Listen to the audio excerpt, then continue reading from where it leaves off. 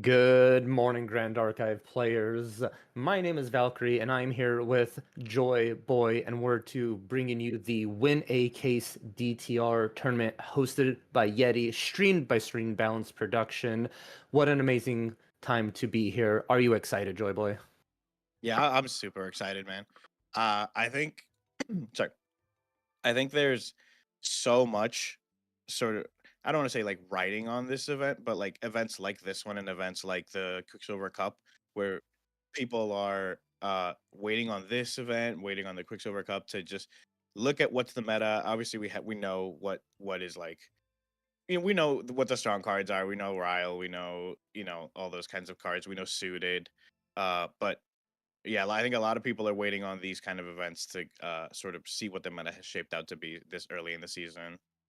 Exactly, and just like you said, Ryle's a thing to look at, and we have two Fire CL decks, one piloted by Rhea, the other by Ver, both running that very powerful Liminal Guide, Ryle the Abyss sort of combination here that generates a lot of value, helps these decks get to level 3, and so we're actually going to see it exactly in action here, and it looks like we have a Serene Spirit of Fire. This is really interesting because it's going to help you sculpt your hands for that initial Ryle. And your classic Fire, right? You're just going to draw that hand and pass turn.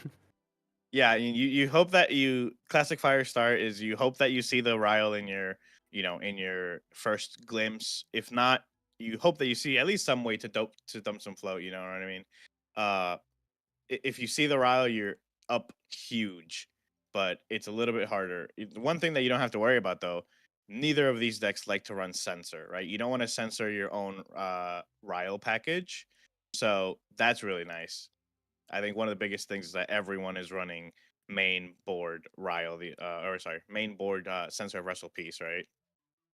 Yeah, that's probably one of like the biggest card counters to the whole package, the specters, the rows, the liminal guides, is just the sensor. And a lot of these decks are answering in kind by running cards like Smashing Force or Spurn to Ash or Reduce to Ash, things like that. But we see here Rhea just doing the classic Yep. card right here. Ryle, you draw a card, and then you may discard two cards. If they are specters, you get to draw two cards. I think that is just insanely good value.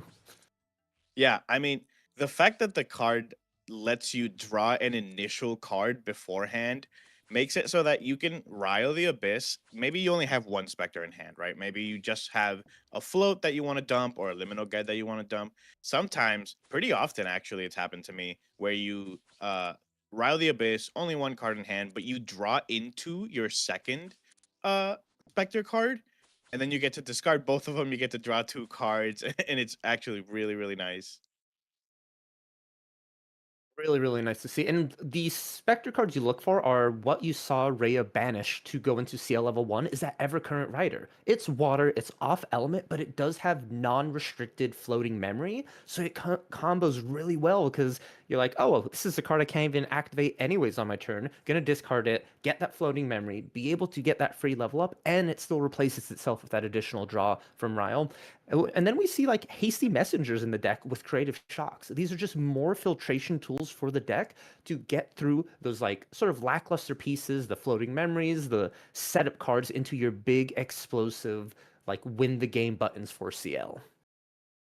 Yeah, no, totally agree. I think one of the biggest strengths about these sort of decks is that you so much of your deck is just sculpting your hand and sculpting your graveyard and getting exactly what you need to level up efficiently, and then you get your game plan going once you are level 3 CL. There's so much draw and discard in both of these lists. There's so much uh even when you're level 3, right? You can still get a lot of value out of using Rile the Abyss to dump 3 cards that you don't need, to draw 3 cards that you do need, you know what I mean? It's really, really helpful. Even when you're level 3 and you sort of, usually when you're level 3, you don't want to sit there and like Creative Shock and Rile the Abyss and use these cards that don't really sort of finish the game. But if you do have a hand that like just doesn't do anything, you do get the benefit of just cycling through these cards. Really nice. We'll have a the liminal guy comes back, it draws a card. It is ephemeral. We'll see a hasty messenger from Ver. This is pretty classic fire mirror here. Both of them, Rile the Abyss, both of them, hasty messenger. This is a mirror match for sure. Definitely here the hasty messenger on Nerea's side getting taken out by the two allies from Ver. And Joyba, can like for those of you who aren't familiar with Liminal Guide and why this card is just so good and generates value, perhaps we could like go over just why it's strong and why it came back from Ver's graveyard onto the field with a counter on it. Yeah, so Liminal Guide is a card that says you usually, hopefully, you want to discard it into your graveyard with things like Creative Shock and things like Rile the Abyss. And it's a Spectre card, and it says whenever your champion levels up, put Liminal Guide back on the field. It becomes ephemeral, and then you draw a card. So the counter on it right now is just counting the fact that it's ephemeral because it came back from the graveyard. And this card is so good. Obviously, probably in contention to be one of the best cards in the set. That and Rile the Abyss, probably hand to hand. I think this card it gets so much value. Like you discard it with Riley Abyss, you get to draw a card, and then when you level up, which you're gonna do anyways, right? You're a level 3 deck. It comes back, it draws you another card, and then on top of that, it is just a 1/3 ally that just sneaks in a little bit of damage here, right? We have the hasty messenger on board. We also have the liminal guy on board. If Ver wanted to, they could just kill their other hasty messenger, right? An ally that you didn't have to pay for at all, and that you drew a card off of when it came back, uh, and drew a card when you discarded it. Right? It's super good value. Yeah, it's all that's the reason it's called the package because it all just works Yeah. so well together. And here we see Ver just more and more value. We've seen Rile the Abyss, we've seen a Creative Shock, a Hasty Messenger, and now another Creative Shock, just continuing to filter through the deck. Like mathematically, Ver's already like 18, 19 cards deep through their deck with their Spirit Glimpse through all these draws, and that's just like in Grand Archive, it's really unheard of to do that besides Wind or Merlin usually. Those are the like style of decks that get there. So the fact that any level 3 deck is able to do that much filter really adds to just the value engine here. And Ver with like was it 8 influence right now going to level 2, also just an amazing fact what the Riles package provides to these types of level 3 decks is you can now level up without going so low on influence. From level 0 to level 3, you have to go -6 just by base leveling up. Mhm. Luckily, with liminal guides and floating memories and just the amount you draw, you're usually ending up around like -3. So you cut like a 50% discount to get to level 3. Yeah, it's really strong. That's why we see so many level 3 fire decks, right, that take advantage of this wild package because like you said, usually wind, right, things like decks like Tristan, decks like before the baby gray band, decks like Sylvie, they used to go to level 3 and they'd have 6, 7 influence, right? Which is only things that they could do. But now with the RAW package, almost everyone can do that as long as you're playing a level 3 deck. I mean, you don't really have to be playing a level 3 deck, but you want to discard the flow, you want to discard the liminal guides, right? You want to level up to get the value from those cards. Uh but yeah, I mean, this whole package is like so efficient that it's no surprise why we see these level 3 decks coming back more than just Merlin that draws a million cards, or more than just Tristan that does the same thing but in a different way, right?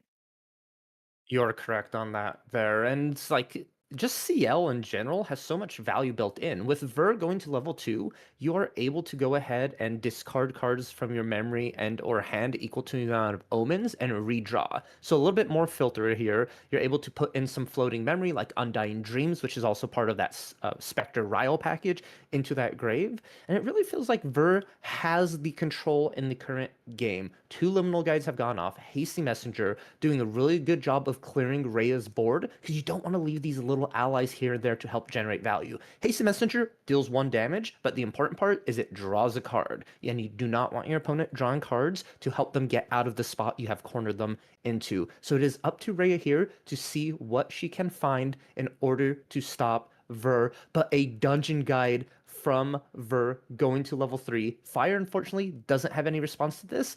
How do you think Rhea is going to come back? I mean, I think Rhea probably has to put the gas on a little bit on here to level up. They're already level 3, a lot of allies on board, 4 allies on board. They're gonna start making so many omens. Every time you make an omen, CL level 3 says deal 2 unpreventable damage to target unit, right?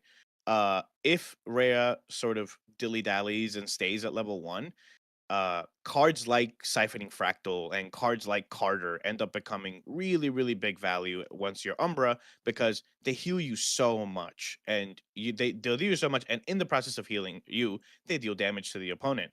And so these, Ver being level 3 and Rhea being only level 1 might make it a little bit harder for Rhea to get to that place where they can out heal their opponent, which this CL list kind of wants to do. There's a lot of heal in this deck. There's, like I said, cards like Cypher Fractal and Carter that heal you a lot. I think if Ver gets their game plan going, it's going to be a lot harder for Rhea to get the sort of same game plan going uh, later on.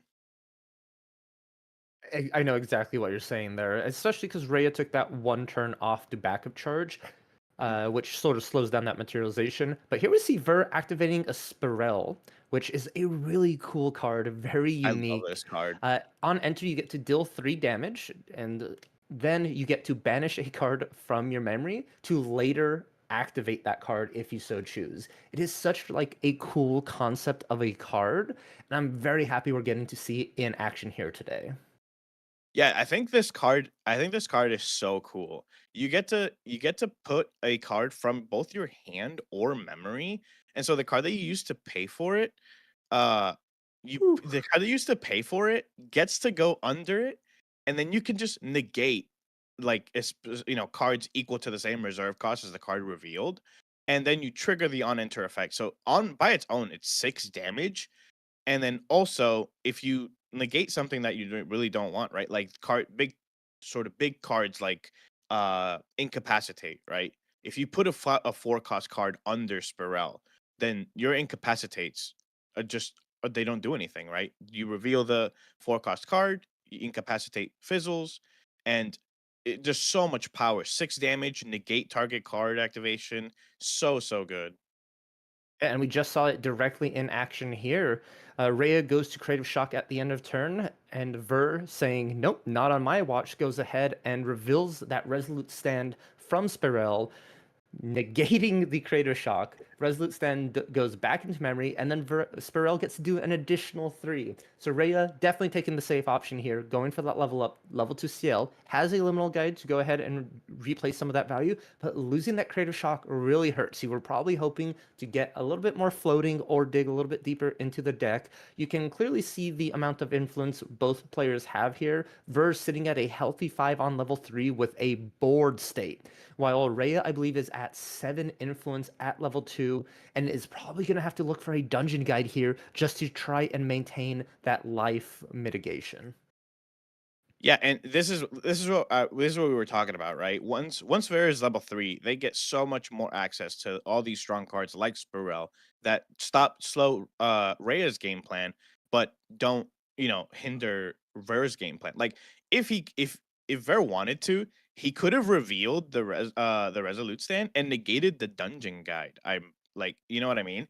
And Mhm. now you don't get to level, which is super detrimental. uh there's so much power in these cards like Spirel and the Umbra cards as a whole.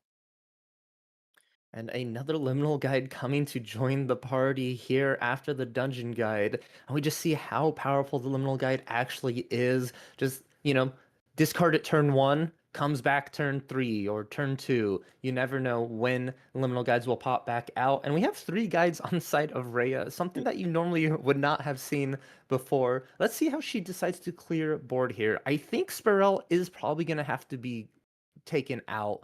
The most effective ally, but no, looks like Dungeon Guide is going directly into CL here on the side of Rhea.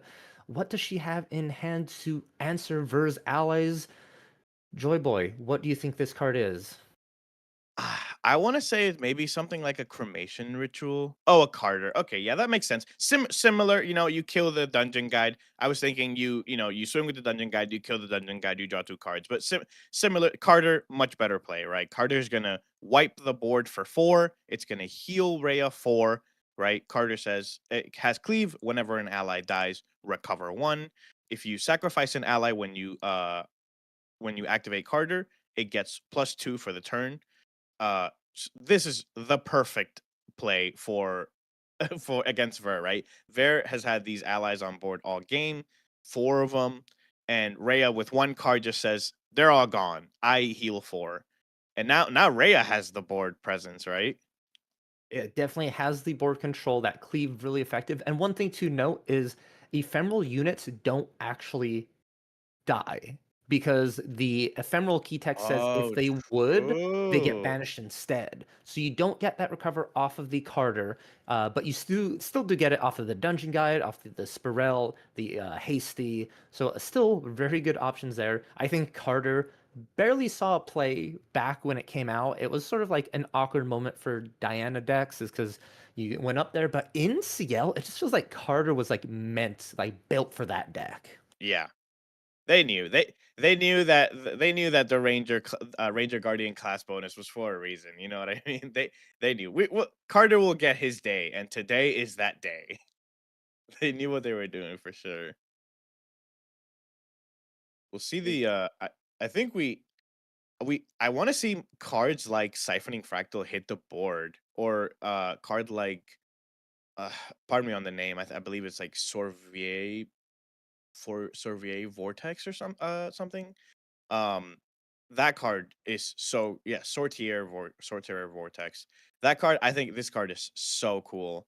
Every time that you activate a card with the same reserve cost as an omen you have, it deals 1 damage and recovers you 1 damage, right? And so every single omen in your omens gets the same effect. So if you have 3 reserve cost and they activate a 3 reserve cost card, every single one of them is going to deal them 1. Every single one of them is going to heal you 1. You know what I mean? I think the cards like that are super cool.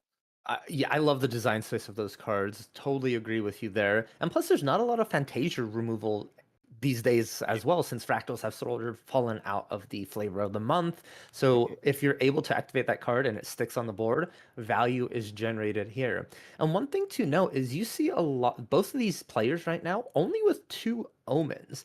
And I'm not 100% sure if it's like a specific choice to be like, oh, I want these certain cards, but they have not been putting extra omens at the end of their turn. So probably wondering if they're looking for certain reserve cause. They're like, I already have a 3, I'm not just gonna put another 3, things like that. But Ver answering with another Carter. Let's see if Rhea has a response to this, or we're just gonna be going back and forth with Carters here.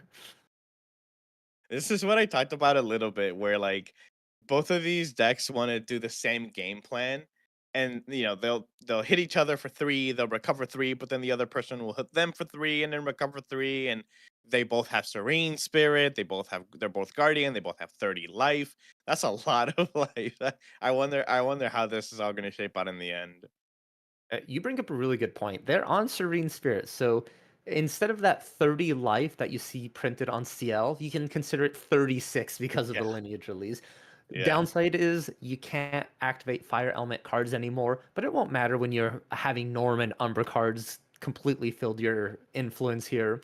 And we actually see a fractal chilling there in the back for Ver, and it's the fractal that you were talking about, the siphoning. So already on that sort of game plan, and I'm curious to see if Rhea has found hers yet, or if she's gonna go a little bit more of the ally beatdown, try and race this fractal.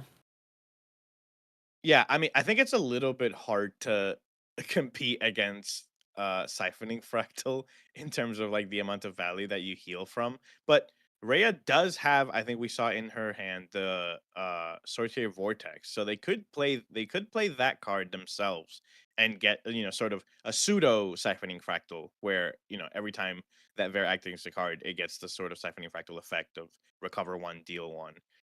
Maybe they go for that route. Maybe they play their own siphoning fractal.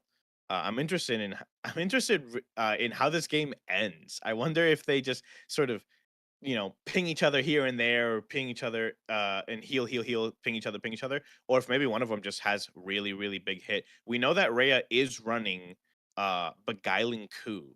So we could see a big swing coming from Rhea. It's very true. Just seeing just amount of attack damage coming in, Yeah. especially with the CL's like main Umbra weapon, it adds up a lot. I was double checking the list to see if any of these players were going to be playing some blackjack with their omens, but it does not look like they are. So that's not a way that they can come through here. But we see Rhea with their own Spirel now. It's a Ooh. guessing game. What is underneath that card? And it gets kind of scary because you're like, uh-oh, I need to activate this card. Did they know I'm playing a 3? Or maybe they put a Yeah. 2? And I think 3 is probably the safest number in this mirror match, but you never know. Like, if you don't want them to have a siphoning fractal, you can just go ahead and put a 2 in, stops carders, stop fractals. Yeah, I think two once you're Umbra, I think two starts looking like a pretty enticing number because like you said, Siphoning Fractal, Spirel herself is a two cost, Carter is a two cost. I mean all these targets are really, really good targets for Spirel to negate. So when you're targeting sort of fire cards like Rile the Abyss and Creative Shock, the three cost is just the perfect number. But I'm interested in what is under Spirel as well. And with just look at the influence real quick, Joy Boy. We have Rhea with 7 influence or 6 influence. 7 is under Spirel, and Yeah. Ver only at 5 now after the Grand Crusader's ring. And we saw Ver was the first one to level 3, had a really great start with the Ryle double liminal guide, and it's sort of like has shifted. Rhea has now stabilized, has answered every threat Ver has put down, and feel like Ver is really on the back foot against Rhea's pressure. She took that extra turn to backup charge, getting the additional card, and it's really paying off for her playstyle. And I'm really happy to see that even though both decks are exactly similar with the same value package, it's how you play that package and get to that late game is what's really going to determine who's able to close out the game. We see around the abyss. So wonder if there's a three reserve cost under Spirel. I mean, this would just be the read. No, it looks like yeah. It looks like if we let it go through, that would have been so funny if they just do the same thing back that Ver did to them earlier in the game. They negate their creative shock or their Round the Abyss. But it seems like not a three cost, or maybe not choosing to use Spiral's effect here. It may have just been like a tactical decision as well. You saw Rhea thinking about it, but probably going, what's the worst thing that can happen with this Ryle the Abyss? They get to draw 2 additional cards. I think Yeah. I'd rather save my negate for a card that they drew into rather than just the Ryle. So a nice heads up play from Rhea, or it could also be the biggest bluff around, and that could Yeah. just be a random I like I do want to say a earlier Yeti this month. Rhea did win a game by just completely bluffing that they had Stifling Trap, and they didn't have Stifling Trap at all. They just bluffed it and they won that game. The opponent didn't Dungeon Guide because they thought they were afraid of fractals. So this is you can just do that. You can just mind game your opponent into not playing any of the good cards. Ooh. Their players their own sort, or I mean, they play the Sortier Vortex. I was really wondering if Rare was going to play this, but they're playing his. I believe so. We have three different reserve cost omens, which means this card gets discounted by 3, and then all of the omens gain on end.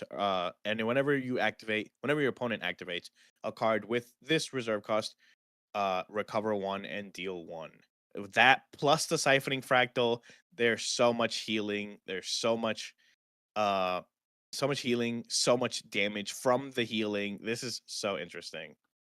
I think it is gonna be the little, ping you, ping you, ping you, ping you, and thing. Oh, wow. a Spirel What under the a cool Spirel. play. So, for those of you who missed it here, the Sparrow on Ray's side was attacked into by Ver. And then at the end of the turn, Ver goes to put an Omen to deal 2 damage to finish off that Sparrow. Rhea, in response, then activates the Sparrow, showing another Sparrow, and then getting it back into memory here. So it's really, really cool to see that you're sort of like cycling the card, going to be able to do it again on your turn, keeping Ver on their toes.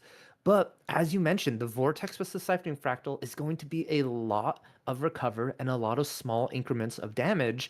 And so far, Rhea hasn't established either of those 2 cards on their end. So it's really turning into a can she beat the recovery before it gets out of hand? And everyone has that feeling. When you play against Luxem Xander, the moment they start revealing 2 or 3 Yeah, Luxem sites, you're like, oh no. And I feel like this is yeah, that tipping point for Rhea.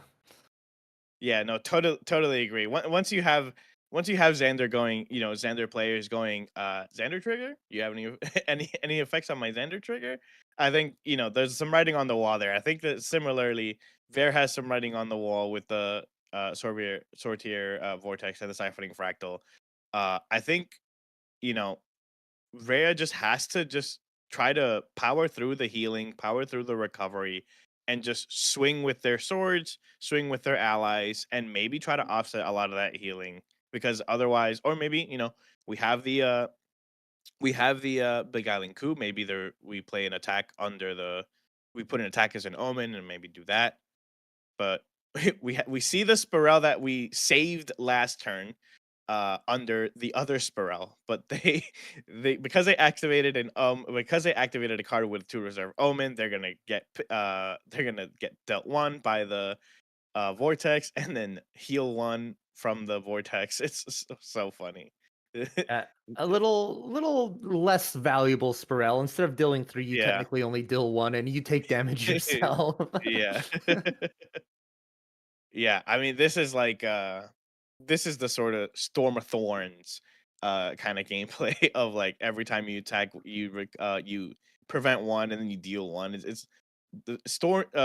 Ver's board is looking very stormy, very thorny, I should say, very thorny. Every time you try to attack, they recover 1 and deal you 1. Every time you try to activate something, they recover 1, they deal you 1. Uh, yeah, I mean, we still see Rhea still has less damage than Ver. So she is putting in a decent amount of pressure even through the fractal and the vortex. We'll see what Yeah. Ver decides to do here. He also does have a sword. Ooh, okay. Drawing cards. Drawing cards is very good. We love drawing cards in this game. What about drawing 2 cards from a materialization thanks to the Chalice of Blood? You can only activate this to draw cards if you have 20 more damage on your champion, and that is where Guardians thrive. The Yeah. highest life pool in the game being 30 at level 3, 25 at 2, 20 at 1. So immediately at level 2, you're going to be able to take advantage of this and still feel like in a healthy position. Yeah, And especially with Serene, right? oh yeah, especially with Serene, because there's a lot of cool combinations you can do of materialize Chalice, banish it, draw 2, then release Serene, so you're back below that threshold, so you're in an even safer position. And with Ver's board state, yes, you have the Vortex and the Siphoning Fractal, but Rhea still has weapons and allies that are beating you down. If Rhea chooses not to activate cards and just starts attacking you, it leads into like you're gonna have to answer these eventually. And here we see Ray with another Spirel underneath the Spirel, Wow. stealing that 3 damage. That's so crazy. They just had the 3 Spirels. Did it again. Spirel under Spirel. I believe the card being activated by Ver is Baleful Ablation, maybe? Nocturne's Oh, Nocturne's Oblivion. Oblivion. I believe it was targeting the Spirel? I would This imagine is it's targeting the Spirel because Spirel the only reason to activate Spirel would be to save the Spirel under it again like they did last turn. And Nocturne's Oblivion is a 3-cost card, so revealing a Spirel would not negate it. So I'm assuming they just want to save the Spirel under the Spirel. yes, just wanting to get that on enter, deal 3 damage, and get that Spirel back into memory here. But Oh no, I think they just wanted to activate it, deal 3 damage, and put the Spirel back, I think. No, it looks like the Nocturne's Oblivion was not activated here. It destroys target non-champion object, and then you banish it, and it looks like Ver ended up putting it back in hand, and no effects actually occurred here. Um, Now we're seeing the Nocturne's Oblivion. Uh, Perhaps it was not a pre-recollection move. We're doing it during our main phase turn. The Spirel is then activated in response here, getting that on enter, dealing 3. Nothing is negated, but that other Spirel is now put into memory to be able to be used next turn. Mm. Yeah, I mean, and very close to releasing here, right? We thought that the vortex and the siphoning factor was going to do a lot more damage, but if you don't really summon allies or kill allies, siphoning fractal doesn't do as much. And if you aren't activating as many cards per turn, you aren't recovering as much from the vortex. So this sort of ally beatdown and sword attacks are getting Rhea a lot of value, a lot of the way there. They're pretty close to having release here. One And more that is attack, I think you have to release. That is exactly right. That is the where you want to put this deck in is just release, and then now you don't have that little uh, bit of combat trick. You know exactly how much damage you have to do. And it does look like the Nocturne's Oblivion debacle sort of occurred because Ver only had 4 omens, and it needs 5 omens to be reduced to cost. So I think Ver was thinking they were already at 5, tried to activate it, and it's sort of Oh, like, okay, let's back it up. That is not a uh, legal play, cannot actually pay 1 for this. And it's even more right. detrimental because it needs to be 5 different reserve costs as well. So Yeah. you can't just be like 3 3 3 3 3 go. You really have to do know exactly what you're putting underneath as omens. So that's why they did that rewind, and now they're back. The one Mm. Sver had enough cards to activate it. They did it. Spurl did activate in return, and now Rhea's in the driver's seat, as you said. 25 damage on Ver. They have, I think, 6 cards in influence. 2 liminal guides still on the field. A sword to attack with, and all they need to do is find a strong attack or maybe their own vortex here, and it can start looking into closing the game. Yeah, I'm interested in uh I was thinking about whether they would run cards like Fiery Interference that prevents you from releasing. But it doesn't seem like either of them are running it in their decks. But that would be really funny if they went to release and then they in response used the fire interference. Now you can't recover. That would be the sort of nail on the coffin here for there. Ooh, and we see Immaterialization Devouring Malice, one of the new regalias for Umbra and DTR. As it enters, you may pay X, where X is the memory cost here, and then it enters with that many gem counters. You may rest it, remove a gem counter, and choose one of the effects as a spell. You could put 3 debuffs on an ally, deal 3 damage to a target champion, and recover 3, and then take 8 damage yourself that is unpreventable, but you get to draw 2 cards. Yeah. I think I've seen most people choose the deal 3 damage to target champion and recover 3, especially in lists like this where they want to heal a lot, they want to deal a lot of damage that way.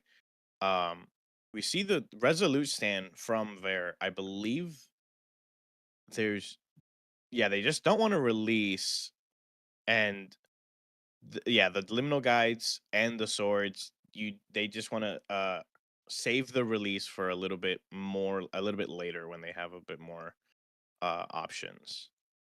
Oh, and probably saving the release because if you take the 2 damage from the liminal guide, that puts you at 27, and then if you try and release, that devouring malice can just deal Yeah. that 3. So you want to try and minimize that. You either have to release right there, or activate a defensive option like that resolute stand. And here we see Rhea with their own vortex now hitting the board. Ver respecting it, releasing that spirit, not Yeah. wanting to have to deal with it, recovering 6, going all the way down to 19, which is really strong. That's like saying a guardian is going down to 19 almost feels like you have Yeah. half your total available life pool right back at you. Yeah.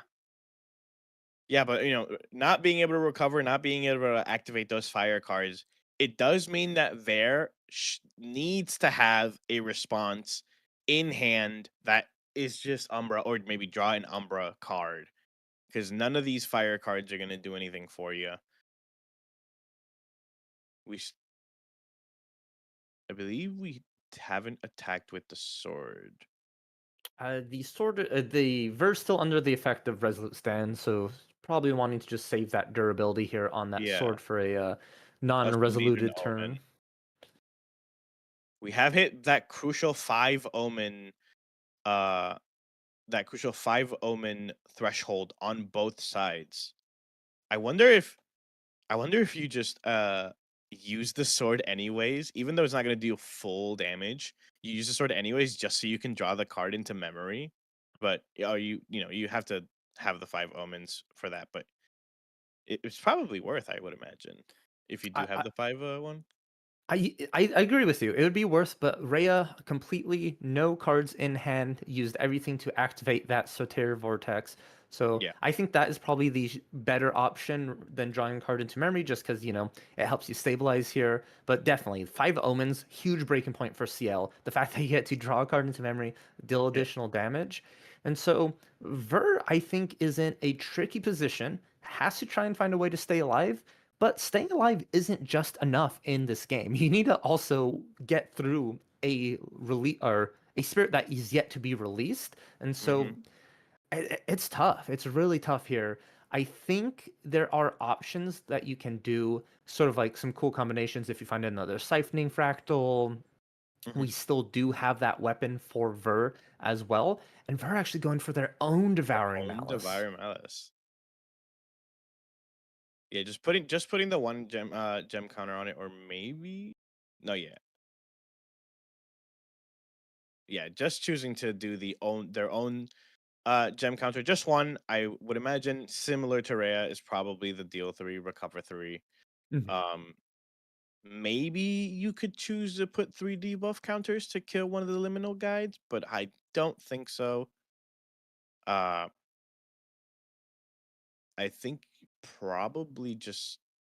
I mean, maybe you do though. Maybe you do just try to kill the liminal guides. We'll Uh, see Ver declare an attack here. We'll see what seems like. Yep, seems like he's going face. That's for a total of 7. so much damage. Oh, wow.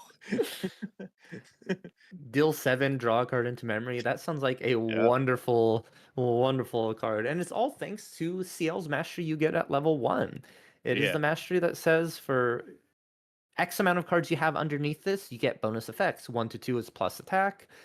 3 to 5, I believe, is It's plus 3 to 2. 4. 3 to 4, and then Yep. 5 up is +3 and draw a card into memory. It's Yep. infinite scaling, especially with all the omens as well. We're seeing that card are being placed underneath that mastery as well. At level 3, you also get to deal 2 unpreventable damage to Yep. anything. Yeah, I initially thought it was deal target or deal 2 unpreventable damage to target champion, but to target unit is so much better. It's so strong to clear those allies, right? You swing, maybe you have a hasty messenger and you swing one time into a 3 health ally, and then you go to your end phase, you make an omen and you ping that ally to kill it. It's super strong, much more strong than I initially thought it was. Yeah, it was some really cool plays too, because you could dungeon guide to 3, attack Mhm. into a 3 life ally, and then end your turn, omen, remove that ally, and it's just Yeah. a cool way to like control the board as you were saying. Although Rhea materializing their own Chalice of Blood now, going to be able to draw 2 here. And I think this is the tipping point. This turn is going to determine who's taking game 1. Rhea is going to be looking to close it out here. Ver is just trying to stay alive. Rhea has all the answers, and I'm really curious to see how exactly this is going to boil down. Is she going to play around a resolute stand again, or is she just going to try and go straight in with CL's attack first using that sword? A lot of ways to approach this turn. Yeah, I think Ver has to have some sort of response here. I mean, I think it's 6 damage just coming with just a sword, 2 from the liminal guides. You still have the devouring malice here with a gem counter on it. This is definitely lethal if Ver has no responses. And definitely has to be careful too because of the vortex. Either player, if they activate a Yeah, card, they're gonna give yeah, recovery options and damage. And so with Rhea being the one with allies and a weapon still, I think you're in a better spot to win this sort of stalemate or this game of tug of war. yeah, yeah. No, definitely. Oh, I think we're using the 3 debuffs to not take the damage from one of the liminal guides. No, I think Ver is actually going to be targeting Rhea to force the lineage release here because Rhea is at Oh, okay. 27. No other response to that. I thought maybe there was a cheeky deal some damage from hand for Ver, but no, just using Devouring Malice, recovering that 3, forcing Rhea to go ahead and lineage release. And now Rhea is close to losing the game here with 24 damage counters on that CL, opposed to Ver only at 20. Yeah, they do have their own devouring malice with three damage, 3 recovery, so they have a little bit of a buffer. But I wonder what Ver has in response to just all these allies and the sword. Oh yeah, you're right. That sword's coming in for a lot this turn. Yeah. Yeah. Oh Yeah, I my, mean, that is a especially if you position. use an attack, if you use an attack card with it as well, and it seems like you're just using the sword. Oh, it's coming for a total of 6, I believe. Bulwark is 3, Omens is 3, drawing a card into memory. Oh man, 6, yeah. they're 1 off. Oh no. If you do the Devouring Malice, it deals 3 and then you make an Omen in your end phase and it gets there. Deals 2, you're right. I wonder if Ver has any response here. And The 2 is unpreventable, by the way. From mhm. the Omens, the 2 is unpreventable, so you have to do something about the Devouring Malice. Okay, so we're making an Omen, taking the 2 unpreventable. Interesting. Keeping the malice back real quick still, not doing anything. The sword is gone. And now, it's as we were saying, both these vortexes on the field, no player wants to activate a card. They are still just being like, I'm good, I'm good. I'll just pass the turn here. And that's exactly what Ray is going to do. Passing to Ver. The materialization deck for both these players are near identical, so they really like are running out of good materializations for this specific matchup. I do Yeah. believe Rhea still has a weapon left, and Ver does have that Bulwark Sword. And the answer is like, if Ver goes Bulwark Sword, what can Rhea do against 6 damage attack? That would be exactly lethal. You're gonna have to force that Devouring Malice, and then just leave up what Ver has here. And I think that's exactly what Ver's going to do. Force the issue. We're going Bulwark. We're going to be attacking for 6. I guarantee you. Yeah, but Devouring Malice in response. I don't Yeah, I don't think I don't think there was anything that Ver had in hand like they could play to get over the Devouring Malice. It does also recover Rhea 3, right? So they go down to Mhm. 21. That's yeah, I mean, this is exactly what we expected, right? These both or this mirror in specific, they deal so much damage, but they also recover so much damage, and you get these sort of long. I mean, game 1 was 42 minutes long, right? That's sort of what we expected. They heal so much, they deal so much damage. Also, they spend a lot of time sort of building up influence and building up to the level 3 where they don't have to where they're not playing they're not playing a fire aggro, right? Where you're either dead turn 2 or they're dead, in 4 turns. This is so interesting. I wonder what we side in against the mirror matchup. That's an interesting question I want to ask you. Yeah, that's a really good question. And let's go ahead and take a look at Rhea's sideboard together and see what we can bring into this matchup. We see Crystallized Destiny, another Resolute Stand, Safeguard Amulet, Unbroken Mustang, Unyielding Wraithguard, Reduced to Ash, Regal Inquisition, and Sovereign Sanctuary.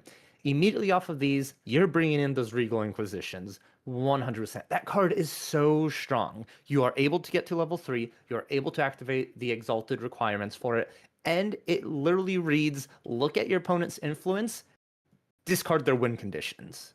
Yeah. And it is so good in that aspect. I do think we're gonna see those crystallized destinies come in as well. We saw near that end game an attack for 7, an attack for 6. You want to be able to prevent those as much as possible, especially if we get into that grindy late stage matchup.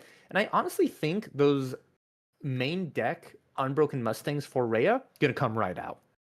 Yeah, no, totally. I think the main deck, Unbroken Mustangs, probably even the reduced to ashes, right? Unless you want to Mhm. target like a bulwark sword or something, but uh, yeah, that'll depend. You do still have Nocturne's Oblation to get rid of a bulwark sword if you really want to, and reduce to ashes the same cost. So I think probably the reduce to ashes also, you're also okay with coming out. How do you feel about Sovereign Sanctuary? I really like that card. Obviously, you have to be level 3 to activate the Exalted element, but I really, really like the card that. So Sovereign Sanctuary is a 3 cost cleric spell, Fantasia, I believe. That says anytime a unit you control would be dealt damage, you prevent 2 of that damage, and when it comes back to your recollection effect, you uh sacrifice Sovereign Sanctuary, and it draws you a card into memory, I believe. How do you feel about that card? I think it's really good in specific matchups. I against aggro or slightly aggressive decks, I think that card is just insane. It feels backbreaking a lot of the times too if you're able to activate it 2, maybe 3 times. It is against this specific matchup though, I don't think it's going to be as beneficial because if you are using your influence to activate a Sovereign Sentry, it'd rather be like a Siphoning Fractal or a Regal Inquisition or a Vortex, just because I feel like that has more longevity and impactfulness rather than that one turn. Because against aggro decks, they really want to hit you every turn, and that pretty much says like, hey, you can't really hit me this turn, and I'm going to gain benefit. Against like CL, we clearly saw a lot of times just like, I'm just going to pass turn, put an Omen, deal you 2, and then go from there. Yeah, yeah, for sure. I wonder if we remove the Varukan acolytes that we see on the in Vera's list. Yeah, I think those definitely will be taken out here. And we are starting our game to Joy Boy. And what exactly do you want to be glimpsing here as a Serene Spirit? We talked about it game one that it's really good because it helps you filter. But like, what are some of the cards that you're like, oh, I'm definitely keeping this?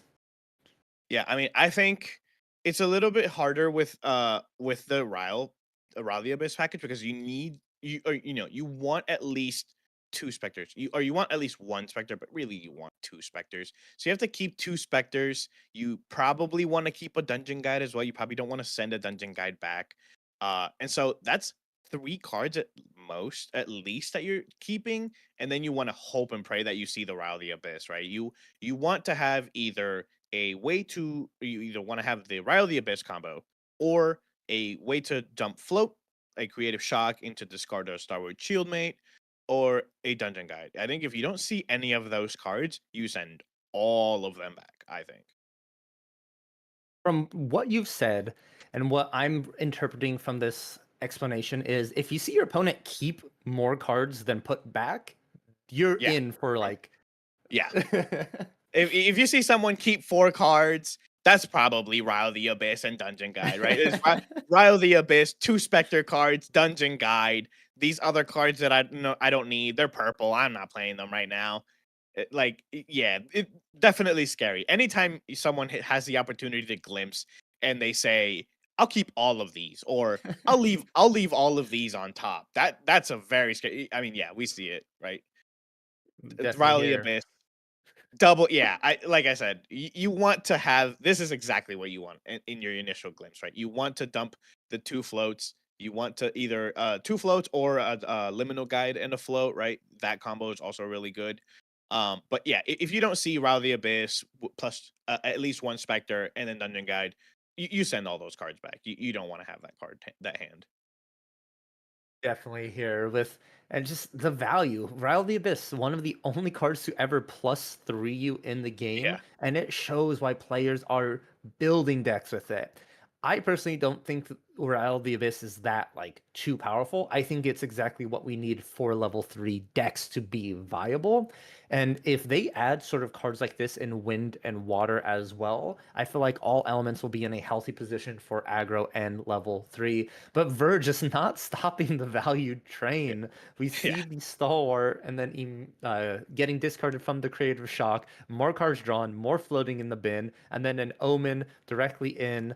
And Rhea just has a hasty messenger. Let's see if there's a Ryle at the end of the turn, or at least a creative to help dig, but Yeah. it's not looking good.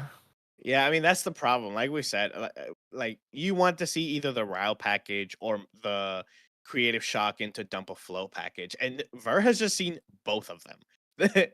They saw exactly what you wanted to see: the Ryle package, the Creative Shock package. Like, man, just so much value. This is when censor would be so detrimental, but you don't want to censor your own game plan, right? None of these decks are running censor, and why would you? But if you're playing against an aggro deck, this is where censor would get the most value. 100%. Their censor, such a strong card, and especially if the decks aren't really like expecting to play against that censor in game two. You didn't see it at all game one, and then all of a sudden comes in, can really like Yeah. shut off. And it's all about like that first materialization. That is the most important part. If you're able to just slam that censor, as you said, really stops these value decks from like, oh, I'm kind of put myself behind because I've just been discarding floating memory Yeah. hoping to use it. But Sensor doesn't completely shut off the deck. They are still able to hard level. They just will be down a couple of influence as we initially would have thought. But Rhea just attacking with Hasty Messenger, getting an Omen, and passing the turn. Honestly, think there's another Creative Shock or a Ryle of the Abyss in her hand. More than likely, that is the play you want to keep filtering. But Ver, another Creative Shock. This man loves drawing cards, apparently. Every turn is just looking at the top one, two cards, putting them into the hand, and going from there. And I think we're just going to see a level 2 materialization. Yep, right here. And discarding a Stalwart Shillmate from the on-enter effect. Yep. Giant card in memory. I think one thing to notice: Rhea attacked with the Hasty Messenger and discarded an Umbra card, so not float. I don't think their hand looks that great, if I'm honest. Let's see if we have a dungeon guide from Ver. I mean, that would just be the. Oh, it is Umbra Flow. Wow. Oh, that card is so cool, actually. It's class bonus, not element bonus. That's actually sick. The exsanguinating wallop, what we see here on screen.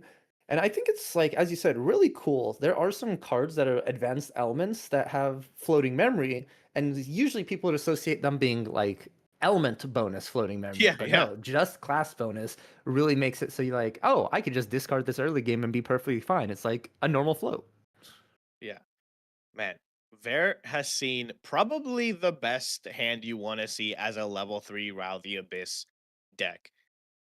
The Dungeon Guide, the Row the Abyss, the two Creative Shocks discarding float. I mean, this is just Value City.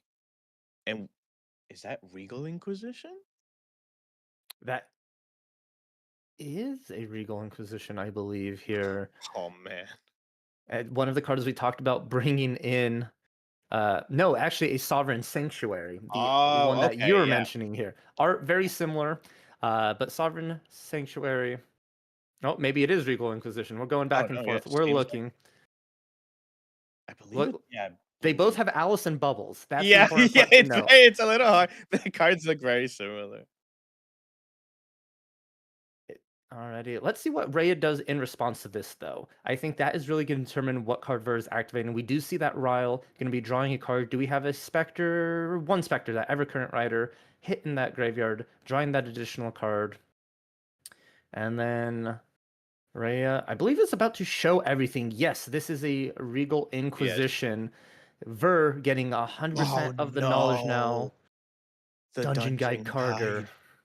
No, that's so. I believe that's turbo charger as well in the top right We there. have Top top left. top left turbocharge, resolute stand, stalwart shield mate, the Carter, the dungeon guide, and then the card Turbo that charge. destroys a object here.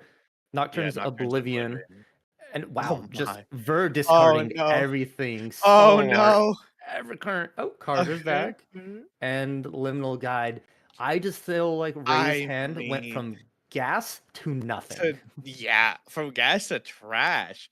Wow, that is so unfortunate. And one thing about Regal Inquisition, it isn't drawing cards. It is revealing them and then putting them into your hand, which is important, right? Cards like Tithe Mhm. Proclamation would be so punishing, right? You know, you can't draw more than 3 cards. Here's Regal Inquisition, dump all 5 of your cards, only draw 2 of them, right? So, you know, stuff like that luckily doesn't happen. But I mean, just having the strength of discarding all of the cards that have good value, and then all the cards that you do draw are revealed. So I mean, Ver has near perfect information. I mean, actually perfect information as to what Rhea's hand looks like. Yeah, and Ver definitely knows Ray is not going to be doing anything crazy on this turn unless Yeah, they draw like maybe a creative or a dungeon guide off the top. But if there's a reason Regal Inquisition is slow speed, if that was fast speed, I feel like the card would have been like yeah, it's already insane. The card would have been probably like I think week one ban worthy because it's just as you yeah. said, Tithe Proclamation. Your opponent draws to turn. You're like, oh, okay, we're only going to give you one card now. Yeah. Um, I mean, even just I mean, I think if this card was fast speed, no one would be talking about Rowdy. It would just be straight Regal Sanctuary or Regal Inquisition, sorry.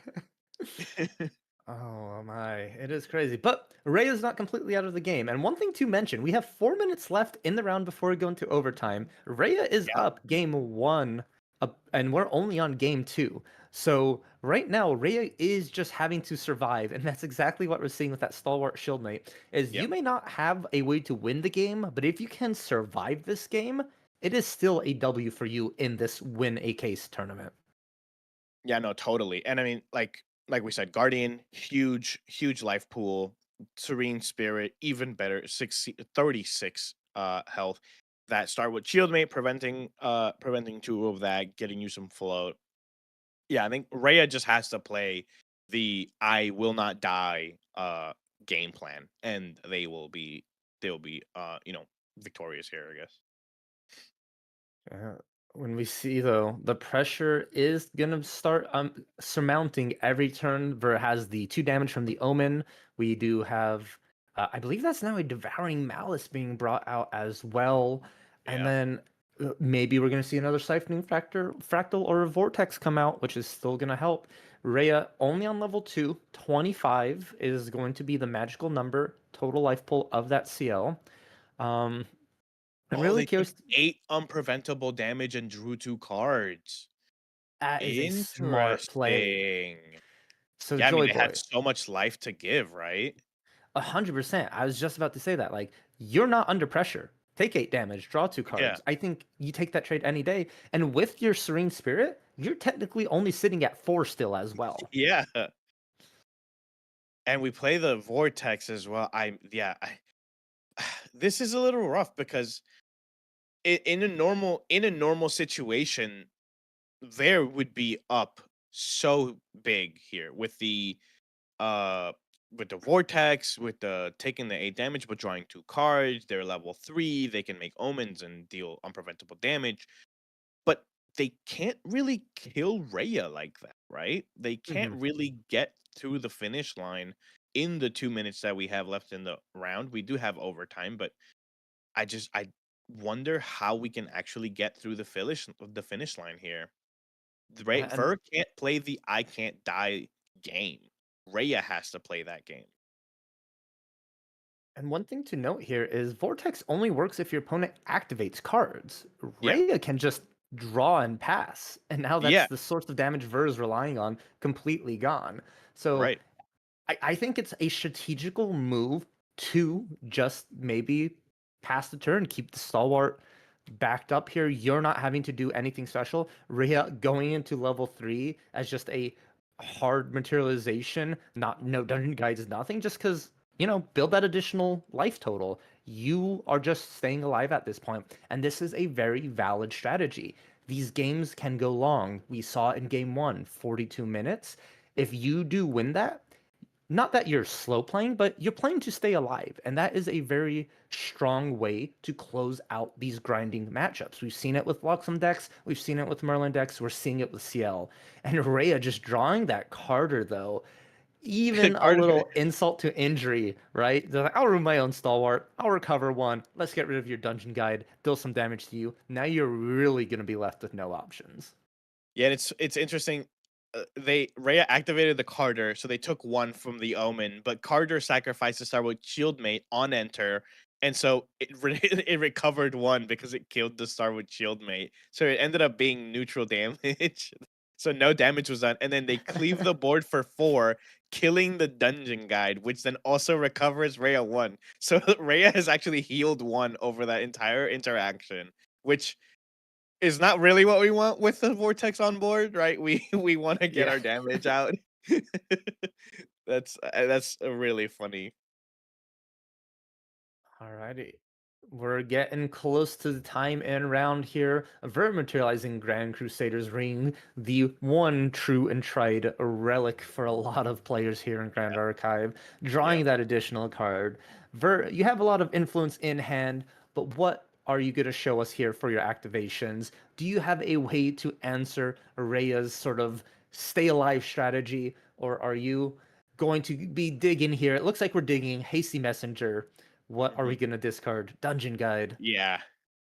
Yeah, you don't want to have more than one of those in hand, right? Especially when you're already Mhm. you don't want to have any in hand when you live. I Very good appreciate target I to get rid appreciate of. the dices on the vortex though. That makes it really clear to see what how much damage we're gonna take for how many omens we are activating. But again, Mhm. I don't think Rhea needs to activate anything. Like you said, I think Rhea can just chill, play, maybe the swing with the Carter if they want to, make an omen at the end phase, ping 2 here, ping 2 there, but they don't actually have to do anything. They're sitting at 2 life out of 36. So they're not really being threatened at all. Yeah, it's you're very far away from losing the game here. We are in overtime, we are in additional turns, and for those of you who are unfamiliar with it, when time and round is called, you get 5 additional minutes or 3 turns between both players to decide the outcome of this game. Ver was turn 0 when the time was called. When Rhea wakes up, she will be turn 1. But, all you have to do is just stay alive. 36 damage. If you release Spirit here, you're technically still needing 30 damage. And I don't think these decks can deal a burst amount. They are small incremental damages. Yeah, I don't think they're built like that. There you can build like that, right? You can build the heavy swing, make it an omen, beguiling coup, switch it, big damage turns. But I don't think either of these decks are built like that. They're both built around the recover, and while I'm recovering, I'm dealing you incremental damage, which will gradually build up over the course of a game. And Rhea just getting their own Devouring Yeah, Malice. I don't think you're gonna deal 8 damage to yourself and draw 2 cards. I might just be keeping that for the recovery just to really secure the deal. I'd be very yeah, surprised if she does do that option. But I think once again, this is a moment where you just pass the turn. yeah. I believe I can't remember who was turn 0, but I think this is at the very least turn 2. Okay, so this is turn 1. Ver was turn 0, Rhea is turn 1. Yeah, I don't think they have to do anything here. I think they just have to sit here, not activate. Yep, not activate any cards, make an omen, deal 2 damage somewhere, and then just hang out. Yeah, Yep. killing the hasty messenger makes sense. A very valid strategy here for Rhea. It is definitely a strong way to secure it because if you activate cards, you're taking damage, and you don't Yeah, want to do that at this yeah, point. So it's just like I'm going to play all my outs possible, and my out is at the end of my turn, get an omen, then deal something to damage. yeah. No, definitely. My out is I go to my end phase almost immediately and make an omen. Which means Think this is Ver's. We're on turn two, Ver's last turn here to try and close out the game. And we talked about it. Ver is going to have to climb a mountain, but larger than Everest at this point. Gonna have yeah, to deal 32 damage to Rhea in order to close out the game. yeah. I mean, maybe they may. What do we think? Maybe fireball, triple fireball. What do you think? Maybe triple fireball will get there. You know, if it was Merlin, she would have had like 4 or 5 level counters at this point. So Triple Yeah, Fireball definitely would have been there. But we're on CL. We're not the. yeah. I don't think the fireball is happening, unfortunately. But Ver doing their best here, dealing that damage, swinging in as much as possible, uh, putting Rhea already to 12 and passing the turn. And it looks like that is going to be the game here, closing up shortly. 10 seconds left in round. That was Ver's last turn. Rhea, GCR, just looks like gonna pass the turn. Oh, recollecting, drawing, and we just need to pass the turn to secure the deal. And that is game. Congratulations to Rhea for winning round one of our DTR Win a Case tournament. Wow, Joy Boy, what an exciting matchup. We saw game one was the grind. We saw both decks really do what they want to do. We saw the Spectre package full action. And we got to see a lot of really cool Umbra cards come in. We saw the recovery, we saw the damage being dealt, and in the end, Rhea was able to sneak it through, especially with those really like heads up Spirel plays to get the on enters multiple times. I think Yeah, Spirel in total on her side did 12 damage, which is a lot for those allies. yeah. I mean, this is sort of what you kind of expect with decks like this, decks that recover a lot and deal incremental damage, right? The CL mirror both guardians, both 36 life, right? And Rhea just kind of piloting the Spirel. I think the Spirel plays were really, really good. Just getting to deal the three, drawing three Spirels and hiding two of them under Spirel to just constantly trigger the on enter, deal 3 damage, deal 3 damage, deal 3 damage. That devouring malice to deal 3 damage and recover three. I think that damage adds up a lot, right? And that's how they were able to get the game one, and then just don't have to die game two, and you're there. Yeah, exactly. Here, it's all these new cards coming from Distorted Reflections, our brand new set in Grand Archive, really makes the game feel fresh and unique, and it is so much fun to see them in action. But Joy Boy, we sort of mentioned it earlier. We didn't have a lot of time at the start of the stream to talk about it, but what are these players here for? What are they playing? Why is this like event important? Yeah, I mean, this is DTR win a case. I case 6 boxes. That's so much product, right? Everyone here for product. There's prestige as well, right? Mhm. You want to win the tournament, but you win an entire case. That's so much. That's so cool. Events like these are so cool. They bring the community together. They give you super good pricing, right? We have big events like ascents and regionals and stuff, but don't count out these events, right? These yet the Yeti weeklies, the win a case event, even the Quicksilver Cup, right? These events are what we get to do before we start the regionals, ascents and stuff like that. They're super. Yeah. And you're not leaving empty-handed even if you lose all day. You're still getting event packs. And then depending on your records, we have 4Xs, 5-1s, 5-0-1s. You get additional pricing as well. So it is a highly competitive event. It's that these players are really trying their best and fighting because everyone wants event packs. Everyone wants product. It is so much fun to open and try and get really cool cards here. Now, I'm just super happy Yeti is able to host these kind of events. So we want to give a big shout out and thank you to Yeti Gaming. They host these win a case tournaments. They host online regionals, and every Thursday they host weekly locals, which is so fun to see. Thursdays are completely free entry fee for everyone. All you have to do is join the Discord and participate. It is so much fun, and you get pricing for that as well.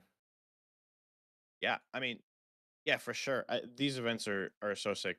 Make sure to subscribe to the channel, everyone. Make sure to like the stream, do all that stuff. That stuff helps a lot. We're gonna go to a quick break here, and then we'll be back with round two shortly.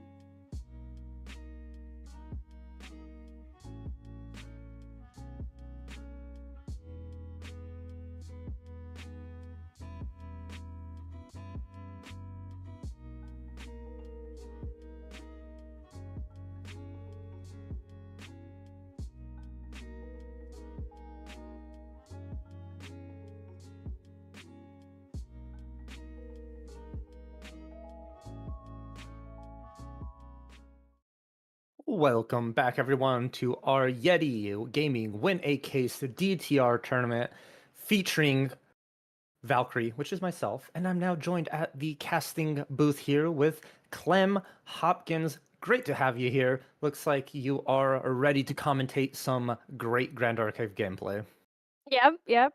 I'm excited to be in a fire meta. It's been a bit too boring with all the water running around, but now Lost in Thought is gone. So we're back on Creative Shock, Rile the Abyss, attack. Have fun now. Well, I feel like these are some fighting words here, and I think people in chat can sort of talk amongst themselves if it is happy to be in a fire meta. But speaking of which, we're gonna have another two fire decks right here for our round two. We have the Rain Goddess on Fire Jin, a deck you do not see often. And sitting from across the table, we have Noelle on Fire Xander, a classic for this style of player, way dating back, I believe, to Ontario, the first Ontario event. So really happy to see both these decks out here and about, and we're just gonna see who can come out on top. Clem, any initial thoughts? It's been a very, very standard start for both of these players. Spirit Pass. Obviously glimpsing a lot. I didn't quite catch how many cards Noel kept, but I saw that Ringon has kept like 2 or 3 only. So, which is also very standard for both of these decks. Going up to level 3, just getting the influence up, recovering and surviving. So their early turns are pretty, the same always. Do nothing, level up.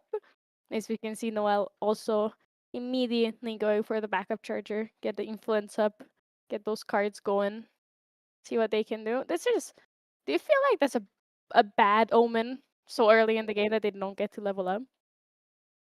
It's weird, right? Because we saw in round one, when a player went backup charger, they ended up having more influence at the end on that level 3 instead of going directly into the Ryle sort of style that we're seeing the Rain Goddess do. So it's very curious to see, especially because there wasn't like a creative shock alongside the backup charger. It was just draw your cards, backup charger, recollect, and go.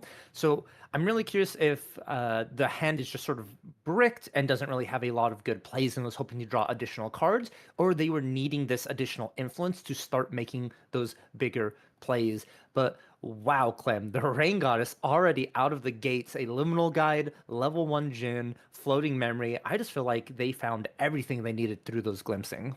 Yeah, especially considering they only play one Evercurrent Raider. That was I'm pretty sure that is an Evercurrent Raider that got banished there, which is kind of crazy. Some people just haven't. Even with the glimpse, you're not guaranteed to have a one-off in your deck in your hand so early, but you're absolutely right. They're popping off, having the creative shock as well immediately to follow it up. Probably worried about an in cap or something later and for Noel because like this it forces it out of their hand and they're still in a comfortable position. And both these decks actually run in cap, which is kind of funny here. The Xander deck is going to have a little bit of advantage with in cap though, because you have to pay 2 less. But Jin still, in the end, can get a lot of just influence at level 3. And you'll find a lot of the times they'll activate an attack at level 3 or attack with their spear and just have enough cards influence to in cap whatever your response is. And I also just want to comment on the fact that Serene Spirit of Fire is seeing a lot of play, a lot of value this set because of the Ryle package and everything. The ability to glimpse, the ability to recover. And then once you're level 3 and your advanced elements are unlocked, it doesn't matter that you're losing the ability to activate fire cards. You have all these better element cards in your deck that you can use.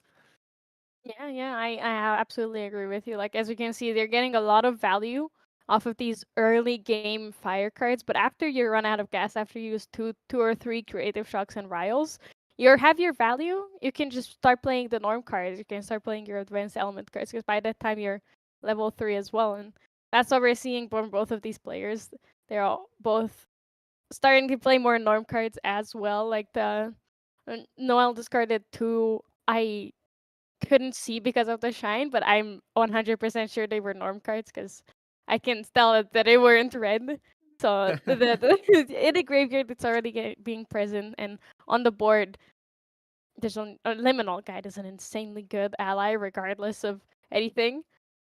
But it is also a norm card that is going to start generating a lot of value. Well, it generated most of its value already with the card draw, but now it's just going to be chipping in for 1, which, as we know, against Xander, allies are really good, even if they're just hitting 1.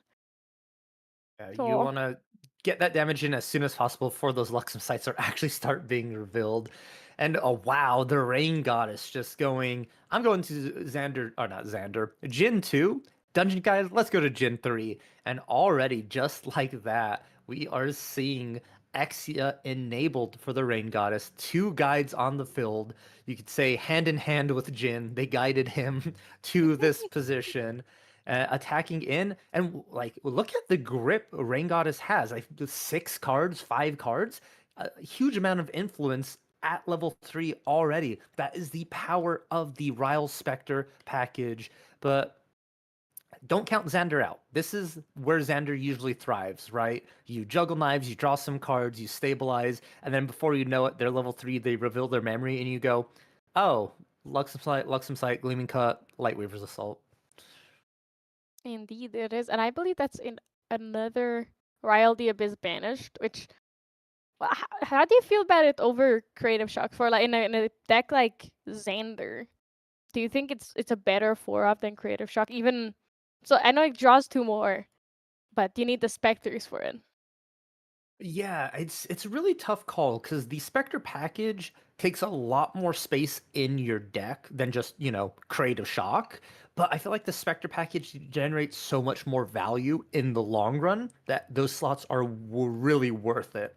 So a lot of these players try and fit both into the decks, but if you had to choose one or the other and you are going to level 3, Spectre package is the way to go. Yeah, and your point is absolutely valid. The card draw is also really good from the Spectre package. Like even the just Liminal Guide and Ryle the Abyss together is 4 cards for 1 card, or 2. So it's really good. It's 1 plus the plus ones. Yeah, it's really good, I think is an understatement. It's like amazing, right? This is Yep. the first time I feel like in Grand Archive, maybe second time if we count the FTC Merlin meta, where level 3s feel so comfortable just getting to now. You're able to get to your advanced element with a lot of influence. Your early game is not as bad, but it's not like the strategy is uncounterable. There are still ways to combat it. So it's a very healthy state, and I'm very curious to see how it develops, especially as we go towards Boston here. Uh, both That players, Yeah, both players have been like, as we were talking, Noel went up to level 3, passed with a full grip in hand. The Rain Goddess materialized the Berserker plane, which lets their total life go up to 35. And Noel, obviously seeing that, tried to Excalibur it, as you do. Unfortunately for her, the Rain Goddess did have the incapacitate for it, so Jin is at a very comfortable 35 life total with only 5 damage on them. So they have a lot to work with. yeah, it's also like the bad thing about Jin, right? You're at a very low life total. That means you're not going to be able to really kill your opponent because Jin gets bonus damage based off of the amount of damage Jin has. So it's like, oh yeah, I'm not close to dying. But at the same time, oh no, I'm not close to dying. I can't close out this game. Exactly. But they have a lot of ways, luckily, to start getting that damage in. For example, Berserker play dealing 3 damage every turn to them and drawing a card. So they're going to start getting that damage in plus with other cards they have. And Noel is also going to start dealing damage with those Lightweaver Assault reveals after the board is gone, or whatever she can find. Alrighty here, and I'm actually very curious to see the materialization of Noel here. Luxera's map. It's a card that a lot of Luxem decks took out because it was too slow. But I think now, since the gameplay is sort of shifting to that slower style, it is being slotted back in because this can be a great way to go ahead and guarantee you the exact card you need.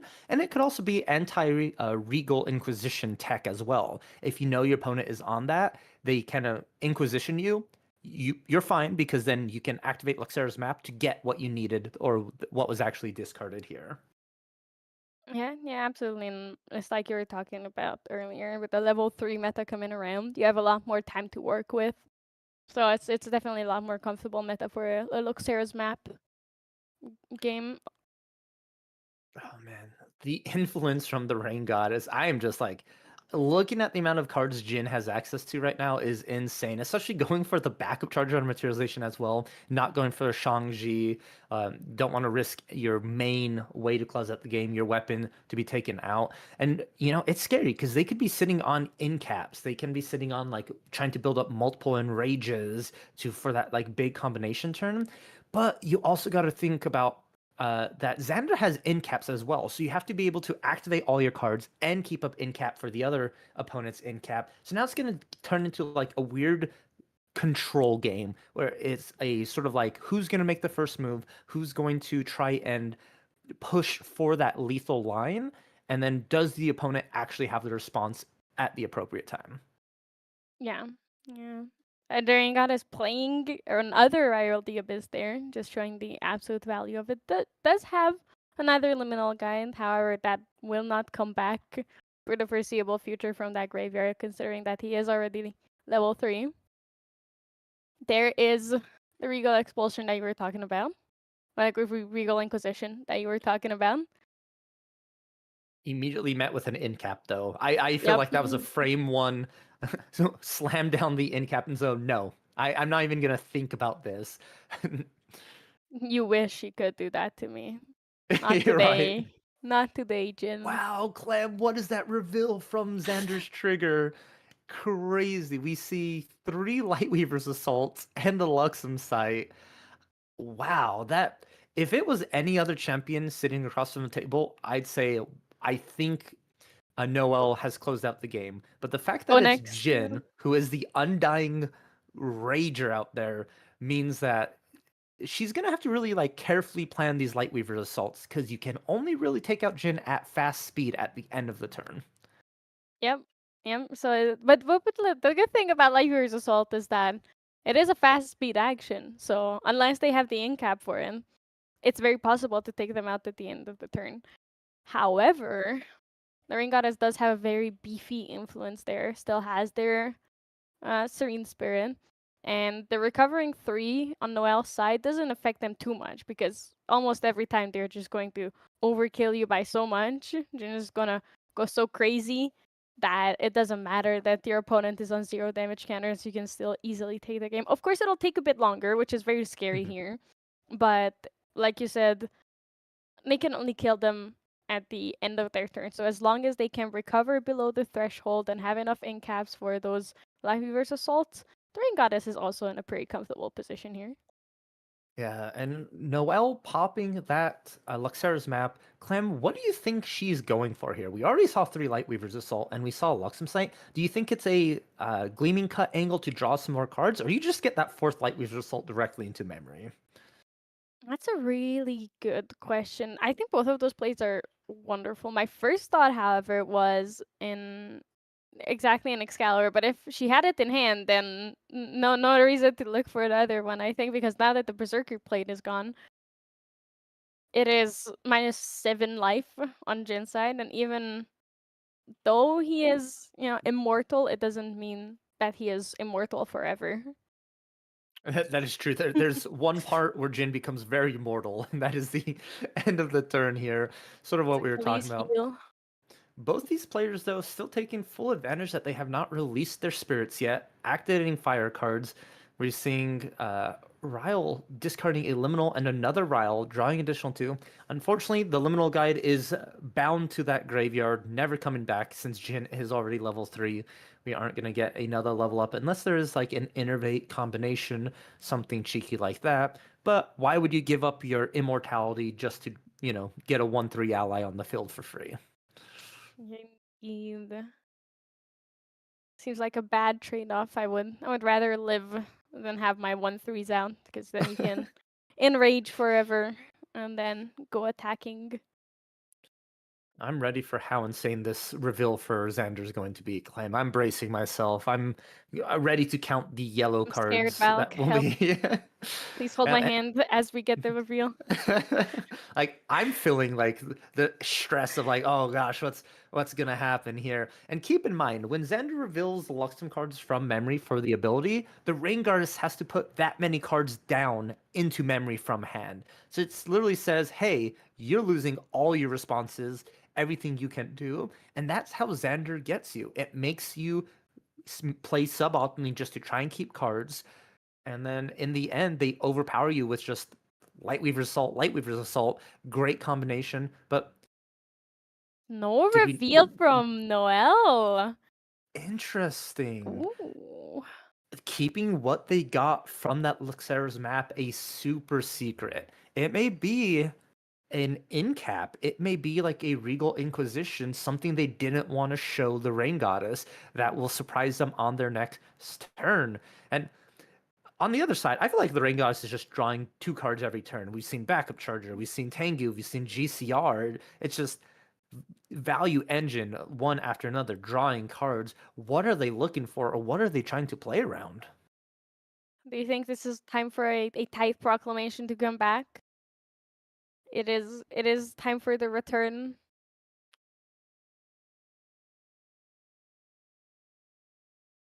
Alrighty. And that is Insignia of the Korhazi. We're going to activate that, put 3 cards down, gain some prep counters. Ooh, and we're also looking at Striking Illuminance range as well for Xander, a very strong card that came out. And we're revealing 2 Gleaming Luxem Cut. cards. That is I believe that is a Spoiler Pack 2 Gleaming Cut. It is an a Luxem side and a Rile the Abyss. So you might have been right that they were just looking to up their influence so that she can just play all of those Light Weaver souls that she has in hand already. Alrighty, and Clem, I feel like influence for both these players are sitting at 10 plus, double digits, right? They're just Very. grips of cards, almost 1/3 of the deck chilling in their hand. And it's just that game of chicken once more. Who's going to make the first step? Who's going to try and call the other player's bluff? Do you have it?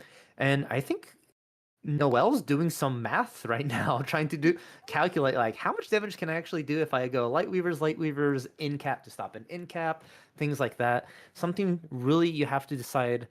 And if you mess up this play, Jin can easily answer back and just completely one shot you. Yeah, and that's definitely why you also cannot really start chipping damage into Jin, because unless you kill them in one fell swoop, they will take advantage of all those damage counters that you gave them for free. And they will just be like, alright, thank you for the damage. Here you go. I'll gladly give it back to you. Just like that. And then you're sitting there. It's like, oh, if I didn't deal those damage counters, I could have taken care of Jin in their end step. Darn it. So the math is definitely necessary here. And it looks like we're just passing turn. And this is a new card from DTR. This one is very interesting as well because it stops the. It would stop a materialization or activation card, but the Ring Goddess is like, nah, I'm drawing a card, paying 5. Let's go ahead and draw another card here. Go for it. They can. He absolutely can just put down his hand and then go for it. That's the crazy part. See, look at that. That hand is almost bigger than their graveyard. You They are 100% correct there. And Ring Goddess just passing the turn and then showing off the amount of influence in the hand. It was just like an I have more than you kind of party is what I feel like. Oh my gosh. And we see the activation of Insignia and then in response Rile the Abyss. Just to try and get multiple cards down here and I'm sorry, end of turn Rile the Abyss. And then we are materialization a Safeguard Amulet. Slightly good against Jin. There are a couple of cards that deal spell damage. However, most of the damage is just going to be from a straight attack. Yeah. I wonder what they're looking to stop with that specifically. But there's the 2 Light Assaults, they're back. The Luxem side for good measure. Even though Noelle is very comfortably sitting at 0 damage counters. I'm actually really curious why Noelle isn't putting as many Luxem cards as possible down in memory to get the Rain Goddess like to go completely no cards in hand. I'm really curious the thought process. There is a strategy there. I'm just not seeing it here at the current moment. And I think it could be a way to activate your Light Weavers or keep them to be able to be activated at fast speed without any response. Yep. And there is the Scry Disguise. Beautiful promo. It's a staple in Xander decks, even with Rile the Abyss. It's good to know what you're going to draw.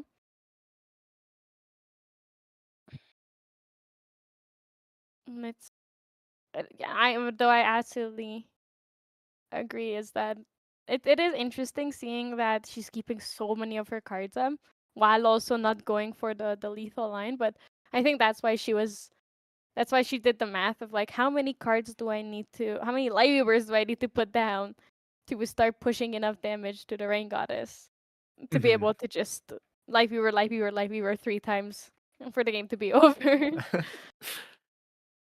And the Rain Goddess, once again, just materializing another card that says draw a card here.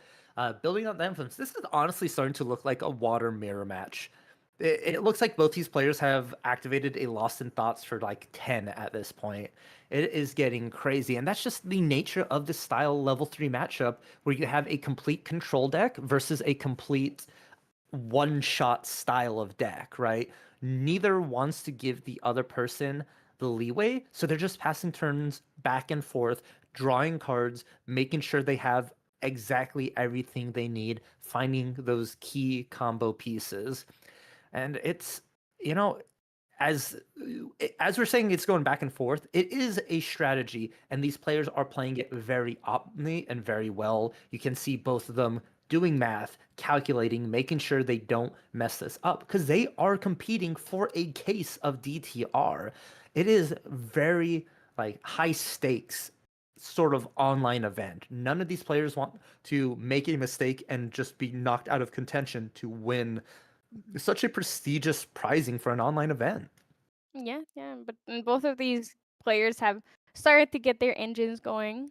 So you get the value generation, the incredible power of level 3 out. So even if they have the win in hand, they cannot forget that their opponent also has everything in hand, especially with such massive influences.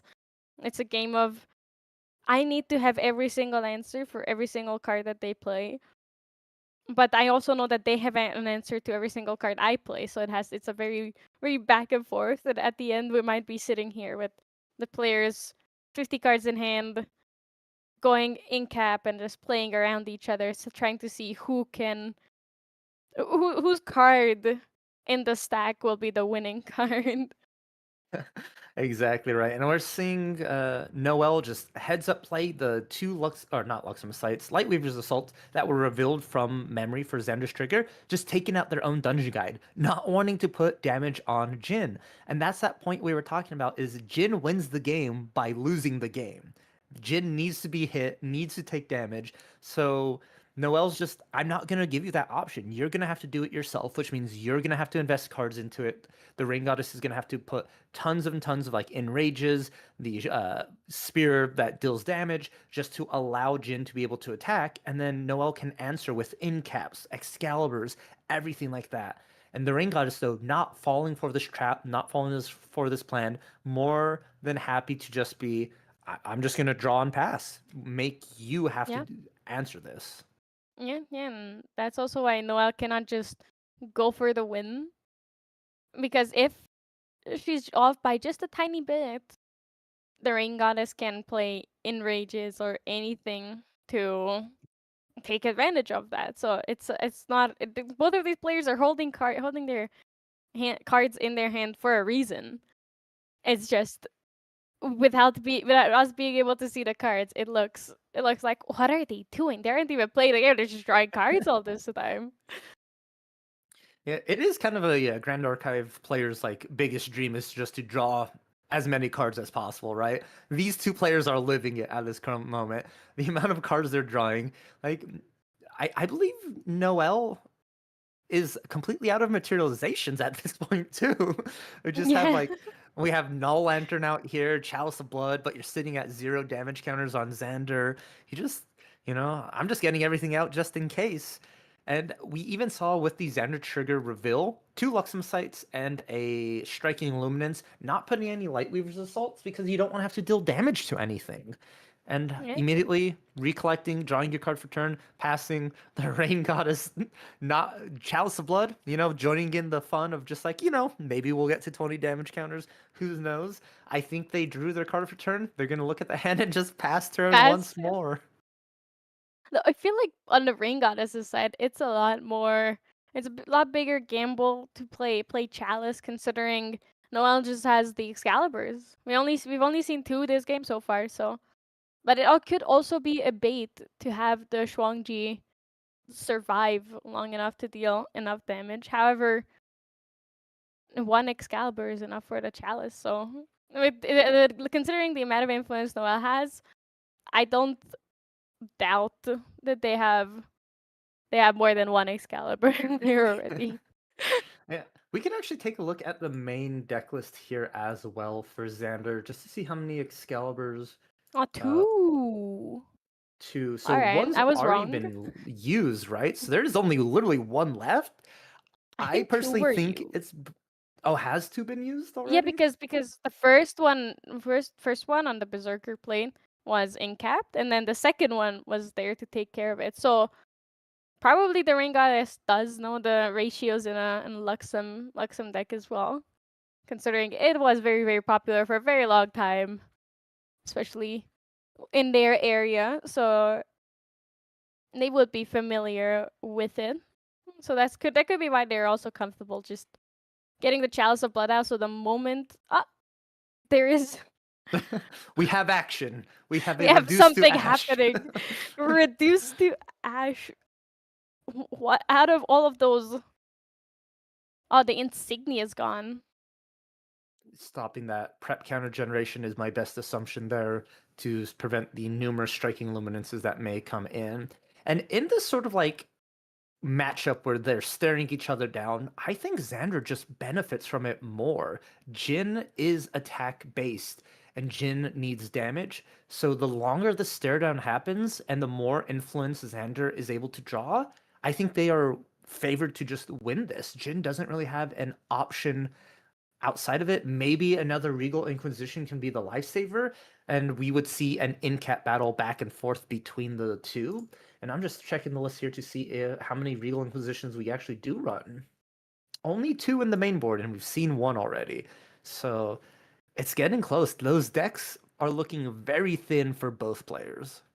Indeed. I wonder what Noelle is counting here, because she was just putting one card down, one card down, one card down, one card down, and then 4 for one, and then 4 for another. So those are definitely the library's assaults. But what are those cards that she put 1 down or 2 down for each?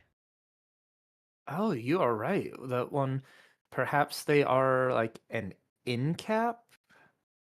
Or to say to incap the Maybe to incap? that, yeah, something of that nature here. But this is like the piles of 4 clearly show Lightweights of Assault. That's what 100% known information. We do know she has 3 of them as well that have been slightly revealed.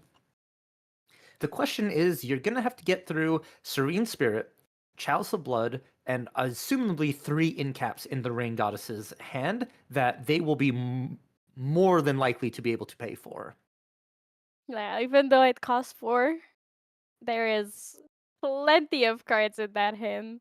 It's like it's a definitely we're at the point where it's at least one quarter of their deck in their hand, just being used. All right, the math is being recounted, or like the cards are being redistributed, I believe. All right, the 2 library results come in with holding priority, so Noel can absolutely just play 2 after one another. You don't necessarily have to pass priority or pass opportunity between playing 2 cards.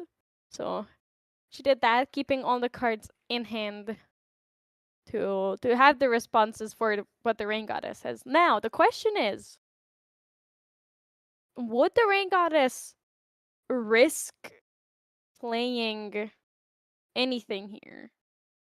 Because that is what, 16 damage. They're on 12 damage counters. 16 would put them to 28 minus 6. That's 22 damage, which is not quite lethal. However, if they force Noel to play the incaps, that would be enough damage. Because we could see, like, this is something that the Rain Goddess could see as well, that Noel does have answers there. Ooh, is that Crimson Prescience? That is good call there, Clem. This is sort of a I'm gonna negate this damage kind of effect. So Noel is definitely gonna have to respond to that. And the incap shining its way, and then the Rain Goddess incapping back. Here it is, what we've built up for that moment, the domino effect, the Rube Goldberg machine of incaps. Does Noel have the other incap to respond? Rain Goddess has to pay for though. But the incap battle coming out. Noel, yep, there is the second incap from Noel. Now, if the Rain Goddess says just one more, yep, And then the Ray Goddess comes out triumphant in this battle of the Incaps. Having, I think Noelle did not count for the Crimson Prescience. Mm-hmm. She was ready for that double Incap, but the Rain Goddess had the one card that she didn't have enough answers for. It's Yes, Crimson Prescience. the dust is settling here in this interaction as the incaps negate the two incaps on the side of Noelle. Crimson Presence goes ahead and negates some of the damage here. And look at this reveal. Let's take a look. Key cards is one other incap. Resolute Stands, two Luxem Sights, and two Lightweaver Assaults here.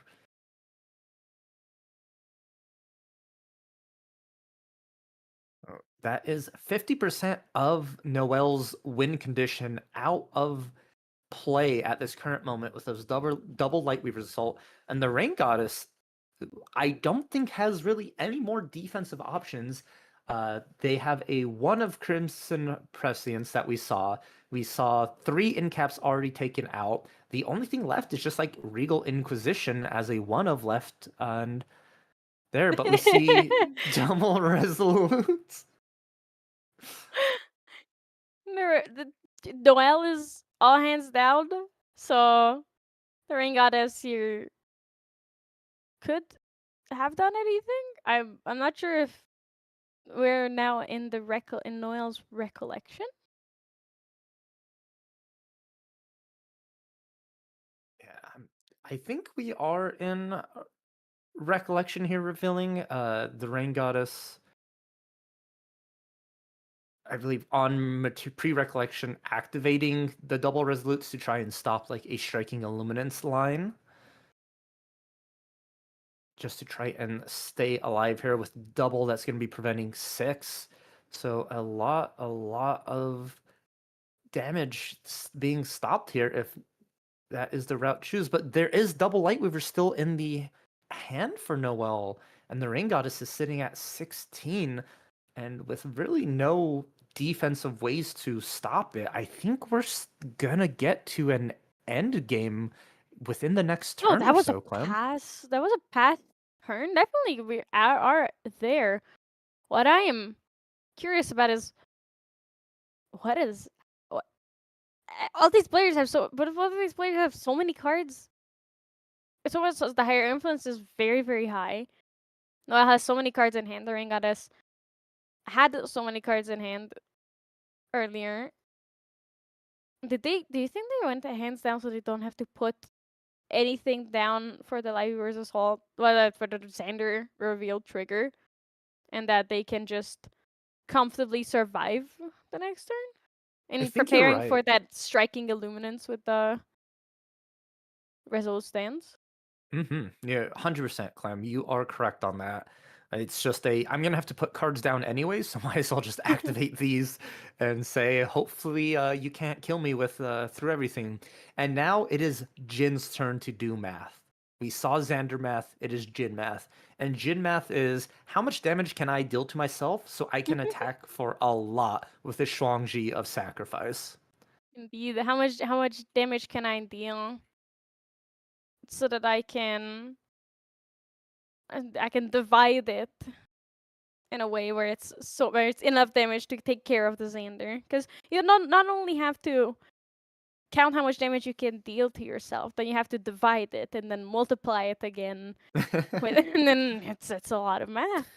You get by 4s, by 5s, by that. And one thing to keep in mind though, Noelle still has the Serene Spirit, but it won't matter if the Rain Goddess attacks for increments of 25 or greater, right? Yeah. So you cannot release your spirit if the amount of damage you're taking is greater than your already initial life total on your champion.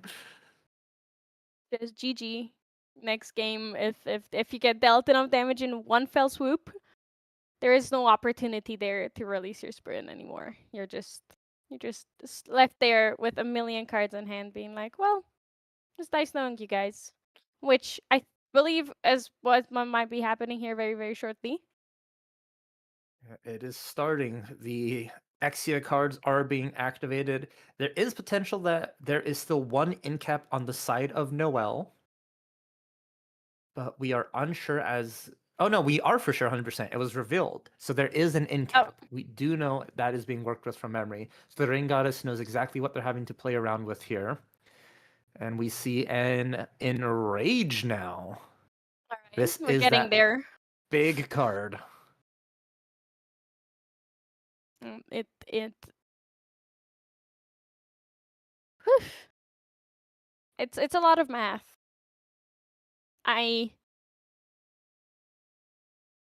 It's definitely not. Oh my god, math is so hard. I'm trying to do math while speaking. Not for me. Even when I don't speak, I can't do math. Speaking and doing math is too hard. So luckily the Rain Goddess being a little bit helpful here and showing 7. So that is the amount that Spirit is going to be attacking for.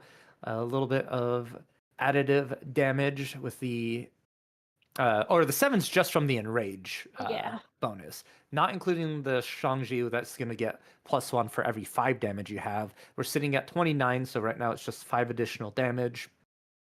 So already we're adding up. If we see one more Enrage, that can definitely just close out the game here. Here is the next Enrage. The question is, I believe the Ring Goddess does have exactly 5 cards in hand. So, does Noel have... Will Noel now play the Incap? Or... Well, do you think there's a reason to hold up the Incap here? Because that's another 5 damage, so they will deal another 1 with Shuangji for a total of 7 from Shuangji, plus another 8 plus 7, 15 from the Enrages. That's too much math. That's a lot of math, Clem. It's all we could say is 21. it's adding together here. I think you save incap for the very last moment. If there is this third Enrage, you want to do it because, as you said, 21 damage. We are short, so we're gonna need another card that deals Jin damage, and I think this is exactly what you have that incap for. There was an Exia card played at the beginning of this turn, which I believe was a proof of life. So they took double damage from everything. That is correct. Oh! And then you can also wake up your champion for Yeah. 2 if you're at 40 damage. And here we see Enrage, the third and final one to seal the deal if this is activated here. A little bit of math now for Noel's side. She's being like, uh-oh, is this going to be lethal? And that proof of life, as we said, is going to be if you are at damage 40 plus, you can pay 2, banish it to wake up your champion. So now you get pretty much double swings with this huge spear. Yeah, it's very scary. Does the Ring Goddess have 5 in hand now, or is this too bait out? Also, I was wrong. The proof of life was discarded, not played. So once the Ring Goddess gets to 40 damage counters, then they can banish it from the graveyard to attack again. Now they're at 37, which is 3 shy currently of being able to abuse that proof of life. And one thing to mention that this whole turn started and there was no terrafring used. So maybe a little miscalculation, or just forgetting about it. But I think if that terrafring was used, the proof of life route wouldn't have been viable here because you would have to pay 2 for the initial attack, 2 for proof, and 2 for the second attack. And the Rain God is just completely going hands down into I believe that's a hemorrhaging rend. Damage 20 plus cleave, just doing it for the additional 4 damage, right? Yeah, and that would make it well over lethal. And because hemorrhaging rend is an attack card, the incapacitate does not do anything against it because it is not an action card.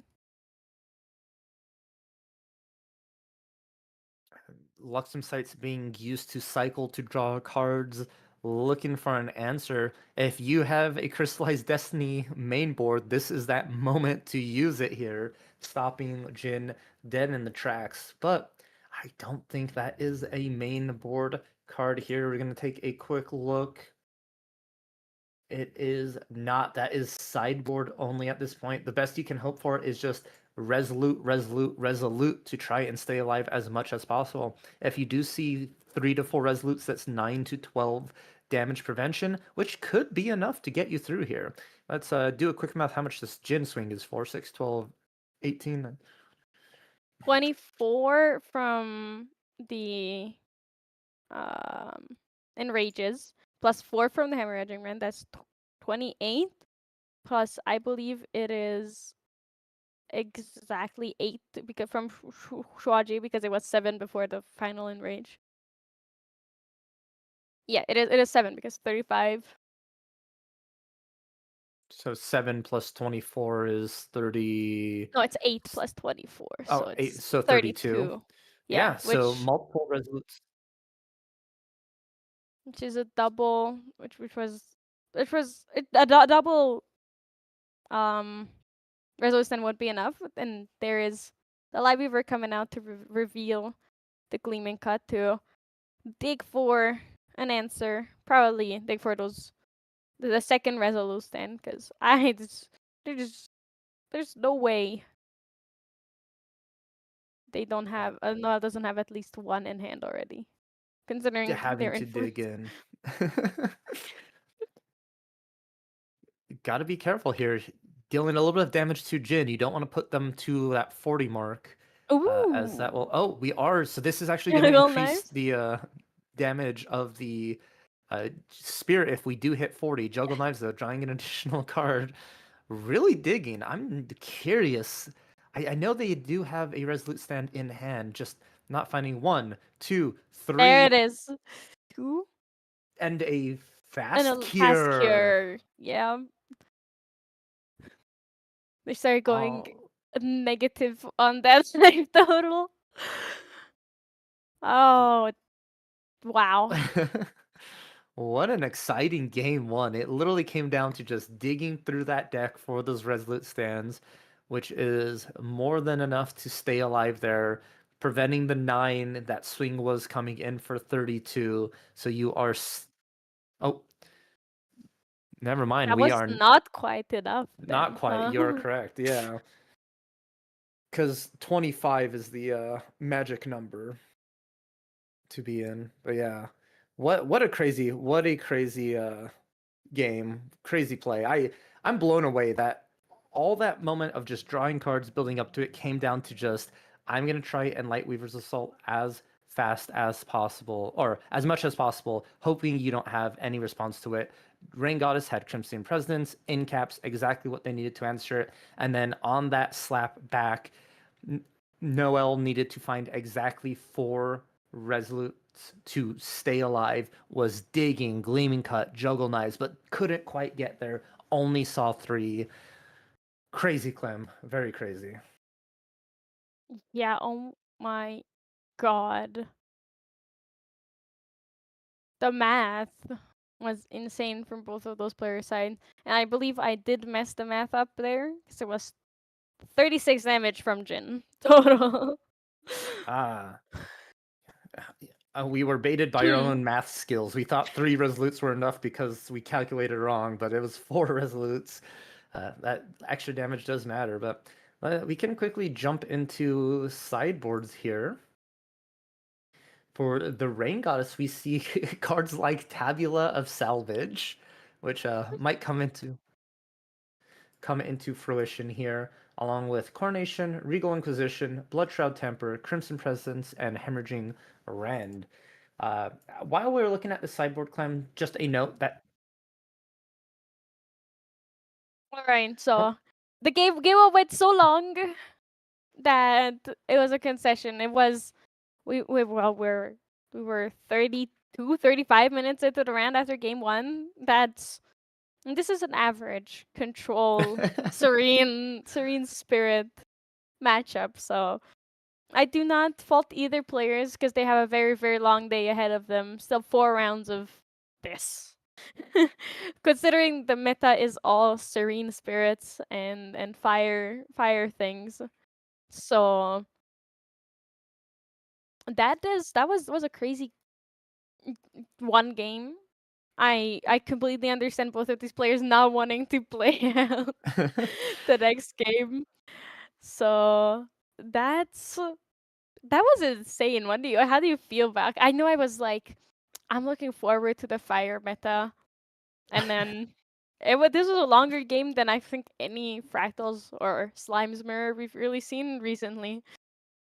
Yeah, it's the fire meta is just technically a level 3 meta here, and we are slowed down, but it makes a lot of sense. That game one went so long, and it's mentally exhausting to play that. You saw both players were literally doing math most of their turns, seeing when they could do it. So, you lost that game one, and just shake it off, go into the next round, and be like, okay, you know, gotta go into the next 3, 4, 5 rounds mentally prepared for even longer games like that, right? Because you may run into more matchups, and so you're just like save yourself that mental mental energy. And I'm really curious. I think you're curious too, and everyone watching wants to know what decks are in this tournament. What does it look like? Well, thankfully, we have the stat breakdown. Let's go ahead and take a look. Thank you, Super Mitch, for making the graphics as always. That is a very diverse, but somehow still not very diverse champion breakdown. I feel like because I'm seeing Lorraine, I'm seeing Ciel, I'm seeing Tristan. Nice to see some Dianas, but otherwise it feels like it's fire and then the reliable Tristan deck, which I feel like we expected after it won Worlds for Tristan to just be everywhere again. Yeah. And I'm actually like seeing this breakdown of champions is kind of throwing me for a loop. I thought your CLs and your Xanders were going to be a lot higher, but it looks like a lot of people are favoring the Lorraine for the Merlins and the Ensoul kind of style. And then of course I think some suited decks are sneaking in there for that Lorraine stat. But a very good representation of a lot of champions. We see Arisana still there, Jin's, Gojia's, Dao Chan's, which I'm super surprised at seeing here. That's probably, outside of fractals, you don't really see Dao Chan's that much. Yeah, it's. I wonder if they're level 3 decks, considering they can do that now. And we did see some. Well, the meta game of this week's Yetis did have Hmm. level 3 DL chains. So I'm curious to see if anyone brought their level 3 DL chains now that Lost in Thought is gone, and we have some time to level up and get those flower buds going to take everything out. Maybe. And then with that as well, we're also going to see the element breakdown. I assume a lot of people can guess what is going to be the most popular element. We have Spirit of Fire taking more than 50%. And I think this is one of the most lopsided elemental shares we've seen in quite a few tournaments. I remember back when uh, HVN came out, we were sort of going around like everyone was close to each other, 23, 24ish, 25%. But Spirit of Fire sort of taking over 64% of the meta today is going to be fire. And water now on the back foot, only 16%, the lowest amount. And I feel like Wind's sort of done its thing, chilling in the same. It's always been just average. It never really was too much or too little. It's just always been there. Yeah, I agree with you. And you mentioned earlier that this is like fractured crown times when everyone was playing level 3 Merlin. Well, everyone was playing Fire Merlin back Yeah. then. So this breakdown, other than there being a bit more water than there was back then, feels like we're back what 2 years ago? Yeah, 2 years Yeah. ago now. We're back way back then. Everyone's on level 3s. Everyone's playing Fire. It's the same old, same old. Good nostalgia for people. Staying Nostalgia's a word for people. good is questionable. And if anyone who missed out on that Fractured Crown meta and the Fractured Crown life, welcome.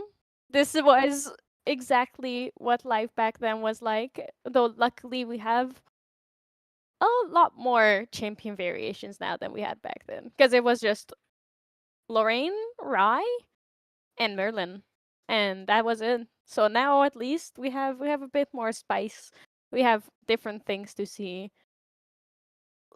Look at that. I feel like even though the majority of these decks are fire, they play so differently, and there's so many different ways to craft your fire decks as well. Like we saw, both of these decks that we saw this round had had the Ryle Spectre package in there, or at least some of it.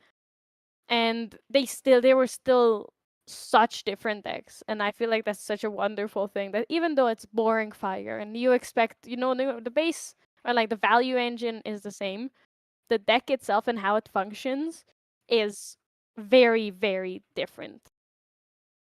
Mm-hmm. 100% agree with you, Clem. And like, is there anything that, how should I word this? Is there anything that we're not seeing here today that you think is a viable, playable option? It's just people haven't really like delved deep into it. I feel like we can have like a comeback of water allies, which also a Mm-hmm. callback to AL scene, like just like how Xander and what you're talking about. But I think water allies has a very, very strong footing. If people like, especially now that we're seeing a bit more of exactly how people are incorporating the Ryle Inspector package into their decks. Now we can start thinking about, all right, so this is what's 100% gonna be here all season. The value is just way too good.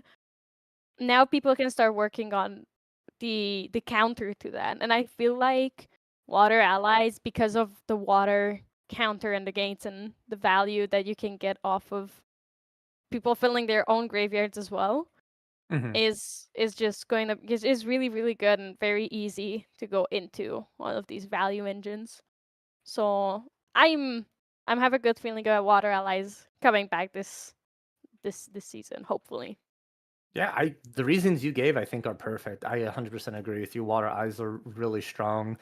We can also see the likes of Umbra Diana, the old Diana, actually coming back, just because it can punish these greedy level up decks. You taser lock someone, you give them creeping torments, they can't level up, they can't draw additional cards without taking damage, and you can sort of lock them out of the game. So really curious to see how the meta evolves. We're really only 2.5, maybe 3 weeks into the actual DTR meta itself.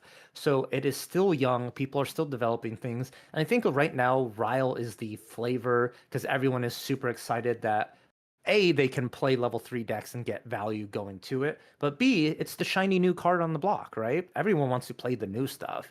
And it's once that new stuff is actually like, people are like, okay, we played it. Now let's actually see what we can do with all the older stuff as well.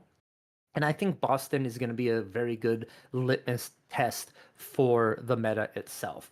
You're going to see Ryle decks, you're going to have to be prepared for them, but that is also going to be the event where people are going to really shine with tech choices, with unique cards, with those players who fully understand how the game is supposed to be played. That is where it's all going to happen. I've been telling my locals and some of my teammates that right now in Grand Archive, you have to play it and think about it differently than we have in the past. I really feel like just the game itself is shifting and changing as each set comes out. And honestly, the back good old days of playing a 3-cost 2/3 ally isn't as impactful as it is these days, and it's more about interaction points around certain like breaking points for decks that you want to know, get used to. You can't just be like, oh, I don't need to know anything about your deck, I'm just going to attack in and call it a day. Yeah, you're absolutely right. It's a much more of a knowledge based game than before. Like it's a lot harder to get by at higher level competitions with just go for face anymore. You need to know what your opponents are doing. So I absolutely agree with you that the game has shifted a lot. obviously it comes with the card pool also growing. So there's a Mhm. lot better cards to put in your deck now than just 3 cost 2/3s that do nothing. Yeah, it's wild. I love this game and how much it's grown. And you sort of touched on it. It's like over 2 years of this game's development. We've been playing it, we've been seeing it grow, and it's a great spot. And I'm super happy that we are in a position where we can complain about level 3 decks being good again, right? We can be like, oh wow, we're seeing, like, when was the last time you saw both decks, both opponents get to level 3 and stay there for quite a while? Yeah. It's been a bit, especially with that fractal meta we went through HVN, is we had some level 3 decks, but Dao Chen was just staying at level 1 the whole time, really adding in the uniqueness of it all. And the level 1 decks aren't like completely knocked out of the game. They're still viable. They're still good.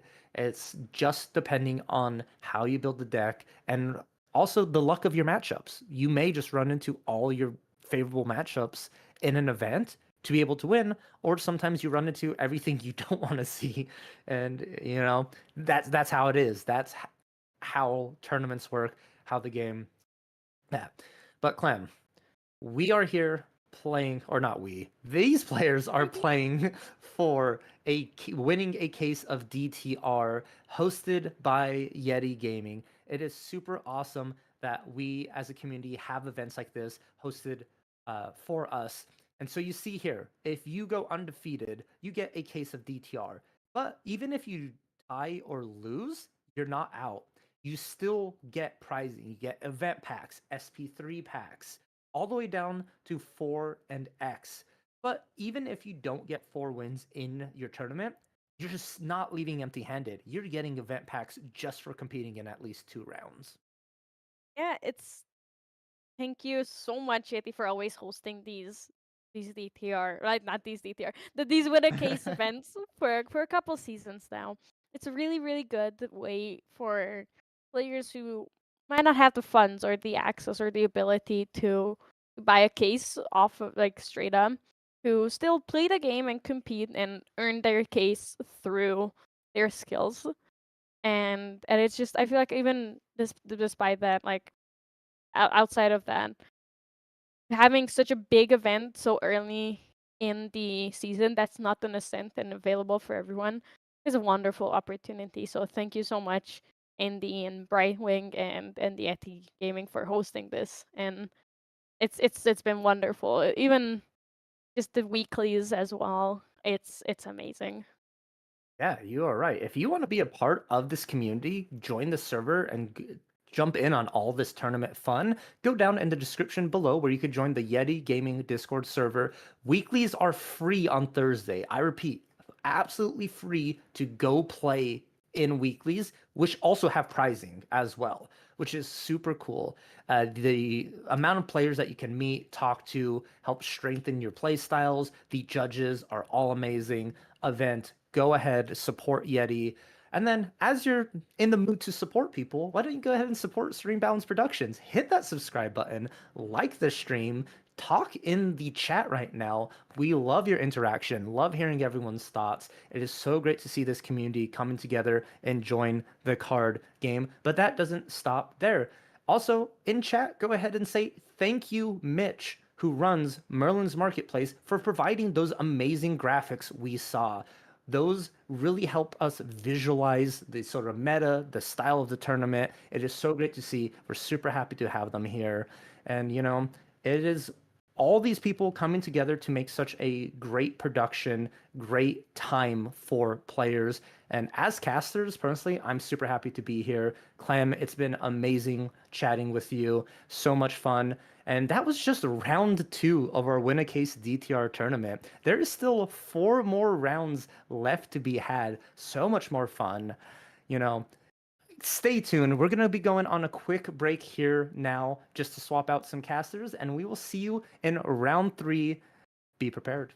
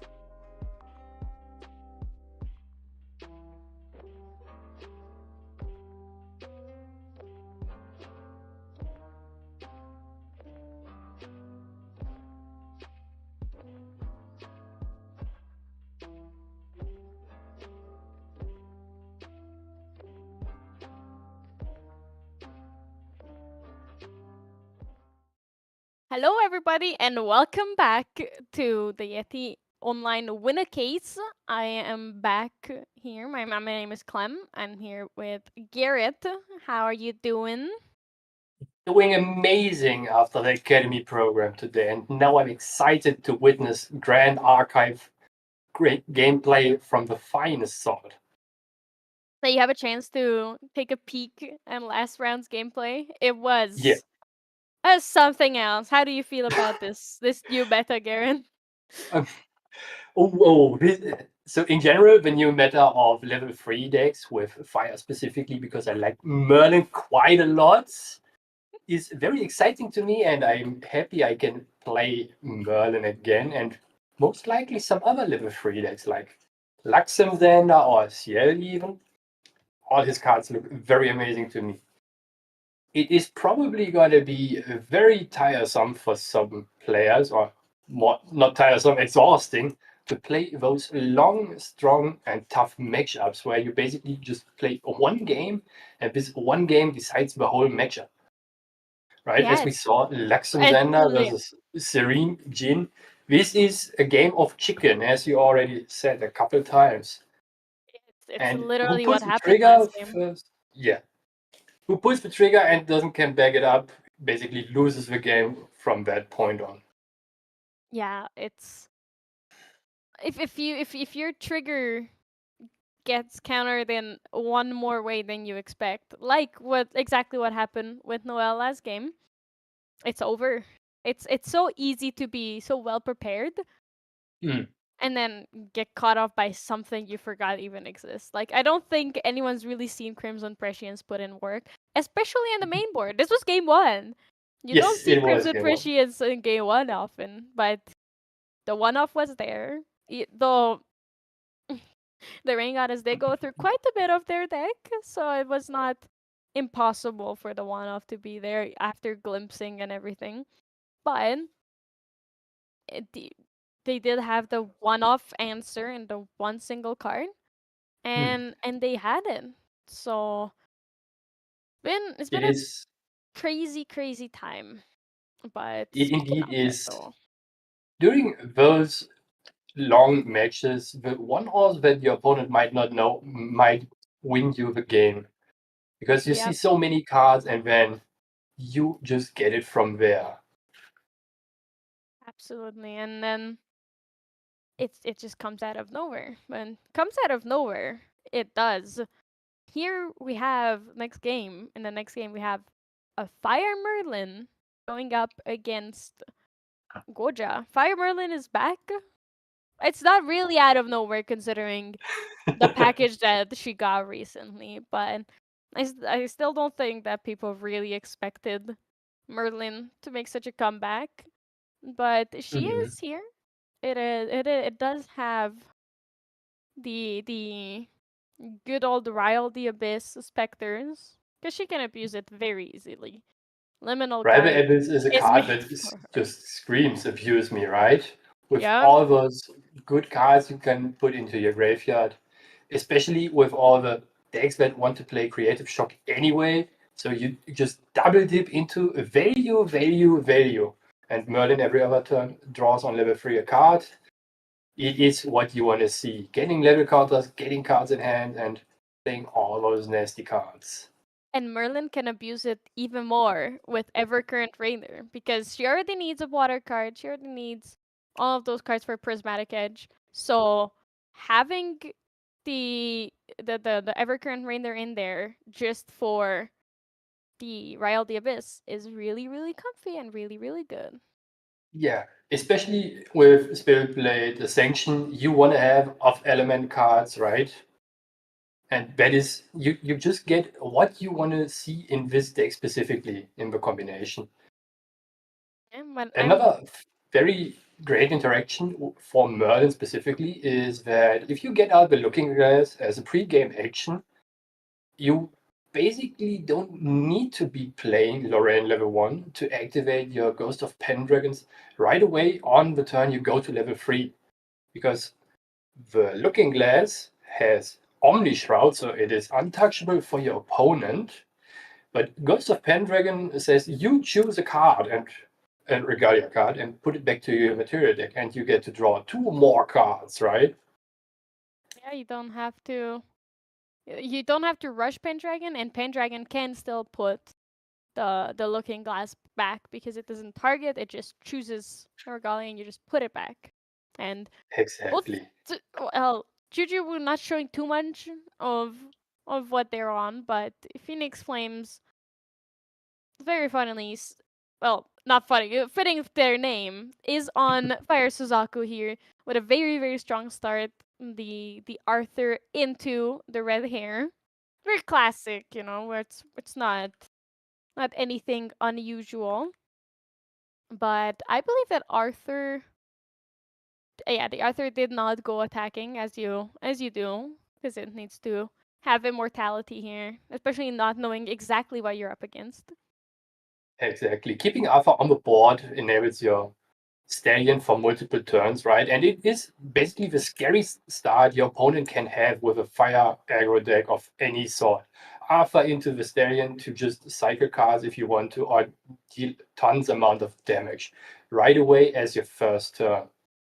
Yep, and there is the Juju did not find the floating memory from the creative shock, unfortunately, having to discard a Rile the Abyss. Leveling up for banishing an Ascension, bringing out the inert sword immediately here because it is a distortion regalia. The Looking Glass does allow Juju to ignore the elemental restrictions of it. That is correct. And the Infinite Sword is a very strong card because it enables you to clear off free health allies of some sort in combination with like the usual culprits as like Hasty Messenger or the Vanguard with 1 attack. That is Yeah. 3 in total, so you get rid of the pesky things. And when you are playing the Cheshire Cat, you even have a very annoying 3 attack and 3 health ally with Stealth and Spell Shroud on the At board. least 3. With the inert sword out, it is at least 3, but Yeah. if there are some other distortion weapons in there, it could be even more. Even more, because the Cheshire Cat has all. The Cheshire Cat is a 1/3 ally and its base stats, and she gets the base power of all distorted Regalia weapons you have. So if you have the Inert Sword out and what is the name of the fake sort of seeking? I forgot. Sort of It shadow. gets at least then 1 more attack. The Sword of Shadows, right. That is what it is called. So you get then to 4/3 on a Stealth and Spell Shroud body. This is difficult to remove. Phoenix Flames being very proactive, bringing out the sensor here. Not even, it's like preparing for an ephemeral deck, preparing for the Merlin here. All the cards in graveyards lose all abilities.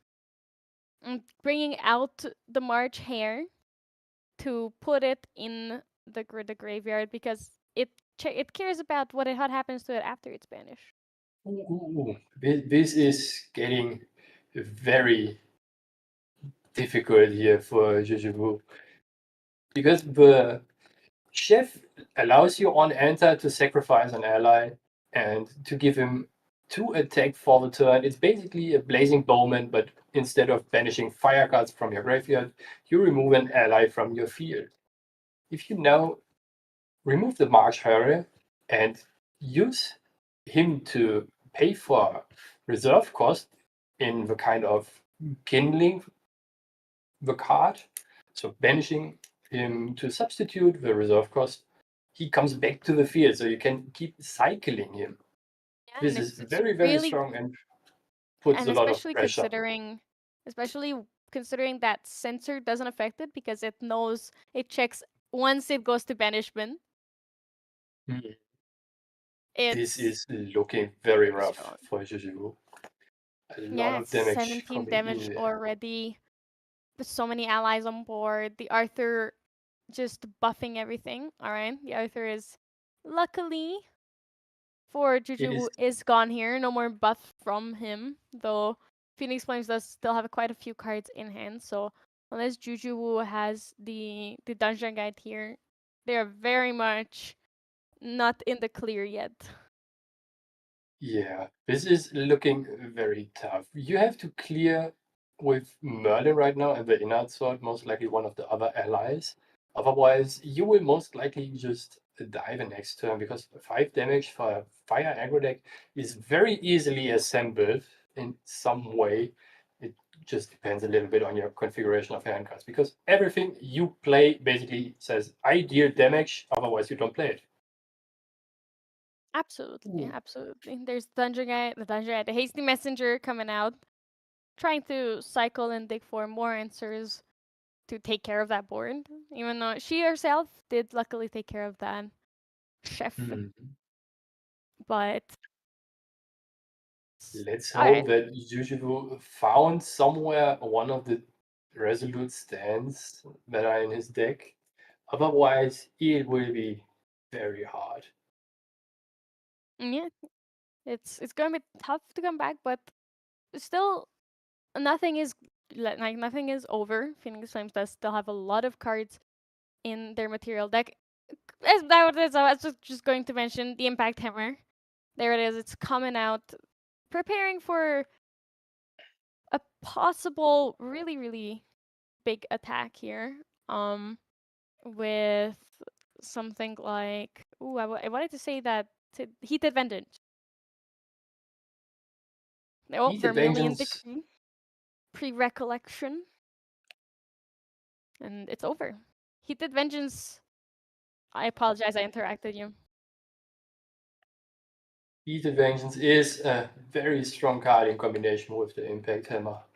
I'm curious to see what either player will sideboard here.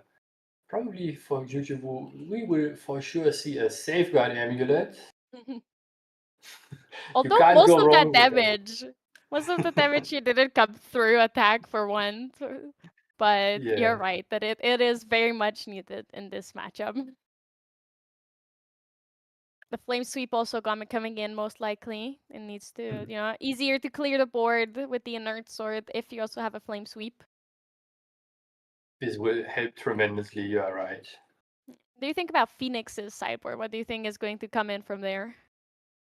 That is a very good question. Maybe a sort of seeking to have another weapon available to just get rid of pesky small taunting allies of some sort if you think your opponent might just be playing library riches. Or just to get easier rid of the Star Wars Shieldmate in combination with like a Harem would be one thing. Other than that, I don't see many useful cards right now. How do you feel about fire interference? Because Merlin very often plays fast gears, and as an avid Merlin player yourself,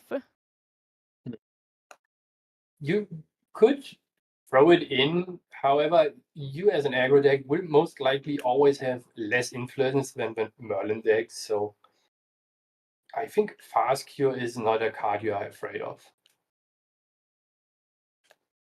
You are very capable of just dumping a lot of cards very quickly on the board or throw the damage at your opponent because your cards are reserve cost very cheaply with 2 and 3 for the most part. yeah, it can get out of hand very quickly, for sure. And it's like that's a scary part about these level 1 decks. We've been talking a lot about how this is a level 3 meta, but low to the ground fire aggro, like you said, that has a lot of cheap allies that can that are reserve cost 1 or 2, can just get away with the game still.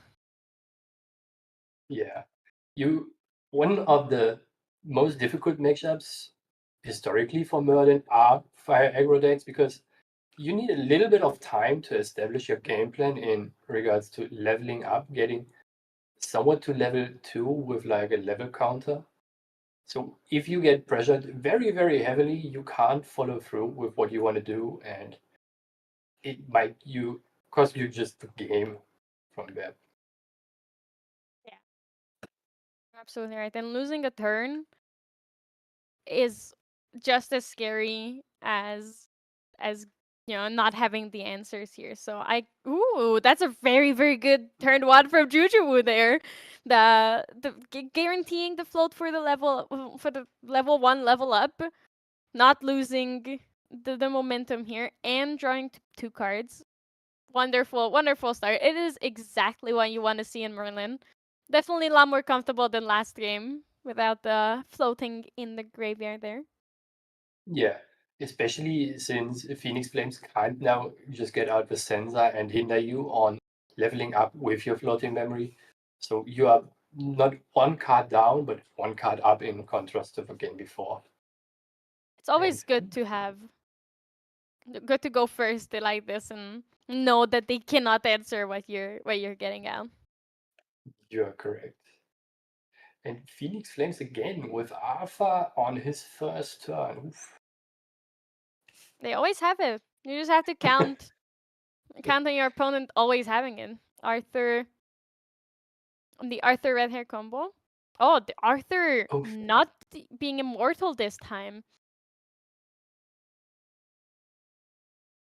That's very interesting considering we did see the Cheshire Cat Inert Sword combo last game. Yeah. Would you have just gone for so much or for all the damage, or would you have been a bit more careful if you were your Phoenix here, knowing that they very well could have a Cheshire Cat? It could just be a tell that Phoenix Flames has multiple Arthurs in hand and wants to put pressure on Jujuwu right away and just dump every turn all his hand with allies and put damage counters on the champion of his opponent, right? Yeah. That's very, very good insight and very possible. Because like this, it's basically baiting the Arthur. It's like, alright, I have too many Arthurs in hand. I don't care if one gets taken care of. Let me just send it, right? If the game damage goes through and he survives, you're still happy because that's 4 damage from one Arthur. 6 damage from one Arthur if the red hair also still survives. So that's absolutely wonderful. And if they take care of it, next Arthur, move on. Exactly. So you force your opponent to make a decision that just benefits you regardless of what is happening. Liminal Guide being discarded there does tell that Juju doesn't have a Bridal the Abyss yet. Which is quite unfortunate considering they don't get as much value off of the Liminal Guide as they could. But, it's still draw 2 cards. You're still completely neutral, so it's fine. And Stalwart Shieldmate, that certainly helps Jujuwu here to stay in the game a little bit longer. Though, unfortunately, that Arthur does attack for 2 on its own. So, it'll, quote-unquote, only eat up the Arthur attack, which still 2 damage is 2 damage. Like, you cannot hate on 2 damage being prevented in a way, and you getting some value off of it, unless, of course, the sensor comes out, which, it's the Impact Hammer. Phoenix already going for the kill, just sending it. Ooh. We have 4. That puts Jujuwu to 10 damage counters.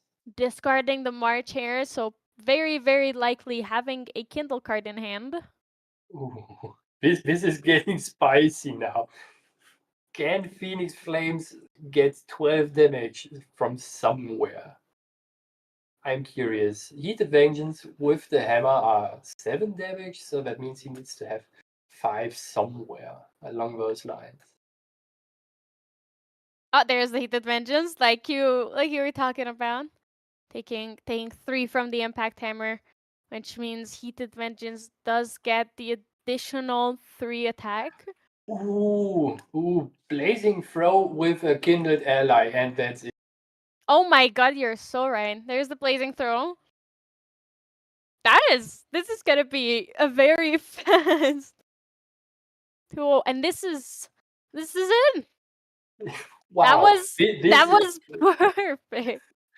That was very, very quick. Oh boy, this is rough. Last the 17, 16-minute 2-0. Yeah, This that is is what aggro do to you. yep, and especially early on in a meta when aggro decks are everywhere because people are just like, oh my god, I want to play all of these good value cards and don't really have the answers to the aggro decks.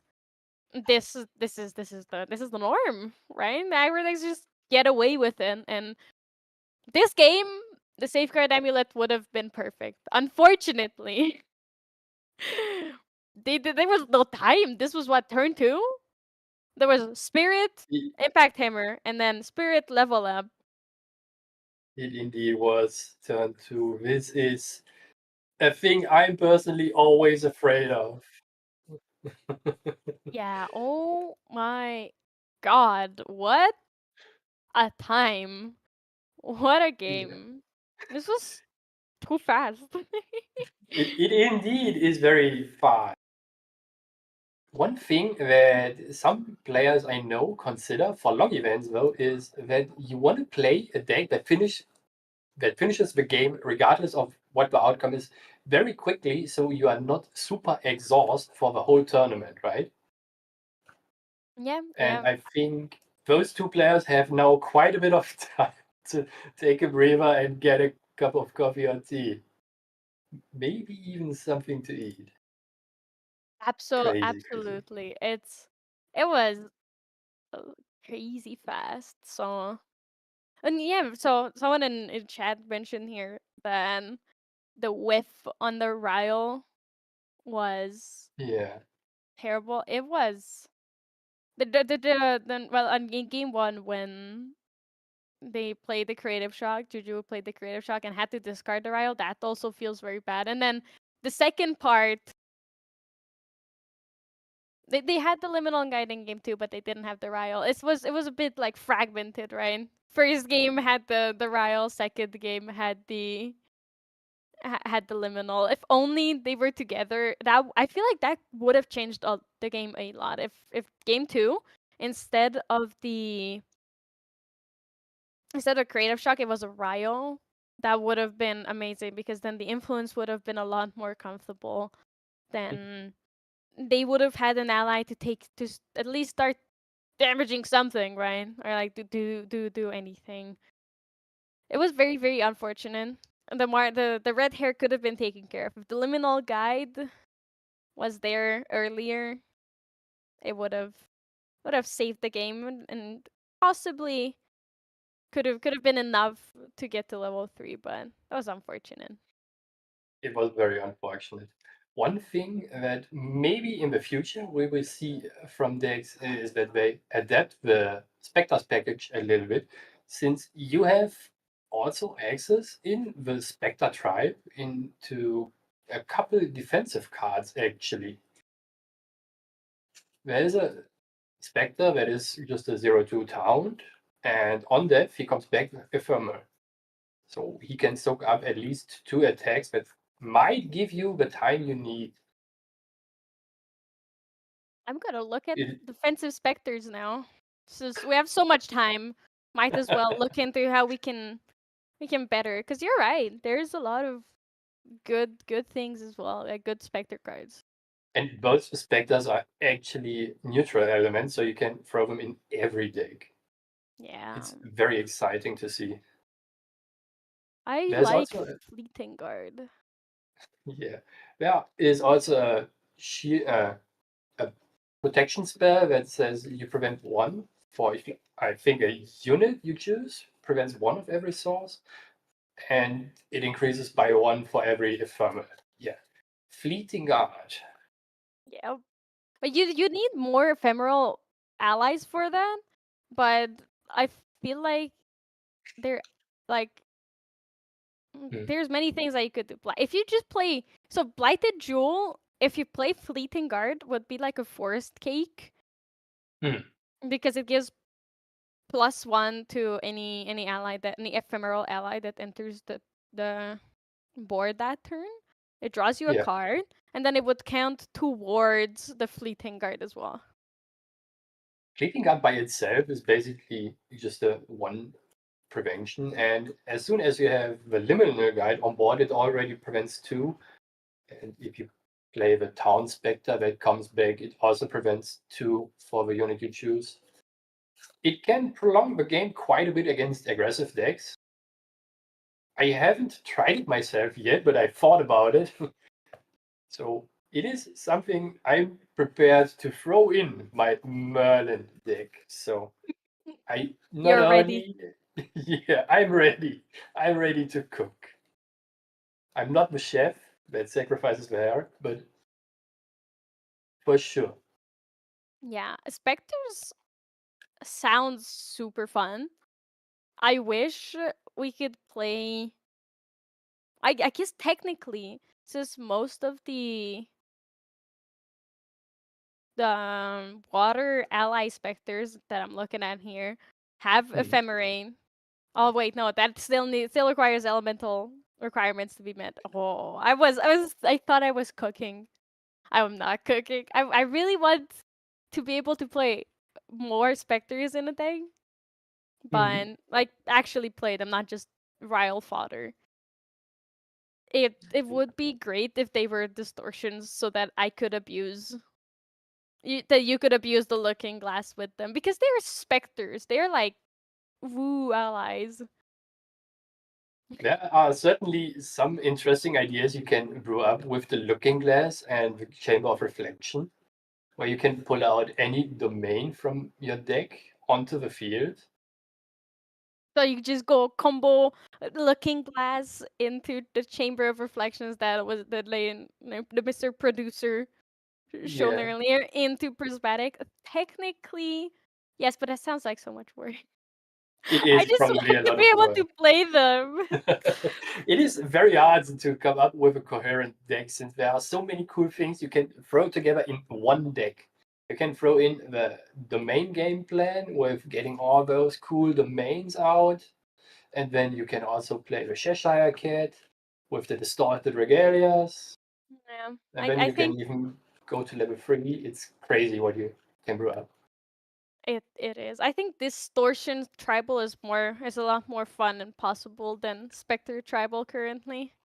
Unfortunately, but distortion as an idea I think is also so cool because It indeed is.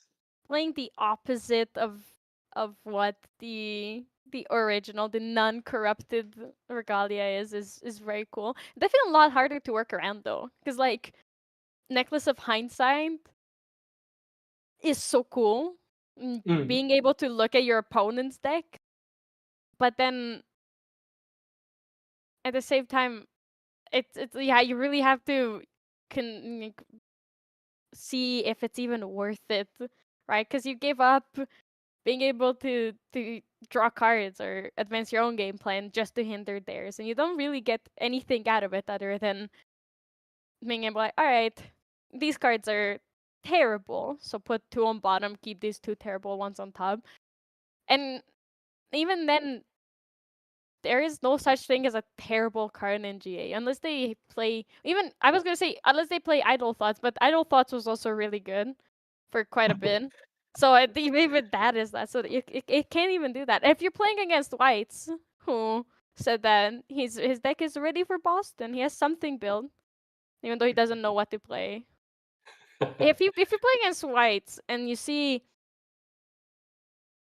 52 allies and you glimpse that it's 4 allies, what are you gonna do? Are you putting all of them on the bottom? That doesn't really hinder them. It's It the same doesn't thing. hinder him at all. But you see it coming then, at least, right? All the Yeah, 2/3s for free. it's damage. All right, I'm getting smacked around. Same old, same old. Can't go wrong with the old good trusted, right? Yeah, it is reliable, but I wonder if it's gonna be good enough. Probably Hanky can make it work, right? It's Hanky. I don't think anyone else can really make 52 allies work as well as he can. But Probably. we'll see if this season that is a strategy that he can pull off, or if it's even a strategy he's thinking about. Who knows? Maybe since Slime is now in contention again, he just plays that again. Who knows? Go back, return to the Return of the basics. Fire Slimes. Or so, but during the first nationals, he had a different deck for every nationals, but he was quite loyal, I feel like, to Fire Lorraine. So maybe now that Fire Lorraine's good again, return to the real basics. Oh, he said allies are dead. It's over. No 52 allies. If Henky says it, if Henky can make it work, no one can make it work. So allies players, it's time to swap. Time to learn how to play Grand Archive a bit better. I'm an allies player myself, okay? I'm a very loyal allies player. I played allies during Toronto when it was very, very well known that Razor Gill is just gonna out heal you. He did say Fire Lorraine, so maybe he is returning to the good old days. My knees are already shaking for the next local I will see him. Oh, It's over. You guys are it you is guys are indeed over. cooked. Time to main deck 8, reduce the ashes to get rid of all the weapons. Reduced to ashes. You have to play 4 resolute stands. You have to play Terrafring. For Oh, Thunderclap. what was it called? Please for reunion. Oh, yeah. Coming back. That sounds good. That sounds very good.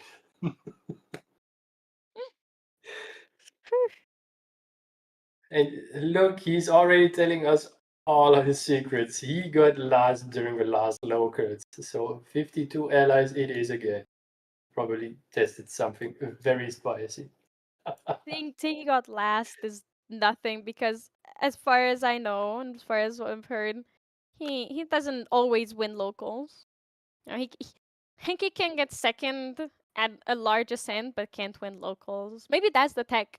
Maybe the way the real smart thing is to lose at locals and then just get all that bad karma or like bad draws out and then go win an ascent. Easy. Oh, Lux and Xander? Yeah. I understand everything now. Luxem and Henky, it's just Ooh. not compatible. Not even so. It's a different thing when he's playing against Luxem, but when he is playing Luxem is also not good. Probably saying that he hates Luxem doesn't help the Luxem gods be gracious to him and bless him with good draws. But you know, Light is not shining upon him. yeah, it's not meant to be. It's not meant to be. But it's okay. Next in the next time, just don't play Luxem. Just don't match into Luxem. Easy. Just dodge everything and then you win. I Is there trust that the any next EU Ascent, Henky will win. I believe. in the UK? In Maybe the UK, UK will be part of the EU again. Who knows? return to Europe.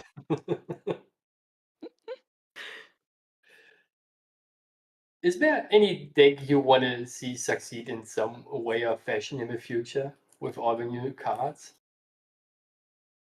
I was gonna say suited, but suited's been doing pretty well, so there's not much there. You know, I was thinking of spicy decks, but there isn't anything that I thought was gonna be kind of spicy.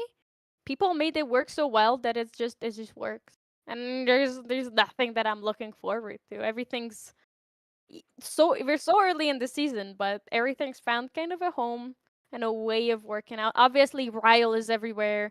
The Looking Glass is everywhere, which I'm very glad that people are using the Looking Glass and that Cheshire Cat is so playable. I think the one thing that I'm looking forward to is more exalted cards. More people using exalted cards because it seems like such a cool idea of like an advanced element that's not tied to a champion, but then there's also only 3 basic element ones, Cheshire Cat, and I believe 2 norm ones other than Cheshire Cat. So it's not a lot. I think there might be 3 norm exalted cards, but you're correct. Every base element has one. You have a Cheshire Cat, and you have Sovereign Sanctuary, one that recovers 3 and lets you draw a card at slow speed for 2. And Yeah. No, so yeah, Sovereign Sanctuary, Royal Ordinance, Regal Inquisition, Cheshire Cat. So I was wrong. There's 3 other than Cheshire Cat that are norm. And then Scorched Conquest for fire, which destroys up to 3 domains. Not very good right now. Maybe when Domains Tony comes back. There's the water one, Imperial Accord, that negates an advanced element card unless its controller pays 6. And then you can banish it. And then Noble Disillusion, which destroys up to 3 target Fantasias, but Fractals is kind of dead now, so we're not I think the water one is the most interesting one of all of these, right? Because paying 6 to activate 6 more to activate an advanced element card sounds kind of nasty. I just imagine myself sitting there playing Merlin and now saying, "Oh, Incarnate Majesty," and my opponent is, "Nope, pay 6 more." my world is crumbling. Yeah, it's kind of crazy. But speaking of what you want to see succeed, other than this win a case, right now this weekend, over technically, for us on the other side of the world, in New Zealand, there is a pretty major event happening called the Quicksilver Cup. The winner gets some amazing both cash and card prizing. And we do have, thanks to Marlin's Marketplace, who gave us an exclusive look on Twitter at the stats of that event, like both champion and element stats we have here. We can take a look at what they're about, and funny, and at first look, it looks very similar to what we have today at this win a case event. How do you feel about this, Gerrit? Other side of the world, basically same thing, except more Goja. Yeah.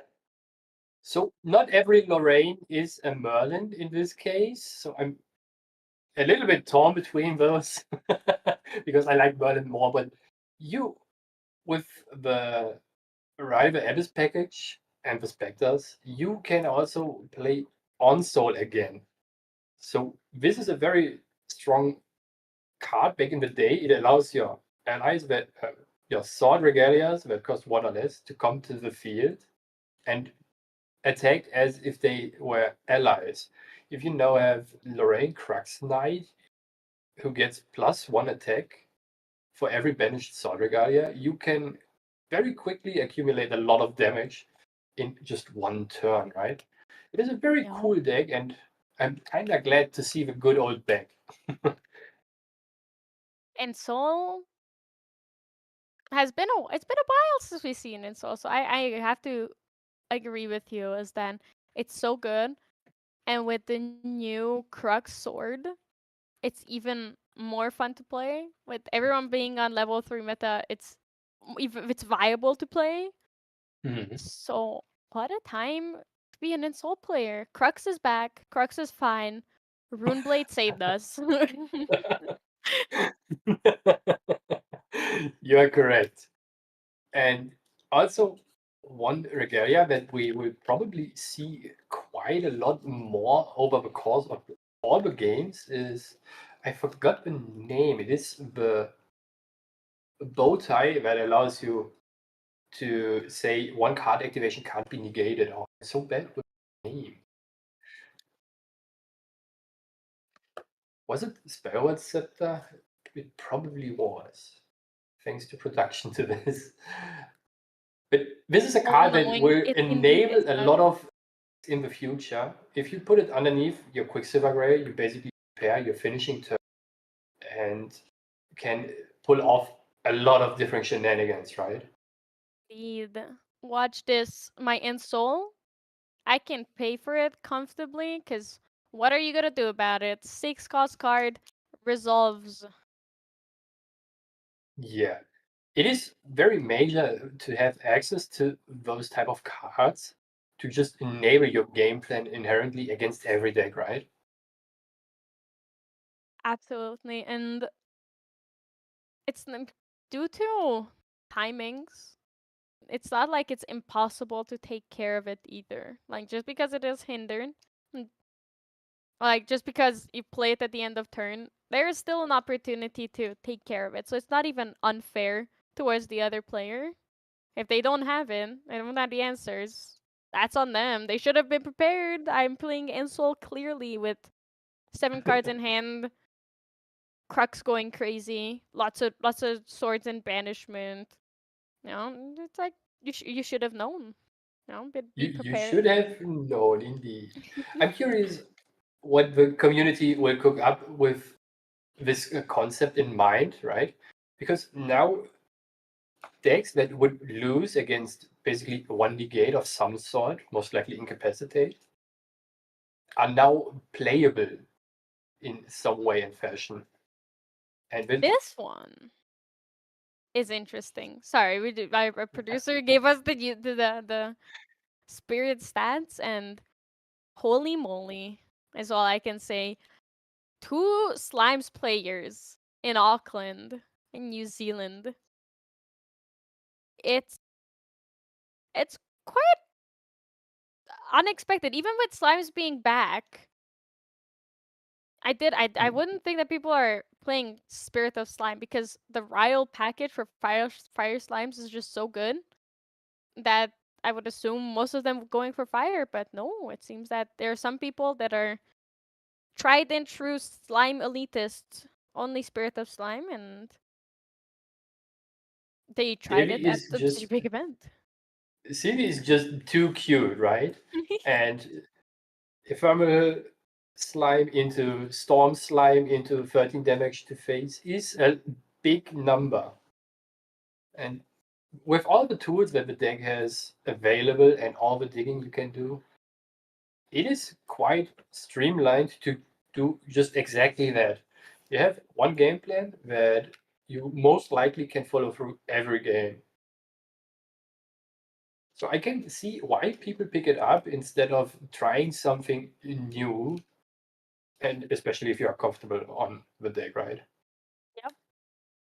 It's definitely better to play a deck you're comfortable on than something really, really good that you cannot play at all. See Hanky on Luxem. He tried. He wasn't comfy.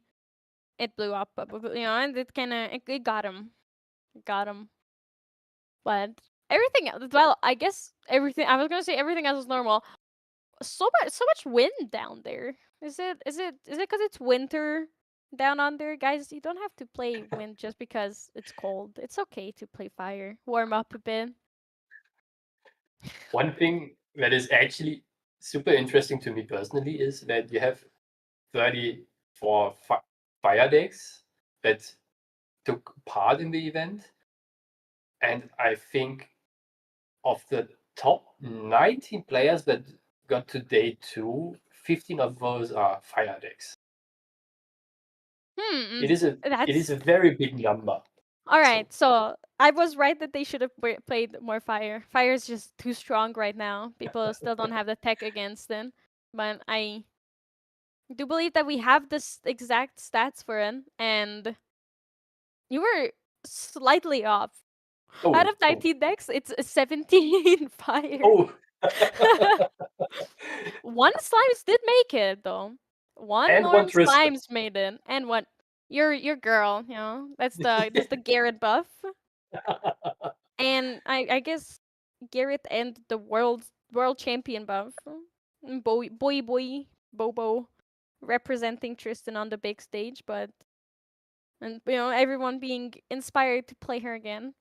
The Norm Slimes, I'm genuinely surprised, but it's like what you said. You're like so right about that. That if they're comfortable, they can get there. They're they're clearly in this meta where 17 fire decks made day 2, out of which 13 played the Spectre package. You can still get to day 2 at an 80-player event with Norm Slimes. Yeah, and it is basically a conversion of 50%. Yeah, that's It is wow. crazy. It's the stats are. I feel like it's a bit more than crazy. Those are some insane numbers that we see there, Gerrit. I don't know how people. I really hope that we get an answer to this soon, people. I know just 2 hours ago I was like, man, I'm looking forward to the fire meta, but after round 2, in that Serene fire mirror, and then now we're fire run in 2 turns both times. I'm eating my words. I might be regretting everything. Take me I back. think Auckland is just one event where everyone tries the Rival Abyss package because it's clearly good, right? And if you know that those decks are played and good, you can prepare for them. So if you are an avid Wind player, you can just throw in a couple cleansing reunions, some of the scavenging raccoons and the sensor, and be good to go. Since you basically only want to have one floating for level 1, in Tristan at least. Whew, yeah. And then you I just cycle your funny raccoon who is getting through the bin. the raccoon finding some nice mushrooms in the trash, taking them out, and be like, "Oh, you don't need this. You don't need this. Trust me, you don't need this." Some hidden treasures from them. Yeah, I'm trying to recover from the stats that we just saw. It's like, oh, it looks so healthy. You go to day 2, it is odd. 17 fire decks, huh? 13 specters. There's one suited at least, so it's not all. But I don't think that makes up for that crazy conversion of the fire decks. So wow. I think the telling event for this, if it is healthy or unhealthy, will be Boston. Yeah. Because then people have a better grasp of what is playable and what people showed up with already. And you can plan accordingly and also tailor your deck a bit towards the metagame you expect. Yeah, Right? absolutely. And people will definitely have more time to brew by then. It's also gonna be a lot more players, and it's gonna be a lot more diverse in terms of like where the players are from, right? Because the Auckland Car Show is OCE region. There's people there from Australia. There's people there from New Zealand, both. But I don't think many people flew from outside. Maybe some Southeast Asians because they love their card game competitions. They love winning, understandably. But the Boston, you mentioned that there's gonna be a bunch of Europeans coming. Henki even confirmed that in chat earlier. And then there's gonna be obviously North Americans, Southeast Asians are always coming. The one region that might not be represented is Oceania, but we have the Quicksilver Cup right now for that at the Auckland Card Show. So I'm curious. It's always also fun to see like the clash of the regions, and now that we have a bit of time to settle in to the season, see what each region's brewing up and how it's gonna come together in Boston and clash. It's gonna be fun. I'm looking forward to seeing how people settle in and find answers to the Riot package, right? Because anyone who was looking probably also knew that the Riot package was coming because it's just such an obviously good card with Liminal Guide. Even if you go to level 1, you still get a lot of value off of it.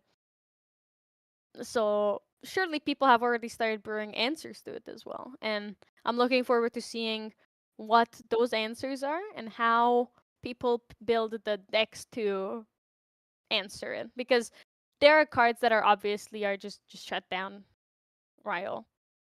There are cards that, like, Raccoon is a card that, like you mentioned, single-handedly can take care of it. But you have to cycle in.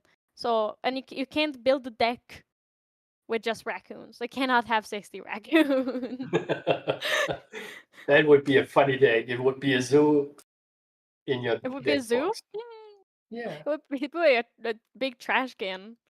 Like, and then go back to the dumpster. That's it. That's what you find there is what you're playing. 60 raccoons. I'm pretty confident that not everyone who has something special prepared for Boston is showing it right now. And I'm also very confident that people who consider or are even playing the Riot package right now also have a deck of choice for the meta that is full of Riot decks prepared. Yeah. I can see a couple player groups that are already this far ahead in planning for the events. That 100%. It's like, with there being so much time between the set release and the first ascent of the season, I feel like it's going to be a lot healthier than some other ascents that we've seen. Like, you can't even compare it to Toronto. I've seen some people say like Ryle is as broken as Razor Gale. There are multiple reasons that's not true, but I feel like the biggest one is that by the time we get to a big event like Boston with Ryle, there's been so much time to figure out how to answer it. And obviously the thing that made Razor Gale really broken was 3 visits, which they immediately realized and errata did to be fixed. And Ryle is not even close. It is a lot stronger than post 3 visits errata the Razor Gale, I feel like, but it is not so insanely broken that you cannot have an answer for it. Like, people are already playing Censor. Like, they are like, okay, I must play Censor because there's just so many cards, so many discarded things, and so many good abilities in the graveyard that it's so easy to access that you just have to play Censor. So, since it's already being answered, I feel like it's definitely not as big as a problem. It's not going to be as overwhelming as some decks were in the past when there's like 2 weeks between the whole set being on index and the ascent. There's been a month since between the two things, so it's going to be a lot more comfy this time, I think. One other huge difference is also that the Riot package not only is one deck you play, and it is clearly the best deck, but the Riot package enables basically every level 3 deck that wants to play Fire, right? So you have a multitude of possible decks. Maybe we will even see a level 3 Diao-chan deck, right? With all those wither counters and annoy the hell out of it.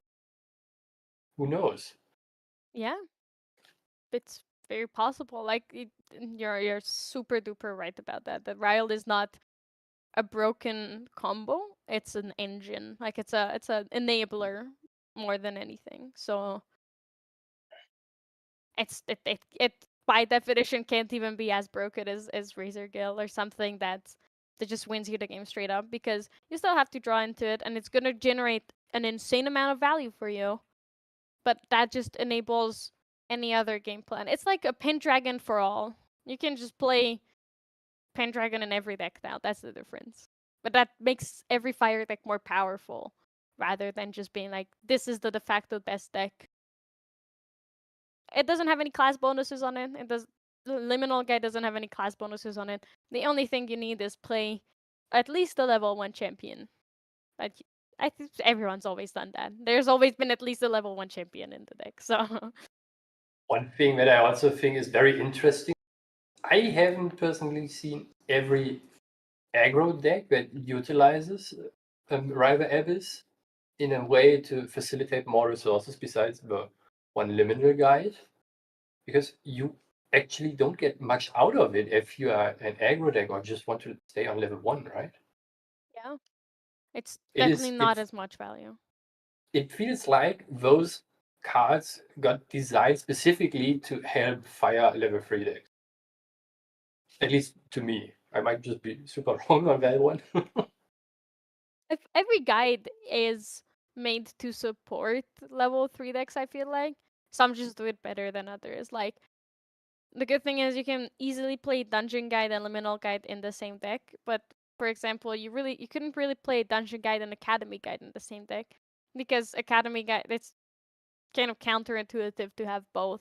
Because do you want to level up outside your materialization, or do you want cheap level ups? Like, what is what? And then Heavenly Guide, it is way too conditional to be like main board playable. It Is is it a though? sideboard card. Is it though Now right now? you're right. You're right. Right now, we might see it come back. It's really good. You're right. Maybe Henky can get finally rid of his playset of promos. You just tell it. Yeah, it is time to get it back. I'm very curious to see what the meta will shape out in the end. I for sure think we will see more Tristan because the deck can't actually be bad at some point, right?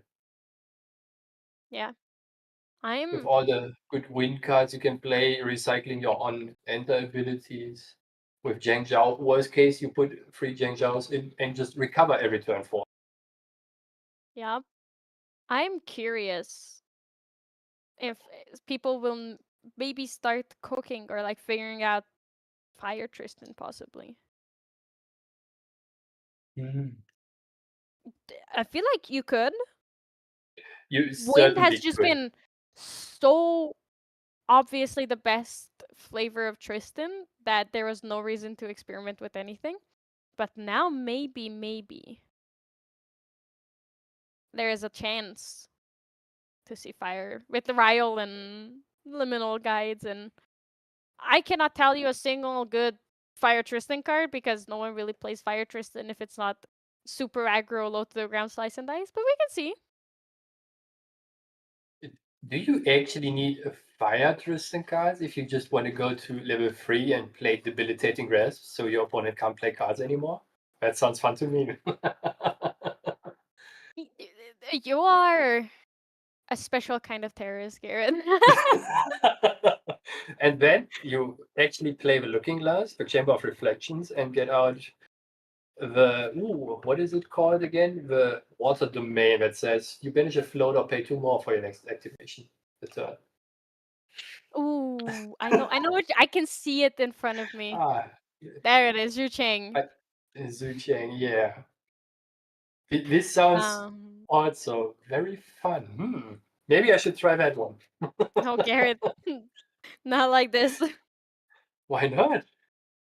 I think people will be enjoying it.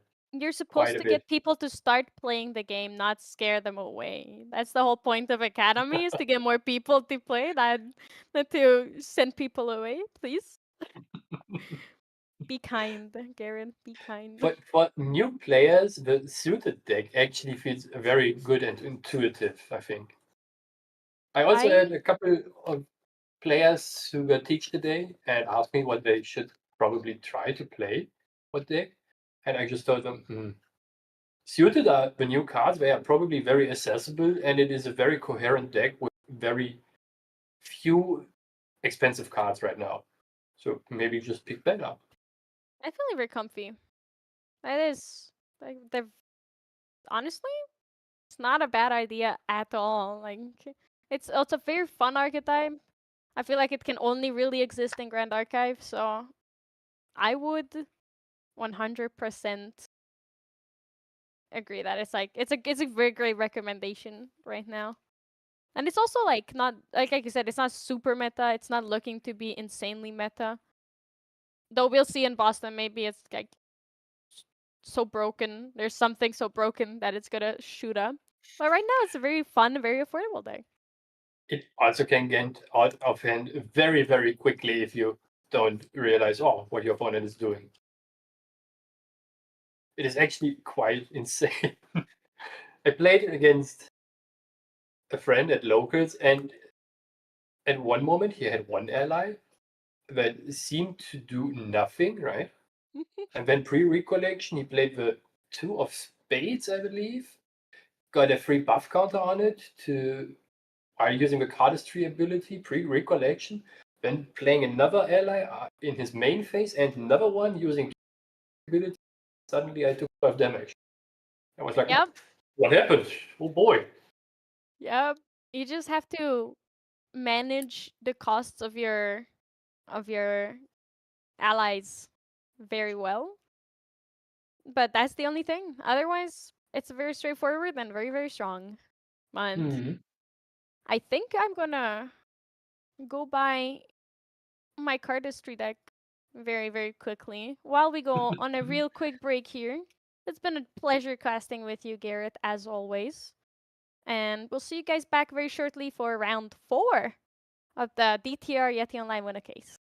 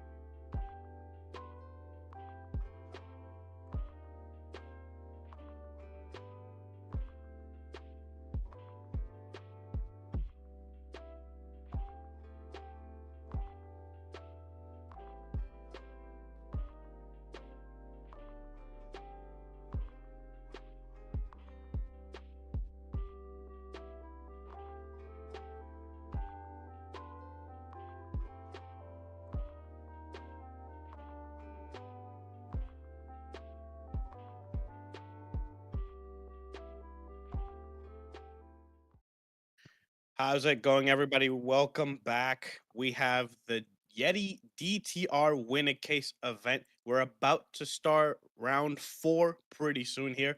My name is LBJoyboy. I'm here with Gerrit. How are you doing, Gerrit? I'm doing amazing. Thank you for having me. How are you doing? I'm doing pretty good. We've had some pretty fun matches so far. A lot of Ryle, but we've had some pretty interesting versions of Ryle. Obviously, Ryle is just a fire card. You can play a bunch of different fire decks like that. We've seen Luxem. We've seen Serene Jin, which is really fun. That was a really cool game. Um, the CL Mirror was also pretty fun. What has been your sort of favorite deck to play so far, or I guess you deck that you're interested in general? The deck I'm very interested in is any version of Fire Seal. I think all those Umbra cards look amazing. You can so many shenanigans with all of them. Yeah, no, It I is. agree. It will be for sure very interesting what people will come up with. We saw in round 1, I believe, Rare with a more controlly list, right? With the Vortex on the board and some very interesting tech cards in there to just prolong the game and end the game with the 2 damages of your champion's ability. That is very Yeah, for interesting. sure. Yeah, it was interesting. When I first saw CL, I when I was like trying to think of like how you build him, my initial thought was like, okay, I mean, you would just heavy swing them, and then you heavy swing them again, and then you use Beguiling Coup to heavy swing them one more time. But this new list is a lot less sort of, focus on really big swings, focus on healing a lot, dealing you incremental damage that will mount over the course of a game, right? Really putting into leverage their uh high life pool and all of the recovery that you have in Umbra, right? Cards like Mhm. Carter, cards like Siphoning Fractal, cards like you said, Vortex, to do the more control way of playing him, which I didn't think of initially, but seems to be doing pretty well. That's actually really fun, really cool. It seems also very rare to have like a fire deck that wants to go a control route, right? Yeah, Before we had always those wind and water control decks with the Cerulean Decree, all those suppressors and all those things. And right now you have a deck that just silvers to level 3 and abuses the hell out of your advanced element cards and some neutral cards to just stay in the game and basically dictate the flow of the game, right? yeah. I mean, the only fire control-y sort of list we had was like, I guess you could say Luxem, which they go to level 3, and the way they control the game is just I don't die every turn. I heal 3, I heal 6, I heal 9. Uh, but like now we have a lot more. We have a lot different lists that can do the sort of the same thing. Um, is there any dark horse list that you kind of are interested in? Is anything like sneaky that you want to see do well here? Ooh. I think no one is playing a deck with the focus on the Beguilian Cup right now, but I think this card screams abuse me. It screams Yeah. very loud to me. Yeah, when I was looking at all the spoiler cards and I saw Beguiling Coup, I was like, "Oh man, that is the card. That's like the CL card. That's the card that's gonna make the deck. It's gonna make CL good." But we haven't really seen that happen. I'm really disappointed. I want more people to do really, really big swings. I'm a Nico player. I icebound slam people. I want to see people get heavy swinged. I want to see people get obsequious blows. Any of those big swing cards. That's what I want to see. I think I will be trying to build a deck with the Beguilian Coup and the blow you just mentioned a couple of seconds ago. This sounds very interesting to me. Yeah. And it is also something you can do in like an off element way, right? Where Mhm. you play fire as a base element, just put the blow into your omens and then activate it with the coup. And Yeah. suddenly, boom, you get hit with a water card in a fire deck. Yeah. Yeah. Yeah, I tried to do that. I tried to do that a couple times in Fire CL. You know, you make the Upseeker's Blow an Omen, and then you Beguiling Coup. You cheat it out with Beguiling Coup. It was pretty cool. It got some games, but I don't necessarily know how good, how good it ended up feeling. We do Okay. have some deck lists though. Let's take a look at some deck lists. We have a Water Diana and a Oh, Fire Dao Chan with the Spectre package. Both of these decks, level 1, kind of low to the ground. Uh, I don't know about you, but I've seen some of the Fire Dao Chan lists, and man, they are scary. They kill yeah. you so quickly. As we saw in a game before already, it can go very quickly out of nowhere. Or not actually out of nowhere. You see it coming because you see the opponent putting down the cards, and then it just ends from right there. Yeah, totally. 20 damage Totally. is nothing. For an aggro deck, yeah. For an aggro deck, 20 damage is just nothing. They don't care. With the We do have a Water Diana list. I'm interested in this list. We see a little bit of this list in one of the Yetis earlier this week. Hmm. It doesn't go anything higher than level 1. It's kind of playing that Water Ranger allies way where you dump some float, you make your Crystalline Archer pretty big. It swings for 4, or it swings for 6, I think, or actually 4. But this list is actually playing Dahlia, which is Ooh. really, really cool, actually. I was interested because I felt like a lot of people playing Null Lantern in the main because they're afraid of the fire decks that use Kindle very much. We see the uh Dao doesn't have Null Lantern in the main board. And so Yeah. this Dahlia is just free to run as much as she wants. This will be going very quick in one direction, in both directions actually. It seems to be more like a race game here. At least Yeah. to me, it seems like that. Dahlia is a very interesting card because we haven't seen her very often in general, and especially not yet. It is basically another win condition you put into your Diana. That is a very interesting spin on the decks we have seen so far.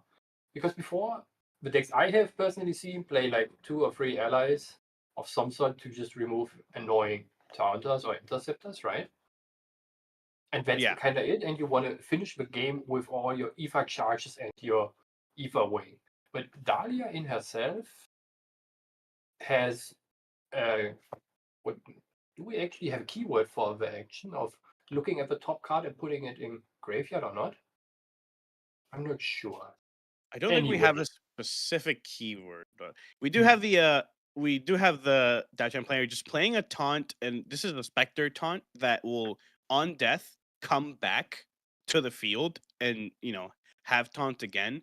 The Diana player, this is a classic new Diana. You do have to become distant in order to grab your Aether Wing from your material deck with Diana's on enter.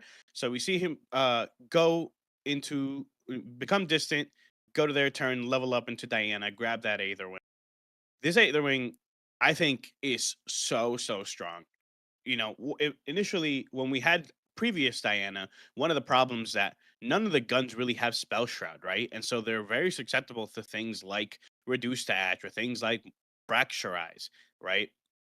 But this one is really, really good in that it can't be fracturized, and so it actually stays on board a lot. On top of that, it glimpses you so much, and then glimpse. So you get to set up your hand, and you get to dump, hopefully a floating memory into your graveyard to set up for your next turns. It's a really, really strong Aether Wing here. yeah. It also helps you to set up all your future turns and get more floating to enable all the cards, like the Crystalline Archer and the Frostwolf Paladin, for example. It is also kind of interesting because I just mentioned with Clem those defensive Spectre cards that no one actually is playing, and now we see it on stream. I love to see it. Yeah, it's interesting. It's interesting to have a deck that goes level 1 and is trying to like kill you very quickly.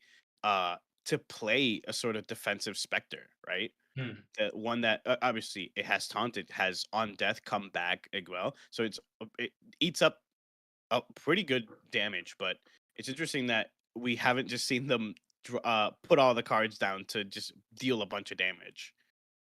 Yeah, it is probably because the Archan deck is herself afraid of dying very quickly against aggro decks, Yeah. right? If we see the Stallion and Alpha turn 1, it is already ooh, what you gonna do about it, right? Yeah. You either have the out or you don't. You see, I believe this card is Ravenous Pyre. Uh, it's a Fantasia that lets you draw and discard a card. And then whenever a champion you don't control levels up, it takes 2. So it's almost like uh the Spectre, the Water Spectre. Man, I can't remember the name of the card because it's not really played that much. But uh, Hmm.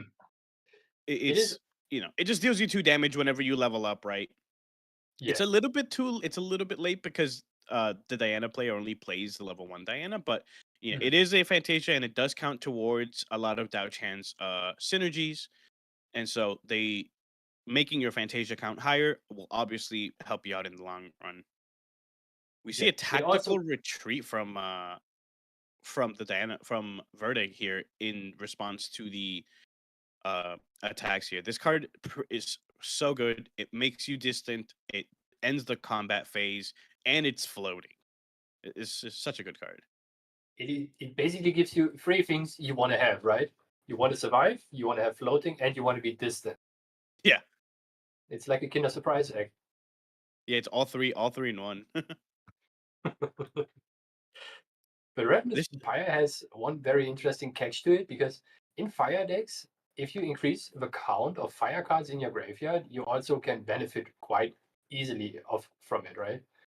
So it not only gives you another Fantasia on the board, but also more fire cards in your graveyard. yeah, it works really well with a card called Scorching Impearlment, which is another Fantasia that gives both players the ability to, at their end phase, discard a card, and then if you do, they draw a card. We see Yeah. that running a lot of the lists like this as well. This card, super good engine. It obviously helps out your opponent as well because you guys both get to do it.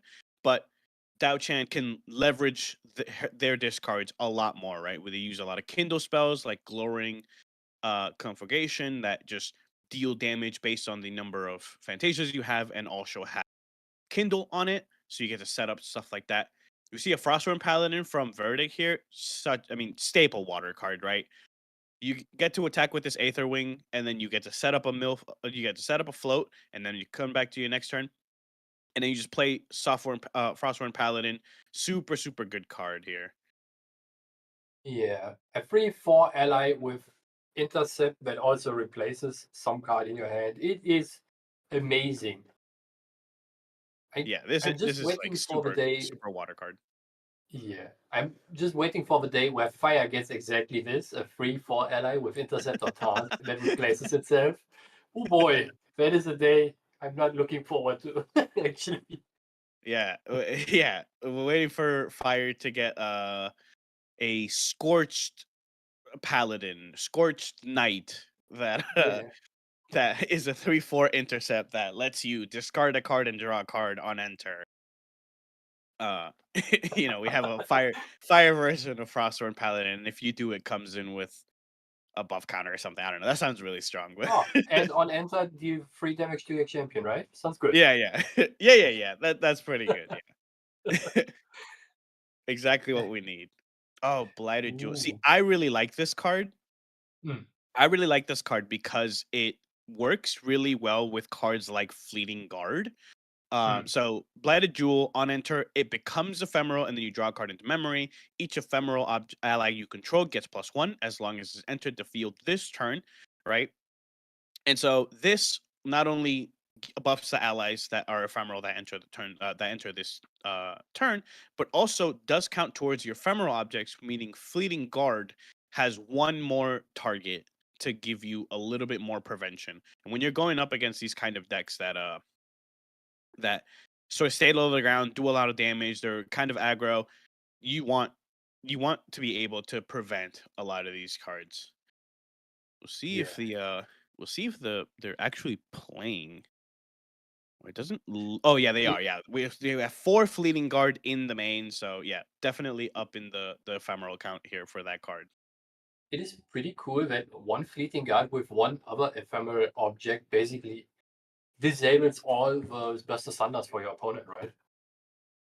Yeah, for sure. Yeah, it does. That's already 2 prevention because I believe it's ephemeral objects +1 for fleeting guard. Exactly. And so yeah, that's a lot of protection in a sort of 2 cost hand. Um, we'll see the Diana player load an Aether Charge. I really like the Aether Charge spell, Aether Wing Charge combo. This sort of like I play this card and then I load this card into my Aether Wing.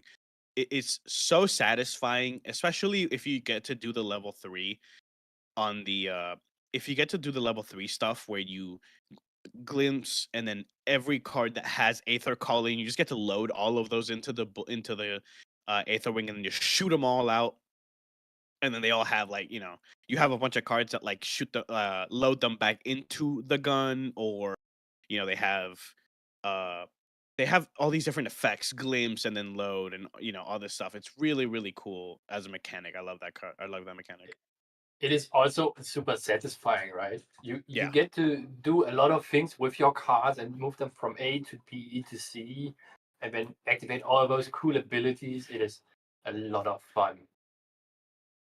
Yeah, totally. Speaking of a lot of fun, I think Faceless Menace has not a lot of fun with a fracturized sensor here on the board. Not anymore. All those floating memories disabled for. He's probably quite happy about it. Yeah, I mean, this is the out to sensor, right? Fracturized sensor can be fracturized. It doesn't work like No Lantern. If you fracturize sensor, it is completely off. So you get access to all of those on death effects, all that float again. It's a water deck. It has fracturize, right? You're gonna see them. This is exactly what the deck sort of does. It also helps you feed your Crystalline Archer. I mean, this card is so good.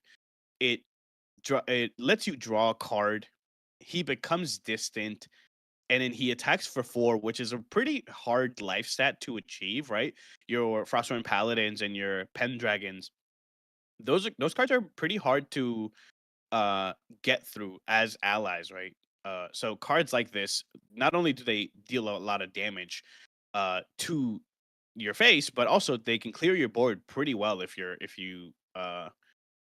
they do have those 3-4 allies here. We see the Dao player already at 15 out of 19 health here. So the Frostborn Paladin, the Crystalline Archer, and that Aether Wing putting in a lot of damage straight to face here. Yeah, those 4 damage that the Crystalline Archer can put on and enabling you to remove all those pesky intercept and taunt allies that are usually very hard to remove and suck up like 2 attacks at the very least, or 1 actual card from your hand that deals damage to the board. In addition to an attack, it is very annoying. Yeah, we'll see. We'll see what Verdict has here, because Oh boy. I mean, Faceless Menace is only 4 damage away from dying. I wonder if there's any reaction spell that they have that they can use with Valkyrie to not die here. We do have lethal on board here if we eat a float with Crystalline Archers on attack. We also have Frostwind Paladin as well. I think Faceless is probably going to try to clear board here. Yeah, that makes sense. You don't want to have these allies stick on the board forever, or else you're gonna be in a really, really rough spot here. Yeah. Ooh, But it is playing out quite the a March very there. impressive board he built very quickly, right? Yeah, I mean, yeah, that's a lot. Of, a lot of allies here. this is interesting. It's an interesting deck. This is a lot less of the sort of burn style deck and more of like the Spectre package deck. This is interesting to see. I don't think anyone has really tried to build a sort of low to the ground Spectre build. Yeah. I'm just thinking back of what I said during the big gap between the games I had with Clem, where I said, "Oh, I never have seen someone build a deck like this, and now I see it. Oh, it's amazing!" Oh boy, it is Yeah, interesting yeah. to see now more of like an aggressive shell with all those specters and the Rival Abyss package. I mean, it is super cool. Yeah, I mean, we have the oh, this is so interesting. The verdict, the Water Diana list is still also playing Seeker's Rifle as well, which is really interesting because I don't know if oh no, Seeker's Aether Wing. Sorry, my apologies. It's Seeker's Aether Wing. I thought he put a gun into his thing. Oh wow, then Diana, we see the Dahlia on board. This is yeah. I think if Faces doesn't have any response, I think this is lethal. Diana, Dahlia, super good card, and Surging Undertow pairs perfectly with Dahlia. It has Dahlia on the art. Really, this is like a Dahlia card. It'll Yeah. mill you 3 cards, and then Dahlia becomes distant. Dahlia, when distant, gets ranged X, where X is the number of water cards in your graveyard, which is a lot so far. And so, if we have no response, it doesn't seem like we have any response. So we're gonna go to game 2. Man, Diana low to the ground water allies deck, pretty good. We saw it win, I believe I believe a Yeti Weekly couple weeks ago, maybe last week, um, which is pretty cool. Oh, One very interesting thing is that a Fleeting Guard is actually a cleric reaction spell, so you can activate the card out of your memory with Diao-chan's ability. that is so cool, actually. I love these kind of decks that like it's obviously people build decks around specific synergies and stuff, but the the fact that like people see this card, this fleeting guard card, and see that it's a reaction, and they immediately think, oh, what about a Spectre Diana build, or sorry, a Spectre Dao-chan build, where I can use fleeting guard to save myself damage, and then I can use these powerful specters to deal all the damage that I need to. That's really interesting. I don't think I ever that's like something that stood out to me initially, right? When I saw the cards when I saw the cards being spoiled, I'll admit I saw Rile the Abyss and I was like, wow, what a card. But Yeah. it's cool to see other Spectre cards get their shine here in more ways than just Rile the Abyss. I have to admit, until very recently, the card wasn't even on my radar at all. Yeah. I didn't even think about the card in any way or form. And now, the more I think about it, I will throw this into my Merlin level 3 deck. I need it to survive. Yeah. Yeah, I we'll see if the thing no, so looking at sideboards here before we go into game 2, notably the Dao-chan player doesn't have Null Lantern anywhere, not in the side or anything like that. So it's not going to Mhm. be able to stop these, like we said, these Dahlia and Diana cards that care about having flow in the grave, right? Dahlia cares about how many water cards you have in the grave. So it's not Yeah. going to be able to slow down the deck as much. We saw the sensor get fracturized, right, which is very common. Uh, I'm interested to see in what comes in. What do you think will make it into the Mhm. Dao-chan list here? I'm actually not sure. We probably Yeah, see a fiery interference just to put more damage on the board, right? And Faceless Menace has a few very interesting sideboard cards. I'm just not sure if those are for this specific matchup. He has the Looking Glass, Chamber of Reflections, and Zoo Child. Yeah, this is interesting. I wonder why Zhuchang is in the side. That's a water card. You can Um. get it out with the Chamber of Reflections onto the board, so it doesn't Oh really matter if it's a water card. yeah. Yeah, there are 4 Chamber of Reflections in the sideboard, so Yeah, that's interesting. They probably it's an interesting idea to put out Chamber of Reflections to then sort of cheat out your and Shu he Chang. That's brought an it interesting. actually in. Oh boy, this is so Oh, amazing. We see as a pre-game action the Looking Glass, and this means that he probably sideboarded in the Mad Tea Party, that is also a domain. What do yeah, you well, mean Steve. sideboarding in the Mad Tea Party? Yeah, you play an ally, you recover 1. So that's what you want to do, right? Yeah, we Mad Tea Party is such a funny card.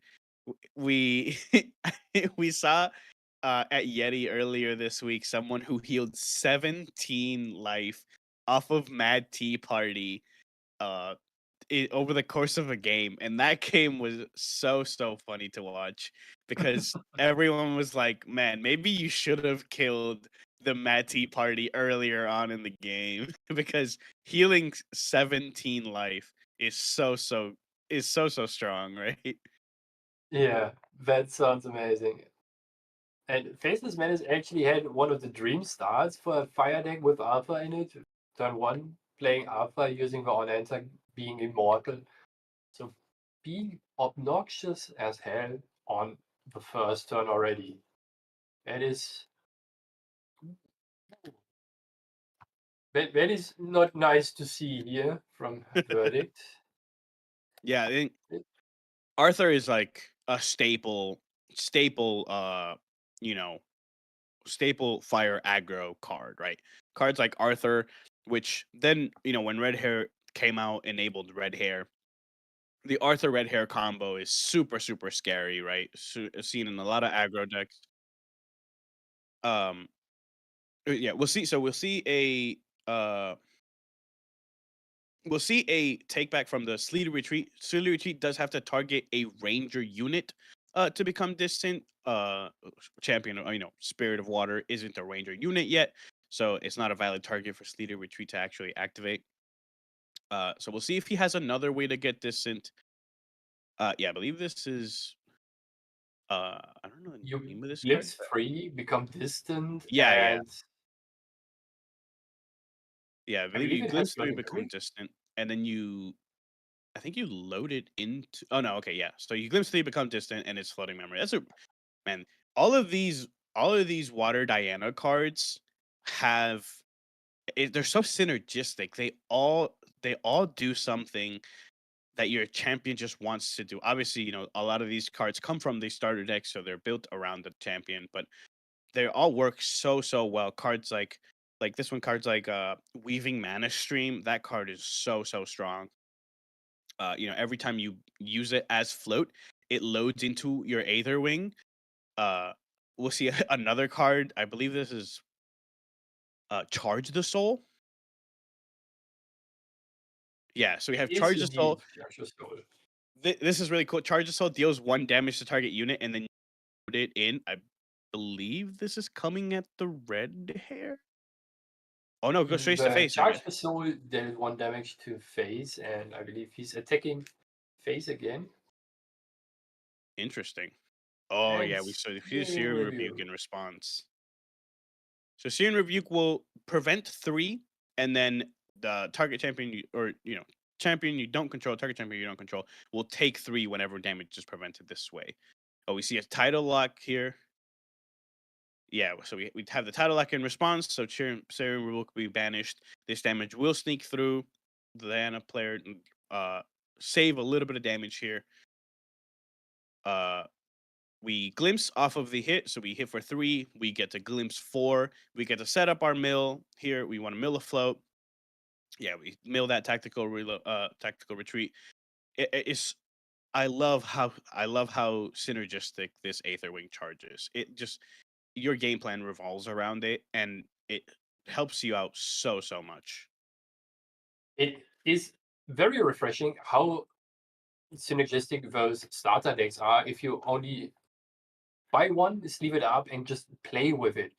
It didn't feel as you would be playing an actual starter deck, but more like a less good constructed deck, right? Because everything Yeah. had a purpose in those. And from what I gathered, everyone I talked to said, "Oh, those starter decks feel amazing to play with." Yeah, I mean, I got to play the CL starter deck at Ascent Worlds, and I got to watch one of my locals play Diana. And yeah, like you said, one of the things that we both notice is like these decks are so they feel very complete. You can tell that like with just a few cards, this deck can be really, really strong, right? Cards like Dungeon Guide, cards like Fracturize and Frostward Paladin, right? These sort of staple cards. All you got to do is put a couple of these staple cards in these starter decks, and they feel really, really strong off the base. Like you said, they kind of feel a little bit weaker than a recollection deck feels, which is Yeah. really interesting to see from a starter. If you just think about recollection decks, the Outshine is also a recollection deck, and we see right now a very interesting build of this recollection deck with Rider Abyss that Faceless Menace just previously used to discard a couple cards as Spectres most likely. I didn't catch it fully, and also play the Firebloom Flourish, one of the more signature cards of the Outshine here, that basically refills your hand every turn to Yeah, some it's degree, and interesting. also gives you the glimmer counters, right?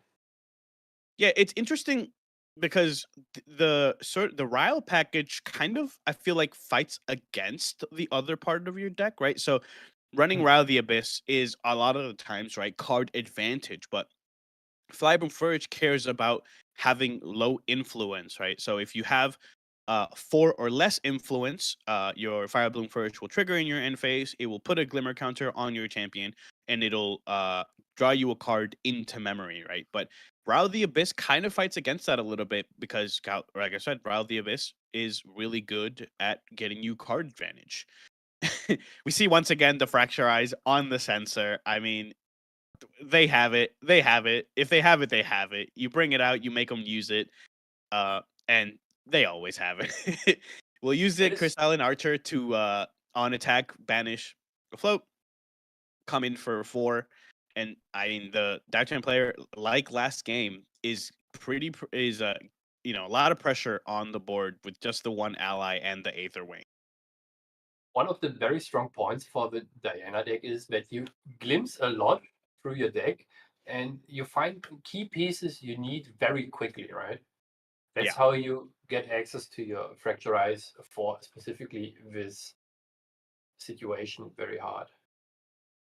Yeah, you can set it up in a way where like the card that you're about to mill is a float, and then the next card you're about to draw is that Fracturize that you need for the sensor to keep your game plan going with the Crystalline Archer and then with the Aether Wing charge. So we'll see. I believe this is a Sleety Retreat, which we tried to play earlier in the game. So yeah, Sleety Retreat, Dillage 4.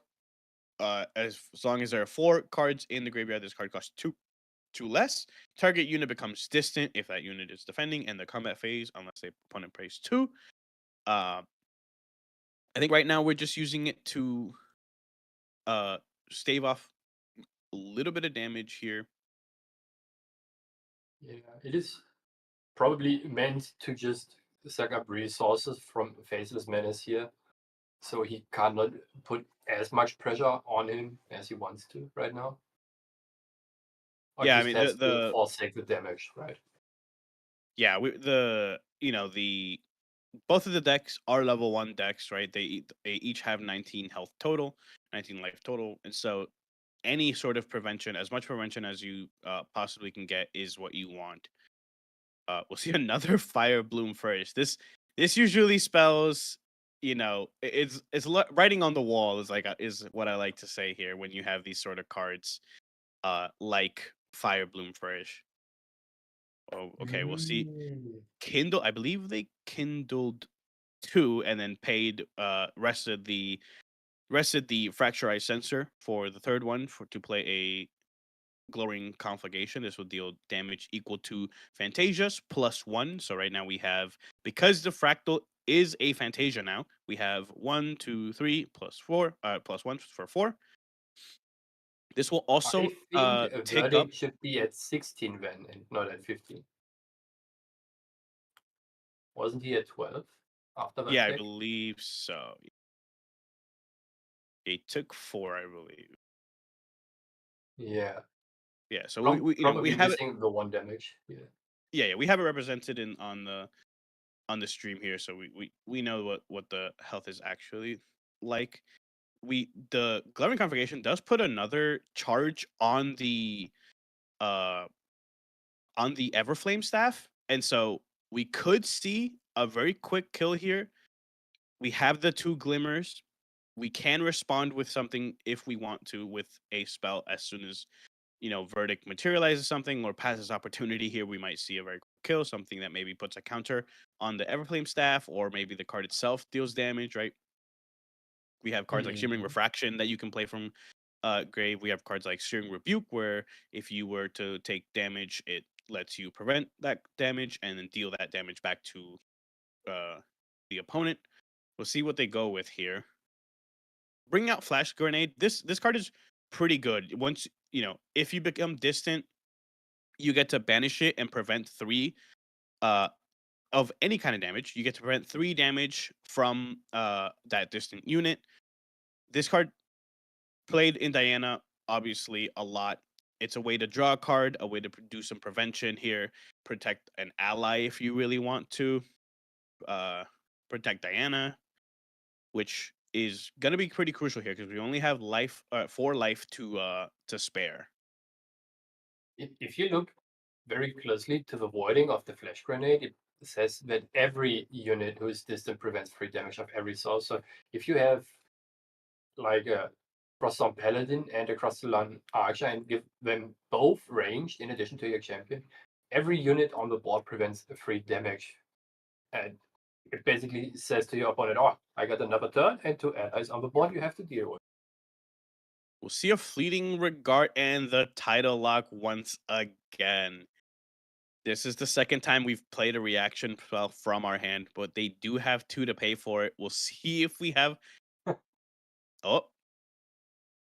And now he has to pay 1 more. This Ether charge says when you activate it, your opponent has to pay 1 more to activate an ability, and you load it into your Ether Wing.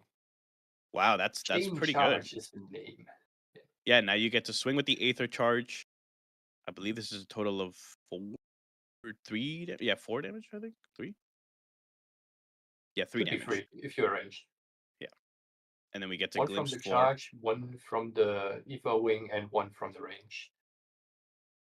Yeah, I mean I think we have to find some way to deal more damage here, at least 4 damage, because I don't know if yeah,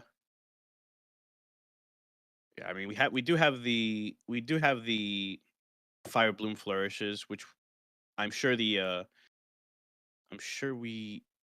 Diana player will have a card to play to make themselves distant so that they can banish that Flash Grenade. Otherwise, there's writing on the wall here. We'll see. Here we go. I believe this is Surging Undertow. It is a Surging Undertow, and it is probably activated in response to the Fire Bloom Flourish triggers. Yeah. So they're gonna mill 2 or mill 3, sorry, and then Diana will become distant, and then we'll see the Flash Grenade banished in response to so that they don't take the damage. So now every time they would take damage, they prevent 3. Is there anything in Faceless Menace's deck that deals 4 damage? Probably one Prepared Chef might be very annoying, even 2. I think the Dow Champ player, I think they just have to pass here. And then as soon as they get opportunity on Verdict's turn, they can just banish the Flame Staff and deal 4. Oh, it has 3 counters already. Yeah, it does have 3 counters already. Flash Grenade, I believe, lasts only till end of turn. Th- So This was so amazing. Instead of putting the 1 damage triggers from his Fire Bloom Flourishes onto his opponent who prevents the damage, he put a trigger on himself to give the Everflame Staff the last remaining refinement counter he needs to be able to blow up. yeah, that's This really was good. great. Didn't Yeah, I think mean, about it at all. yeah, in response to this activation, you just crack you crack the Everflame Staff, ping him for 4. I believe, yep, and that's it. We're gonna go to game 3 here. That was really good. I mean, the Diana player did what they could to get through across the line, but we had just enough life to get over it, and then pinging yourself with the Fire Bloom Flourish to get that final counter on the Everflame Staff. Fire Bloom Flourish is a Fantasia Cleric spell, so it does count as a fire element spell source. So you ping yourself, you get that counter on the Everflame Staff, and then you can banish it to deal 4 damage at fast speed. Really, really well played here. That is so smart. I need to remember this the next time I come in this freaking situation. Yeah, no, totally. I don't think there's any more changes that you can make to the sideboard. So it seems like both players, shuffling up. Yeah, both these decks can be pretty explosive. The water Diana deck pumps out a lot of damage, man. That Crystallian Arch is so strong. Swinging in for 4 every single turn, as long as you have float, is so threatening. And then you obviously on the Dao-Chan side, you have Arthur, right? Super staple card. Every time Yeah. Arthur is rested, all of your allies get to deal 1 more. I mean, that's just staple in card. combination with the Blighted Jewel, that Yeah. was the name. It gives your ephemeral allies +2 attack, so can be Yeah. very strong, especially if you use what is his name again? Ooh, I'm so bad with names of all those cards. The ally that gets another specter from your graveyard onto the field and gives it ephemeral. Is it Incinerated Templar? Losser? Is it the Carpenter? Losser? Is that the card? No, it's a non-unique ally. I think it's Incinerate Templar. I'm not 100%. Oh, yeah. Yeah. Incinerator Templar, yeah, it does cheat out a card from your graveyard and makes it ephemeral. That's true. We saw that played on game 1. You Yeah, can we even see- chain those guys. Yeah. We have the the Verdict going first, classic water pass.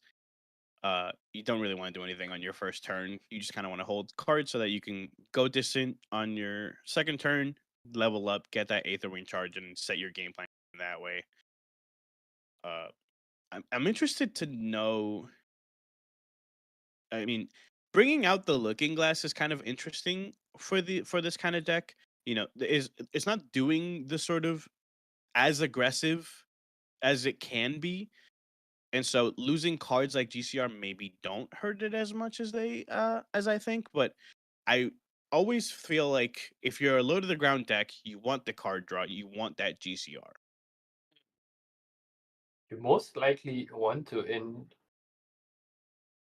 you can probably substitute it with other draw cards since he's playing Water and Wind Resonance Bauble and also the Fire Resonance Bauble, so it's not too bad. You have cards you want to swap out anyway, and Faceless Menace is playing in his main deck, the Quicksilver Grail, so if you don't feel like you need it, and I'm sure you don't need it actually in this matchup right now, you can just substitute it for something else.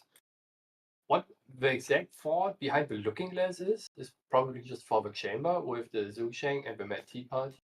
But Yeah, it's interesting. Prudent. I love this card. Prudent Knock draws a card into memory and then loads itself into the into your Aether Wing. It's so good. Replaces itself and then is a Aether charge spell that you can then shoot out. We see shooting for 3, glimpsing 4. Like we said a million times, this Aether Wing is just so crucial to your game plan. It lets you just sculpt your perfect hand. Right. We're probably going to be looking here for a fracturize, right, glimpsing, so that you make sure that you draw that fracturize, because almost certainly once again the sensor is coming out sometime soon. yeah. How many games do you actually have seen where a low to the ground Diana deck uses another weapon besides the Aqua Mirage Ether Wing? I feel like as soon as you hit the 0 durability counters, the game is to end very soon in either direction. Yeah, I mean, I think yeah, but by the time that your Aether Wing Aether Wing has ran out of durability, you don't really want to summon a third one or another one. You want to just kill them by that point. But there is one more in the list, just in case they haven't gotten there by that point. It's a 1 cost, which you run float and you mill yourself, right? So you're probably not too sad about it. But we see the Mad Tea Party once again, and then the Unyielding Wraith Guard. So on enter, it'll trigger the Mad Tea Party. This is gonna be interesting here. Uh, What we've is already actually seen what happens. We've already seen what happens when you don't kill Mad Tea Party, but sinking 6 damage into the Mad Tea Party as opposed to swinging face is also not ideal here. So you're kind of damned if you do, damned if you until now I didn't even realize that the Mad Tea Party says whenever an ally enters the field. So yeah. that means if your Rave Guard comes back, you recover 1 more. Yep. Yeah. I mean, This is ooh. this is the synergy that I'm sure Faceless Menace was planning to play around, right? This ally that on death comes back, enters the field again, Mad Tea Party on the board. They just whenever they try to summon an ally to kill you, you heal off of it, right? We're playing Frostborn Paladins, we're playing Crystalline Archers, right? On top of the Aether Wing in order to get get the damage through. But every time you play one of those allies, and every time Faceless Menace plays one of these allies, it's gonna heal them one time. I am so interested in how long this Mad Tea Party stays on board. It is indeed. It is quite mad, probably for Verdict right now. Yeah. Also, the synergy I just realized with all those incinerated Templars that you can just chain, yeah, right? yeah. So if you play 1 Templar, you recover 2. If you have 1 Templar in your graveyard and you play another, you can basically get 3 allies on the board. 2 of them get ephemeral, and then recover Yeah. 3.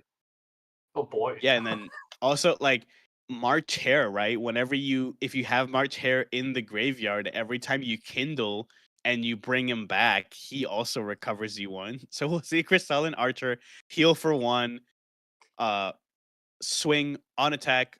We banish the float, swing for 4 total. But we have a guy with taunt on board. That this is just so fun. Oh, it is quite nice, right? Faceless Menace just thought, oh, let's recover 2 this turn. Easy. Can we make sure production is getting a counter on this Mad Tea Party, please? I need to know how much. Okay, I need to know. We have gotten confirmation. We are counting how much Mad Tea Party is gonna heal over the course of the game. We have not swung into Mad Tea Party at all. We see the sensor coming out. I mean, this is just so funny. I love this interaction so much. Either Is kill this Mad Tea another card Party. for my Merlin deck? probably. Yeah. Everything Oh is a Merlin card, no. right? Oh no. We have another unyielding Wraith card. Tea Party, we're down to 0 damage. You kill the unyielding Wraith card, it heals you once again. I mean, at one point do we start aiming damage at this Tea Party?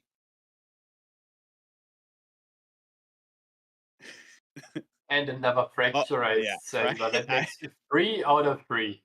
yeah. I mean, we've glimpsed twice already. We know we set it. We set it up specifically for this sensor because we know it's getting on board, right? Yeah. I am so interested in how this is gonna go. Ooh. Oh, interesting. Grabbing the 1-cost Aether Wing.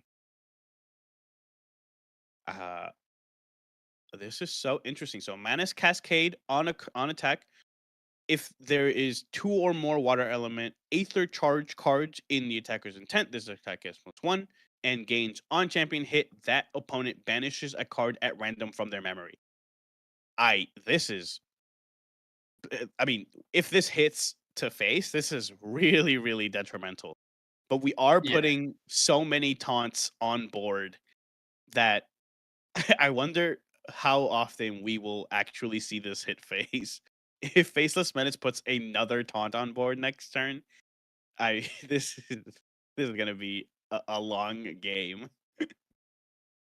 It surely will be a long game. But if the Mana Cascade once hits Faceless Menace, he will not only take a lot of damage, but also will lose resources that he is already very short on, right? Yeah. I mean, one of the problems is the fact that, like, while you do have Tea Party on board and it is healing you 1 every time an ally enters the board, we haven't really seen Faceless Menace do any damage, right? So while they've been healing a lot, they haven't really done any damage. We see even more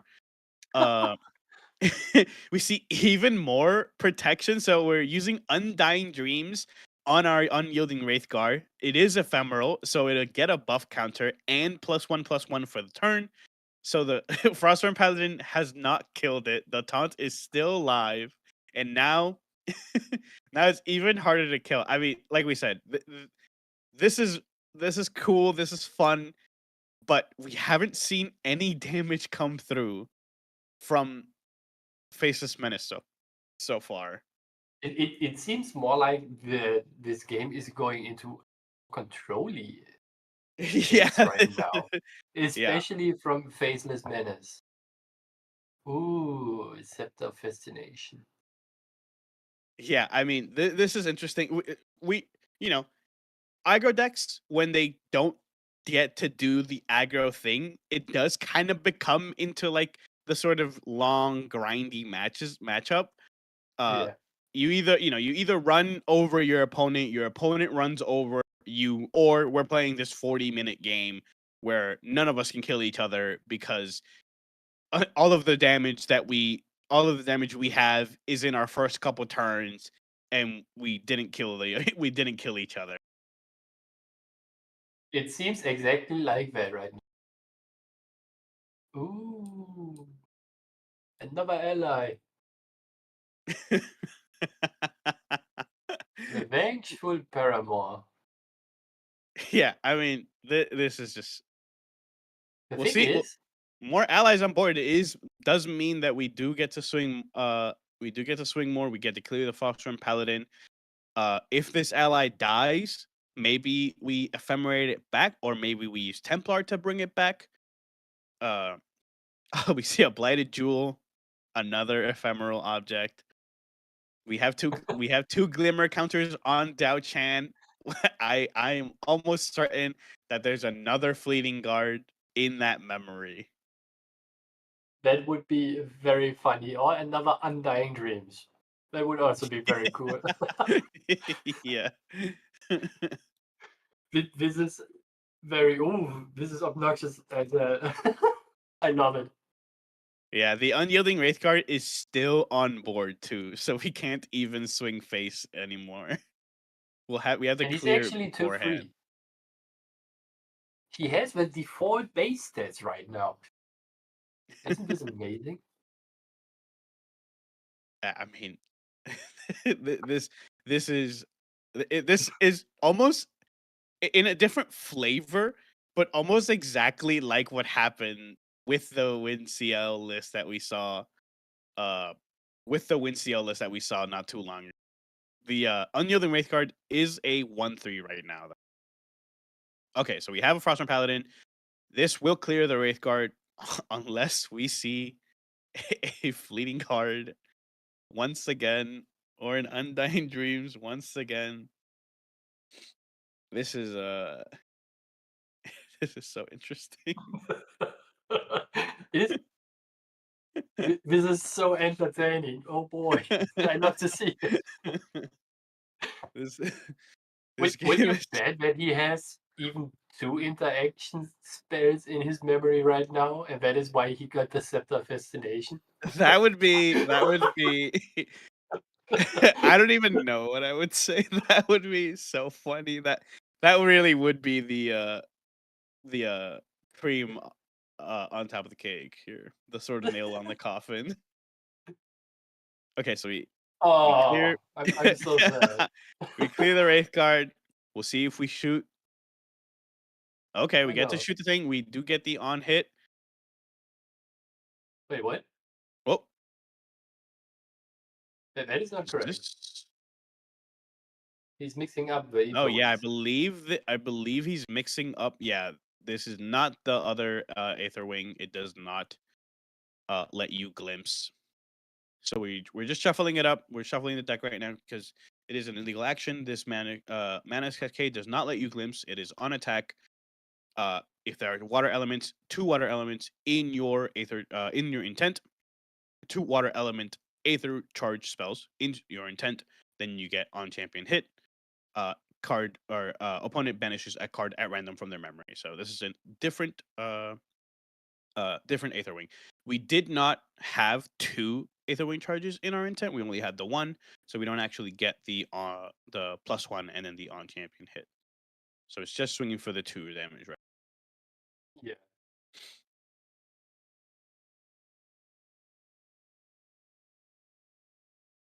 Yeah, this is At least the fleeting guard is now gone.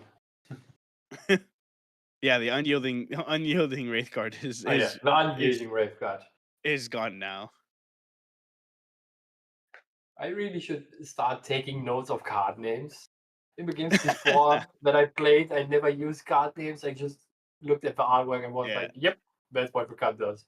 Yeah, there's a lot. I mean, I I'm historically not a fire player, so like a lot of the cards, I'm probably like, what card is that? I've seen the art, but I don't know what card that is. I'm much more familiar with the water cards because as soon as the cards were on the index, I immediately go sort by water cards, and I look at them all. We'll Look see at the all water those resonance bubble, wet pretty good. cards. We have taken, well, we've taken more, but we've healed a lot. We've at 2 damage on Faceless Menace so far, 0 damage on Verdict. We'll see how much we can actually do here in the next 7 minutes and 30 seconds. I feel like oh, I love this card. I believe this is Peppered Chef. It is. Yeah, so it'll It is a kill pepper chef. an ally, and it'll give its next attack +2, so it'll swing for 4. I love this card so much. Get peppered. I love I love that card. So we see a response from Verdict. I believe that card makes him go distant. It makes him go distant, and if you It's don't pay Sleety 2, Retreat? you end the attack. Oh yeah, you end the combat phase. Okay, yeah, that makes Yes. yeah. Peppered Chef. And- Man, Peppered Chef is such a cool card. The best part about Peppered Chef is that you can peppered chef your Peppered Chef and just constantly kill your Peppered Chef to bring it back. It's Oh, getting I very believe this is spicy. Intensified Pyre. This is a new DTR card. It says Kindle 3, deal 2 damage to target champion. If that champion controller has 8 or more cards in the graveyard, it deals 6. This is honestly one of the big reasons why I'm afraid to play Gembu in right now in this meta. Obviously, on top of the value that the fire decks build with the Row the Abyss Spectre package, cards like this really, really punish you for milling. Cards like this and then fiery interference, right? They stop you from recovering, and then also because you're milling yourself, they deal you a bunch of damage with this card, right? 2 of this card is 12 damage. That's so much damage. That is a lot of damage very quickly. Just imagine pre-recollection, 6 to your face, or main phase, 6 to your face, attack with Alpha, 2 more, 18 damage. Whoops. Oh no, 14, sorry. Math is hard. Yeah, for sure. We'll see. I mean, there's been a lot of damage in that. There's a lot of damage in that turn from Faceless Menace. The and we've seen no damage into the Mad Tea Party, so they've healed so much. And and Verdict has a lot of damage to go through here. We have to deal 18 damage through whatever defensive cards Dao Chan has, right? We've already seen the Searing Rebuke, we've already seen the Fleeting Guard. We do have the 2 Glimmer counters, so even more even more cards to be played from the from your memory here. Yeah. Especially with the Scepter Fascination still being there, so you can activate, in theory, 2 Cleric's Berry actions from your memory. And as we know, both of those Cleric's Berry actions are very defensive with Searing Rebuke and the Fleeting Guard. Yeah. So we load 1 Aether Charge. Let's see if we can. I don't think we can. Oh, okay. That was all prereq. Yeah, you can do a lot of things prereq with this Water Diana deck. Honestly, I feel like most of the things you can do are prereq with this deck. You can load so many Aether Wings in the deck. And here we go. Whoop. It's a Searing Rebuke, but do we have the negate? We almost certainly do, right? This is only 1 Aether Wing in the intent, so we're not gonna get the +1 or the on champion hit. But it is swinging in for damage. This will kill Verdict if we don't have a response, though. We obviously are distant, so we can crack the Flash Grenade, which we are right now, to prevent the damage. But do we have anything else we can do to not die next turn? We've already used the Flash Grenade. That means next turn, just a swing from Arthur and a swing from Peppered Chef will kill Verdict.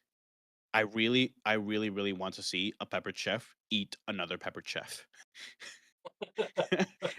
Cooking the cook, huh? Yeah, I really want to see that. We do leave the Frostworm Paladin up. Let's see if we have any responses. I don't think that they're playing. Oh my god, they are playing Smoke Bombs. They are playing Smoke Bombs. This is so funny. We could just see a Smoke Bombs. You could have the Frostworm Paladin clear the Arthur, but then you leave yourself. Oh, okay. Oh, Hey, Swinging Face. Oh, that is brave. Interesting. Can we? Oh, oh no. Oh no, the water is. Okay, Is it Dahlia. enough? Surging Undertow. So this will mill 3 beforehand and then give her range, and obviously range X, where X is the water cards. If we get a water count so far. We do have the Scepter of Fascination, so this could be one more reaction, maybe enough to save you, but that's a lot of water cards in the graveyard so far. Is that enough? Is this a Sleeve Retreat as well. It looks like a Sleeve Retreat just to be a card in your graveyard. And now you Is look there at the anything top card, from? put it into your graveyard. Yeah. Is there anything from? Is there anything from Faceless Menace here? We're getting a card. We'll see if we have a response. We do have the Scepter of Did you Fascination. Looking at memory, do we have anything we can play here with Dao Chan? We got in the card count is 16, so it's a total of 17 damage. Oh no, no Oh my response. lord. 2 glowering confirmations, and I believe those are 2 of the Templar. And looking through, two cards away from the Fleeting Guard. That's unfortunate. Man, Dahlia. That is so cool. Dahlia swinging for 17 total, ranged X, 16 water cards. So close. Faceless Menace was so close. Can we get a final count on Mad Tea Party?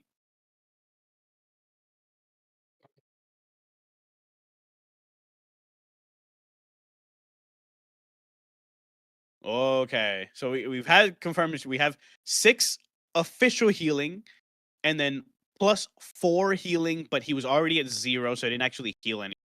10 total healing. 10 total healing from the Mad Tea Party. 4 more damage than it would have taken to just kill the Mad Tea Party. I love that interaction. You either kill the Tea Party or you just let them recover 10 over the course of a game. Didn't end up mattering, unfortunately. Dahlia, really big swing, equal to the number of water cards in your graveyard. That was such a good game. Those title locks for the cards you activated with your Diao Chan's ability are always very crucial and basically were the nail in the coffin here for Faceless Menace. Yeah, and And I it mean, is the flash grenade was really crucial there, right? Because if you don't have the flash grenade, you don't get to prevent the 3 damage that you would have taken from Sharing Rebuke from your attack. I mean, just your attack and then Dahlia's attack would also have done 3 damage to you, so you would have been really dead. indeed. It was very cool to see a deck. I was just thinking a couple minutes beforehand about to actually in action. That was Yeah. nothing I expected at all, and I'm pleasantly surprised. It is also a very interesting idea of a deck in general, right?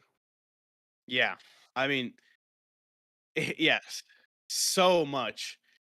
So much just that water card that water Diana deck is actually so cool. Even even without all the Astra stuff, just the Aether Wing stuff, the Aether Wing charge spells loading into your Aether Wing is so cool. It's such an interesting mechanic. We've had some really good mechanics so far in the set. The Omen mechanic is really cool. The Aether Wing set is, even the Spectre package is really cool, even though we've seen some pretty overly represented cards in the Spectre package. Either way, I think so much of them are really cool. I'm pretty confident we will have quite a brighter distribution of decks for our next event that will show up. Will be headed. For sure.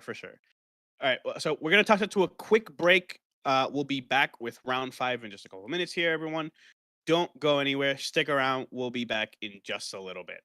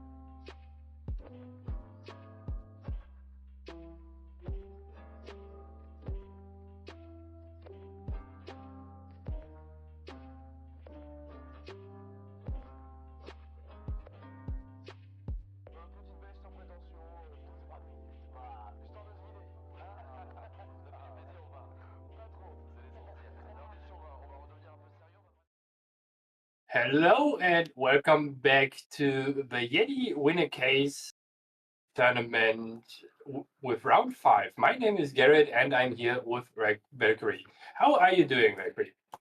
I'm doing great. Had a nice little break in between round 3 and 4. Got to watch the stream from the sidelines here, and a lot of really fun gameplay strategies and some cool decks we saw on stream. So super happy to now be here for round 5 and hoping we get another great deck to commentate on.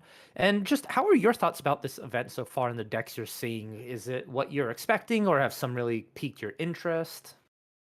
Oh, some decks certainly piqued my interest, especially the deck from Faceless Menace we saw last round. I just thought about the round before while talking to Clem.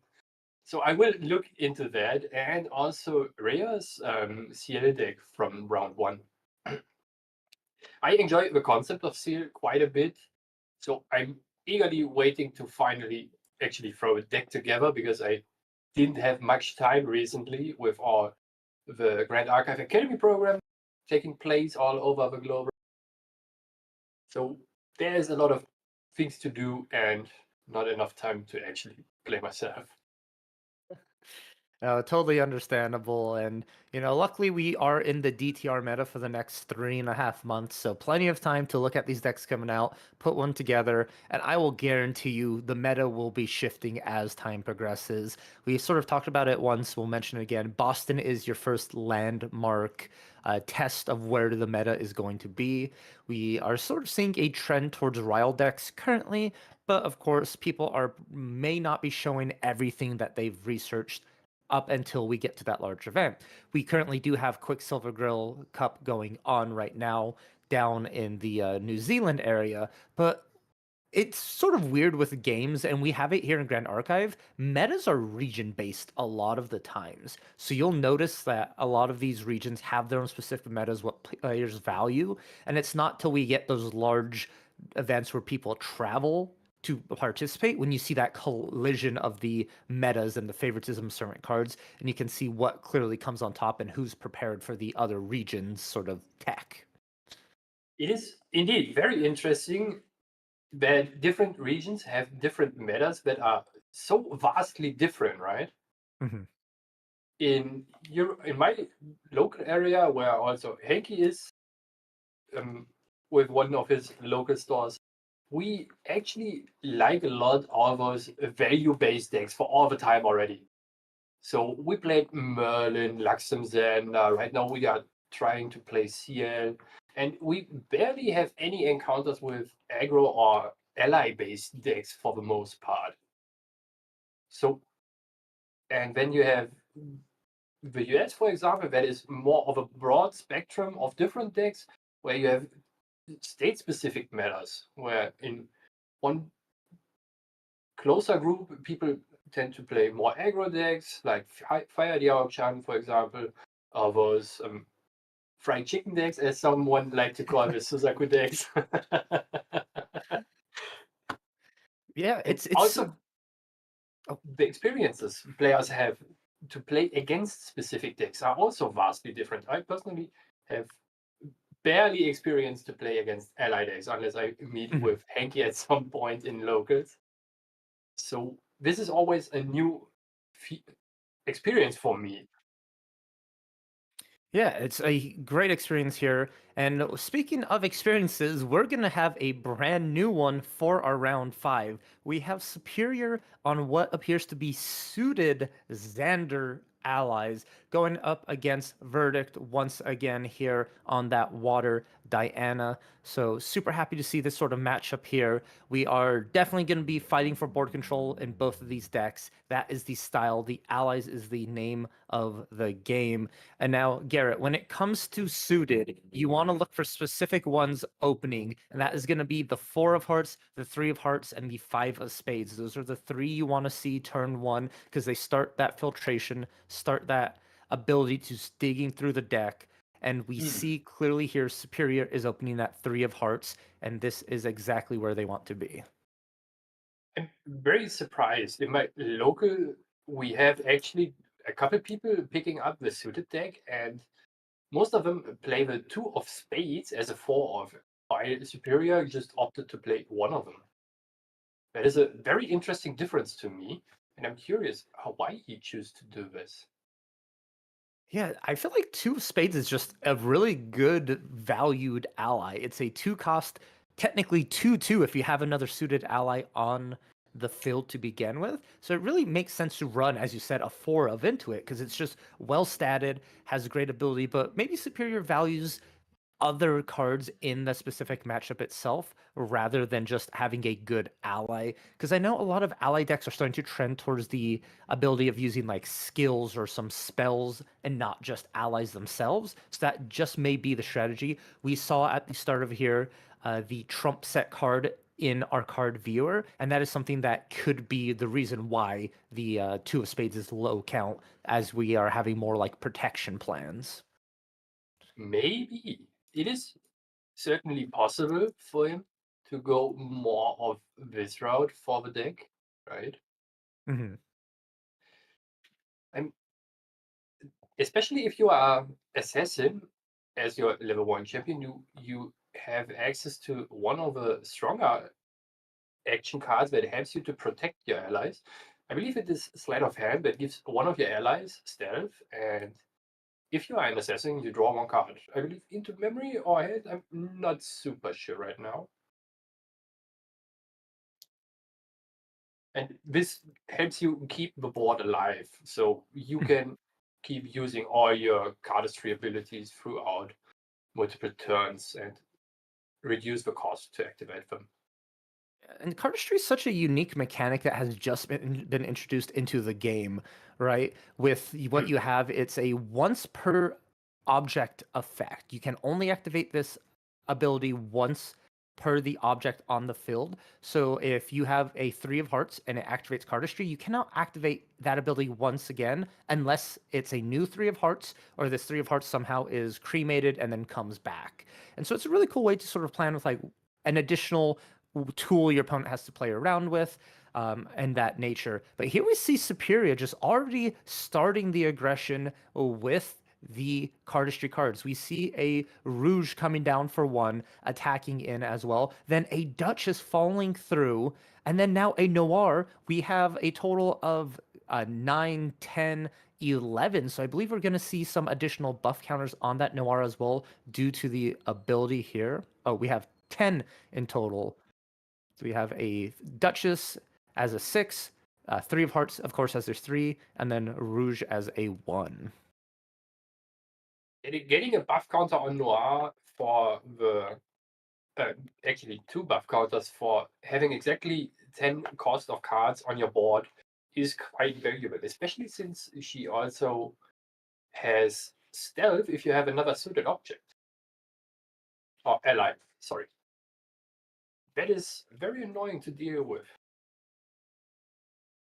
It is, and let's see what Verdict is able to do with this pressure. Like, we see 4 allies already developed for Superior, and all Verdict has been able to do was become distant with the initial card, leveling up to Diana. Now we see a Prudent Knock, drawing into memory, loading up into the Aquamage Whisper. And this is the part Diana wants to be in, is being distant, having cards loaded up. You want to get the glimpse, but you have really no way to clear a wide board. It's more of like you can clear one thing at a time, unless you're looking at like Frosthorn Paladin, Crystallian Archer, Cell Sharpshooters, things like that. Yeah. Both Aqua Mirage Whisper is one of the strongest possible Ether Wings you can use with Diana here. And it will probably be a very long time played card for this type of deck, right? Because glimpsing a lot of cards with 1 attack, 5, sometimes 6 with 1 attack, just to set up your future turns, your draws, and even getting another floating, if you find one, into your graveyard, just to enable more card draws with Flashbang Grenade, for example, is so valuable.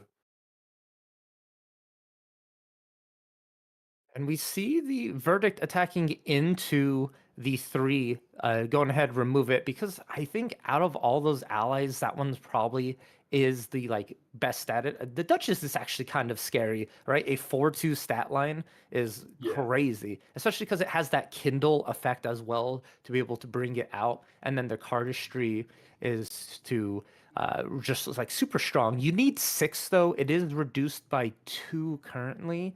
And so you want to try and keep that suited at a low number as possible. And this is exactly how you do that with a Frostworn Paladin, banishing the Charge the Soul to draw a card. And this is where Water Diana shines, is you dump floating every turn into your graveyard through Aquamarge Whisper, just by activating cards naturally. And these allies who benefit from gobbling up floating memory can develop on the board and continue to gain value every turn. Frostborn Paladin takes out the Duchess. She has been dethroned, and now we are passing the turn straight to Superior. And this is a very key moment: is do you remove this Frostborn Paladin as much as possible, or as fast as possible, or do you just continue the pressure and attack Diana? This deck only goes to level 1, so you have 12 life that you need to get through, and can you race the speed in which these Frostborn Paladins and Crystalline Archers will be developed? This is very interesting as a question. With more board, you probably can start to race and even fight for board and put pressure on Diana here. But with only the Noir on the field, I'm not sure if you have enough pressure anymore, especially with the Froststorm being there and being able to clear all the allies continuously, right? Mm-hmm. You are correct on that. And a little bit of like think tank here for Superior, really wondering what to do in this situation. This materialization is going to be important. I'd consider this a highly aggressive matchup. It's in that aggro mind frame, and so every materialization counts because you never know when it's going to end. And you sort of touched base earlier on at the start of this round, is that some players just might not have that matchup knowledge against aggro. And this in Grand Archive specifically, you need to know exactly how to play against it in order to survive. And we see Superior with that censored restful piece, putting respect on all the cards that Verdict plays. Frostborn Paladin, Crystalline Archer, Weaving Mana Stream, Charge the Soul, shutting those cards, eliminating half their text box. And now I believe they are in a very strong position to maintain control over this game. Oh, and now we see from Superior a 4 of Hearts that can escalate the board so quickly because his card tree ability says you draw a card into memory and then you get to play a suited ally that costs 3 or less from your memory on the board for a cost of by default 4 that gets reduced for every suited object. Right now it would be costing 2. Mm-hmm. And we cleared off with the 4 of Hearts and the Noir, the Front Paladin here. And I believe the die indicates on the 4 of Heart that the cardistry ability gets used now. Would be my guess. That cardistry ability is so strong. The fact that you draw a card into memory and then you could play an fire or norm ally of cost 3 or less onto the field, it really sets up some of these like momentum plays if you have enough to get that like peak pinnacle point for a Noir or a Rouge, something to get close, or even if you have like a Veritia on board, you can go ahead and start looking for like a blackjack combination possibility. So I really enjoy it. And here we actually see the Rouge enter here, a total of gonna be 5 or 6. I'm sorry here. The 4, the Noir, and the Rouge. And then in response to that, we have a Charge the Soul on the attack. So the on enter goes off 2 damage to a unit.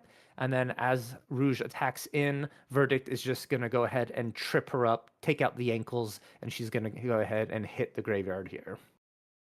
You know what's very fascinating to me? It seems like Superior is almost not losing any influence, right? He still has 6 cards in his memory. Mm-hmm. While he continuously puts boards on the body. Boards on the board. Bodies on the board, oh my god. Yeah. That is very strong.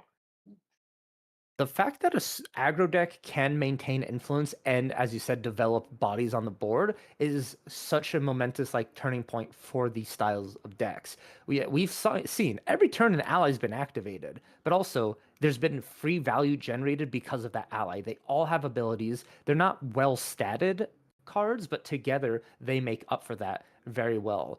And oh, we see a Fracturize on the sensor shutting off this play. Verdict had the answer when needed, and now all the floating memory is back open for Diana to consume and use for her own good. And this is where you want to be. Censor's a powerful card, but once it gets fracturized, it is not that good anymore. Crystallian Archer coming in, gonna go ahead and banish that floating memory, draw a card, become distant, which means that activates your ranged 4. Gerrit, now that's gonna be a lot of damage coming in this turn. It is, but what do you think? Where's the damage going? Is it going to face or towards the allies? I think at this point you just clear the allies, if I'm not mistaken here. You want to try, and I think that Noir, especially since it's sitting at a 3/3 currently, just try and get rid of it. And once you maintain that board control in itself, you can go ahead and start attacking. But it's actually the 4 of hearts getting taken out. Noir's being left alone. I do believe Diana may be distant here, so this is going to be 3 or only 2, no distant, Aqua Mirage and the Charge of Soul. So we're glimpsing 3, 1 plus the amount of damage we deal. And hopefully we see a float, 1 on top, 2 on the bottom. What hits the grave? A floating memory. It seems like the pseudo keyword of stealth on the Noir made the difference here. Because as long as you have another suited ally on the board, she has stealth. That means the Crystalline Archer can't actually deal with her. That card is actually super nasty, right? If you put the Archer and the Frostborn Paladin on board, and your opponent has to deal with both, I'm actually not sure if you could make a right choice here, right? Because the Frostborn Paladin will be there, 3/4 forever, and the Archer gives your opponent value every turn and puts more damage on you or an ally of yours. You touched base on it, but Noir having that sneaky keyword of stealth really does trip up players here. It's only if you control another suited ally, which, it's one of those things that doesn't really come in, like, you don't think about it a lot. You're like, oh, I need to attack this certain ally to remove it. But the fact you're like, oh, I have to attack this last. This has to be the last thing I attack. But yet it's also the biggest. And I think the fact that Verdict didn't have a way to become distant to also remove that Noir was a big punishing play on that end. And here we see Superior just with an Arthur. And Gerrit, we've seen Arthur in fire decks hundreds of times, but why is this card so good and why does it always show up in ally decks? That is a very good question. So Arthur as an ally has by default stats of 2/3. That seems just average and he costs 4, right? But what he actually does is he increases the damage of all your other allies by 1 for, if you can, even multiple turns. Because his on-enter ability says, on enter you may rest Arthur and he gains immortal until the end of turn. Until the end of your... Wait. But is it until the end of your opponent's turn or start of your next turn? Either way. He basically is unremovable unless you find a Dream Fairy that surprises always the fire aggro players. Very happy if you have one. And then just every ally you use to attack deals 1 more damage. For most allies, you see it kind of doubles the damage because they have only 1 base attack, and then you deal another damage that is doubling it essentially. And this, over the course of multiple turns, is a lot of pressure you have to deal with. Tons of pressure. And Superior actually going for game here, kindling a Dazzling Courtesan to try and attack for 2, finishing off Diana. Verdict with only a couple cards left activates a Sleety Retreat and then makes Diana distant due to this and ends the combat phase unless Superior pays to, which Superior could not, meaning Verdict gets an additional turn here. We see it materialize in a Flash Grenade using a floating memory here. Gonna go ahead, draw a card, recollect, and all Verdict has to do is deal 17 damage, or I'm sorry, 13 damage this turn. We are still on a Spirit of Fire. It is a possibility. We see 4 damage immediately from the Crystalline Archer with a floating memory. And then if we have another sort of Charge of Soul, Prudent Knock, anything of that nature, that's another 3 from Diana. That's 7 already. You just need to find 6 more, which is a very possible in decks like this. Yeah, it might just be that you are actually looking as Verdict here for a 2-turn clock, because his influence, what is it? Is it 8? I can't see it very well. The Archer will put 4 damage on Superior here, and putting him to 6 damage counters, that means 9 is remaining. And with the cards in his graveyard, he has not enough yet for Dahlia to close out the game. Even if you attack with Diana in addition to it.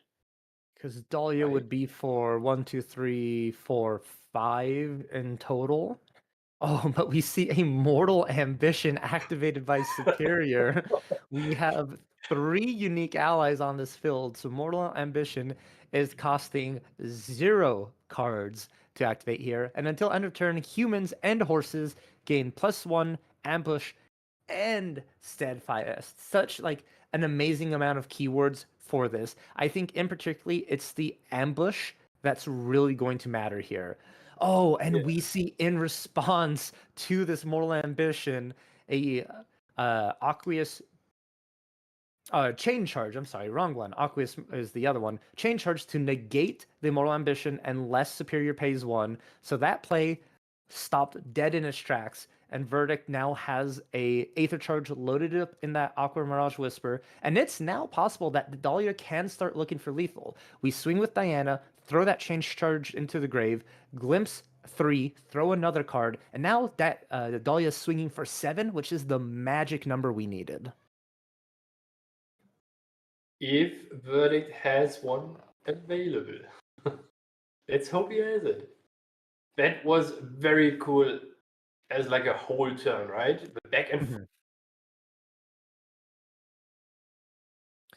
Yeah, No one is expecting, and then Verdict is actually prepared with a chain charge. This is so amazing.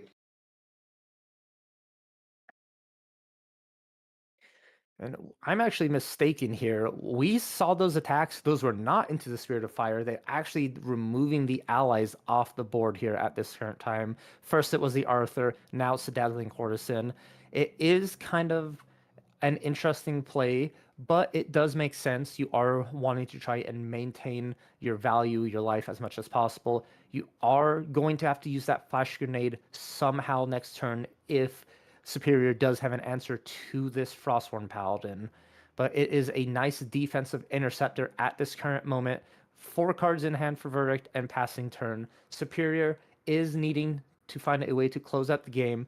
The Frostborn Paladin can just be removed by the allies we have on the field currently. So Superior probably, I assume, has another ally in that memory somewhere, Gerrit.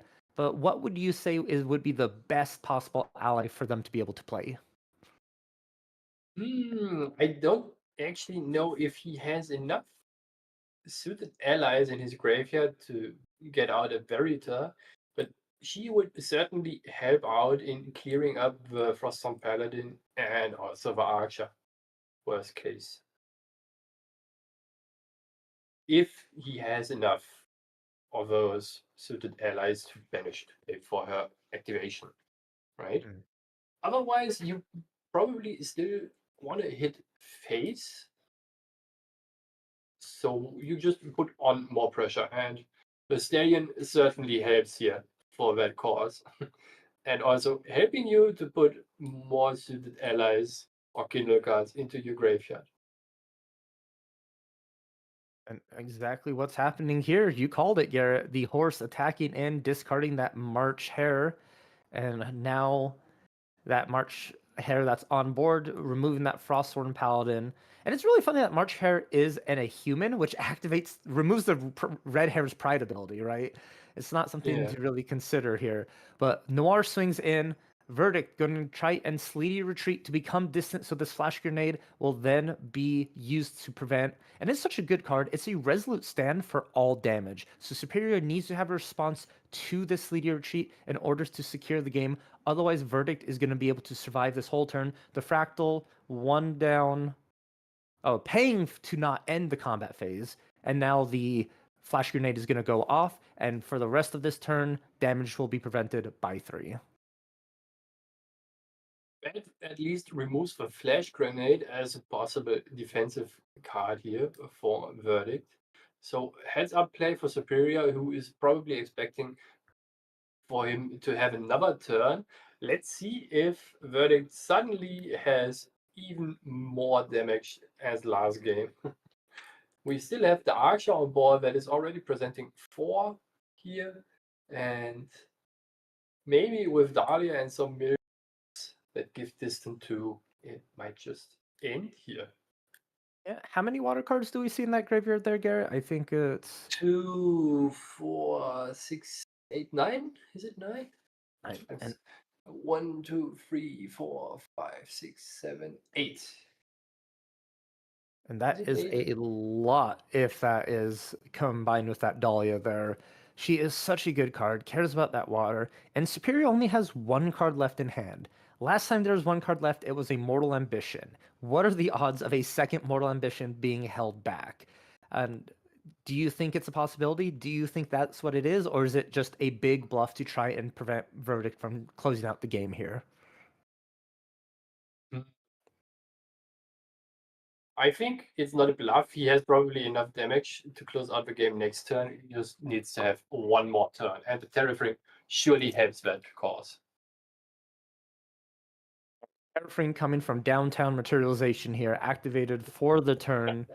And Diana does not have an Aether Wing anymore. So this is one of the downsides about this new Diana, is without your Aether Wings, it does feel like you're missing half of your deck, because the Aether charges now act as spells, and that's it. They're no longer attacks. So it gets into this really difficult position where you want to materialize an Aether Wing, but you also want to keep materializing cards that draw so you could dig deeper, as that what the deck really requires. You need to find your distant enablers, and you need to find more floating memory to keep enabling this Crystallian Archer over and over again.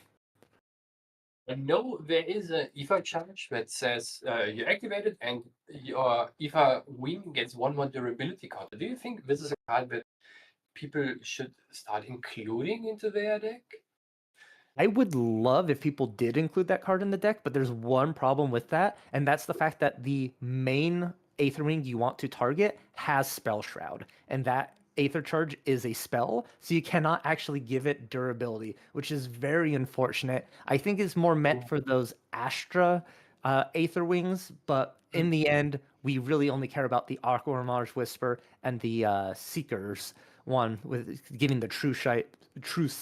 So it's really unfortunate that a card built to keep Aether Wings alive can't target the ones you want to keep alive.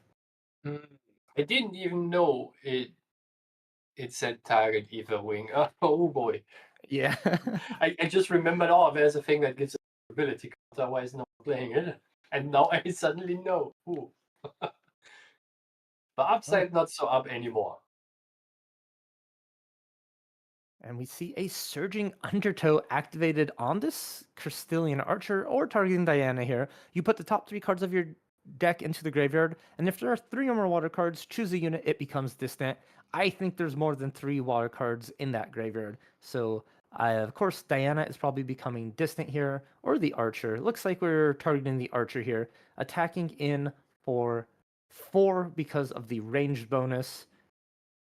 And we're paying 2 for the Terrafring, banishing a floating memory, getting that out of there to draw an additional card, and that red hair has been removed.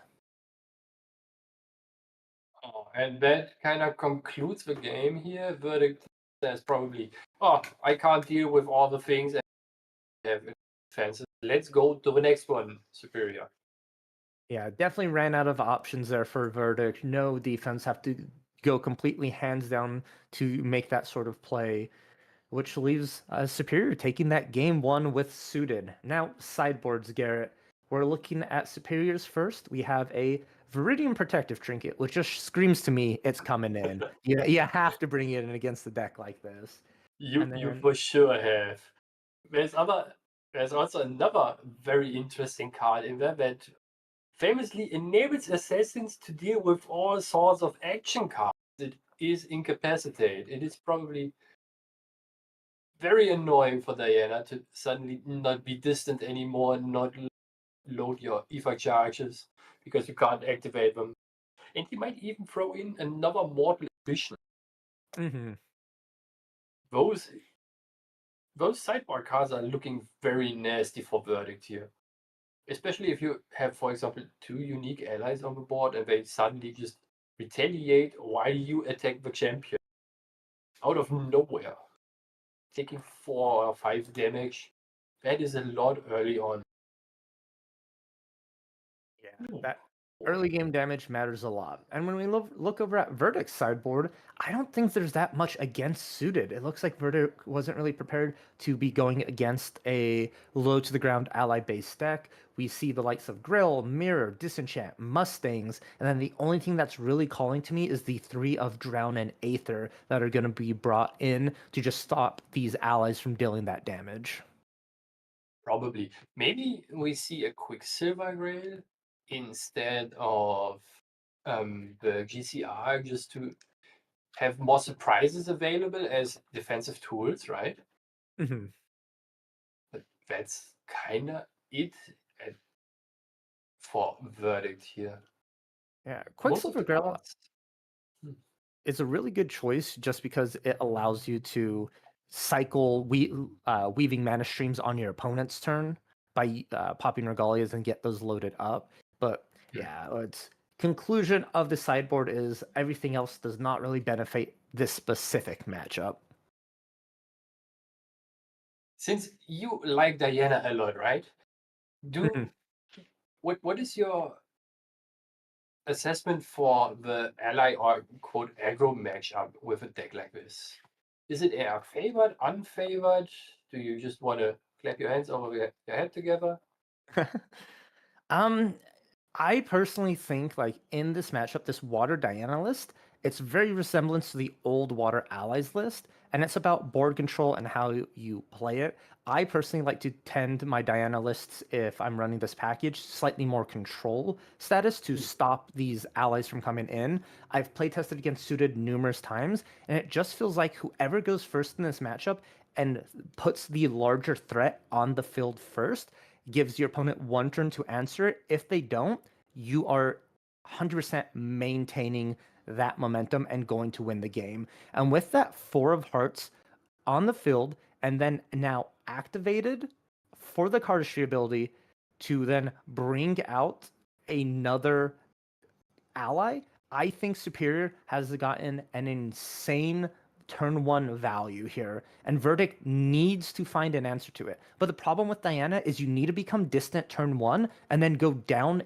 1 card in influence just to level up to get your Aether Wing out, because if you don't, 16 to 24 cards in your deck are going to be doing nothing. Yeah, it is very interesting that Superior could bring out the 3 of Spades. It is a very annoying card to actually deal with because her cardistry ability says you activate it and 1 suited ally gets 2 health for the turn. And it is super annoying, especially if you have multiple suited allies that you want to deal with. And if you have enough damage, your opponent will just choose to give the target you want to take out the 2 health. Otherwise, she's just sitting there and threading the protection all the time. By herself, she's not that much of a threat, but the ability, if you establish somewhat of a board, it is very strong and hard to deal with. You need multiple instances of removal for that. Yeah, if you are able to wake up and recollect with that 3 of spades, what you just said is like 100%. It is just an annoying card to have to play around because that additional 2 life doesn't feel like a lot, but when you're actually attacking in and playing I attack your allies with my allies because of board game, it throws off math so hard here. And here we see a Frostborn Paladin coming in, eating the Weaving Mana Stream, so unfortunately not going to be able to cycle that. But it is coming in to remove that Four of Hearts completely off the field.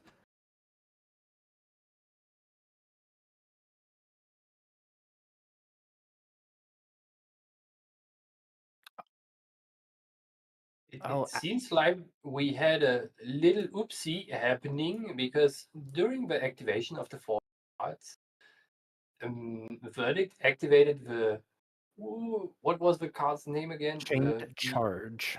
The chain charge that says you pay more or the activation doesn't happen. And since the Four of Hearts says put the card on the field, you can actually not interact with it when it starts resolving. So if you activate the ability successfully, your opponent doesn't use his opportunity for it to happen, to do something with it, then you just get your free cost suited ally from your memory on the board. And this got now corrected by one of our judges. Exactly why we have judges for things like that. And there is a difference, as you said, between activating and put into play. And Four of Hearts puts a card into play. It is not actually being activated, so it gets around that. Initially, I thought it was a dissuading Aether that was targeting that Three of Spades to give it -3 life in order to remove it, but it appears there was that action. Judges are currently fixing it. Life total should be reflected as such. The Three of Spades would have been able to attack in along with that Four of Hearts. And then now that Frostborn Paladin has declared an attack into the Spirit of Fire, leaving those two allies on the field. And I believe that is where we're picking up off here, with Verdict passing the turn and Superior now going into their materialization. I have to say, I had the same thought that it was the Drawn in Ether, they just the Three of Spades. It just happened so seamless, right? It was one of those like, okay, yeah. And a lot of the Aether charges, especially the water ones, look somewhat similar if you just glance at them quickly and move it to the, just a quick look and put it back. Because they all have that sort of same style of a character with like their hand out or arm out and then a blast of water, like torrential, flowing around them. That is correct. I had a few mix-ups already at a couple locals, and it screwed me over quite badly. Just like the alpha that Superior put on the board might do with Verdict here and the Frostborn Paladin. Do you think it's going to be attacking into the Paladin or straight into Diana here? I think it's going phase. Oh, maybe it's not. At least we have the Three of Spades still there, threatening the ability, and also Alpha being on board. Yeah, I really think the fact that Arthur did not become immortal when he entered, which means you really do have to clear the board itself, just because if you don't, you're leaving your opponent a Frostborn Paladin that can immediately just kill the Arthur, and you got no real value out of it besides just an additional 2 damage. So I really do like the clear the board play, and now Verdict has to respond in kind with a Terrafring to try and stop this momentum. We do see a pre-recollection, Prudent Knock, gonna draw into memory, help filter, cycle the deck, and that's what Diana needs. Every card you play in this deck needs to be able to cycle. You want to maintain the same amount of influence every time, and it feels so good when you're playing cards that cycle that will also be dealing damage later on. The unfortunate part is Verdict is not distant. He's missing that card at the end of your opponent's turn to become distant to help keep generating the value, because it's really rough to play a card to make yourself distant on your own turn when you could be using that to keep filtering with allies or these Aether charges. Did you actually enjoy Diana back in Alchemic Revolution 2, Valkyrie? I did not like the old Diana. I felt the playstyle was very clunky and relied too much. Like the material deck package was too much. You have to commit so many cards into it, and feels like you really lost options. At least here with the new Diana, you have your package is now main deck instead of material, which feels like you can't run as much tech cards, but now it's all confined into one place, and you can still run value generating regalia. Mm. So it feels more coherent, basically, right? And not Exactly, yeah. as convoluted. That is also the thought I had when I play tested the starter deck and also threw together like a very rough deck, but like 1 or 2 games. And it felt very good, actually. I love how the new design of the starter deck product and the actual champions with the synergies they want to aim for happened.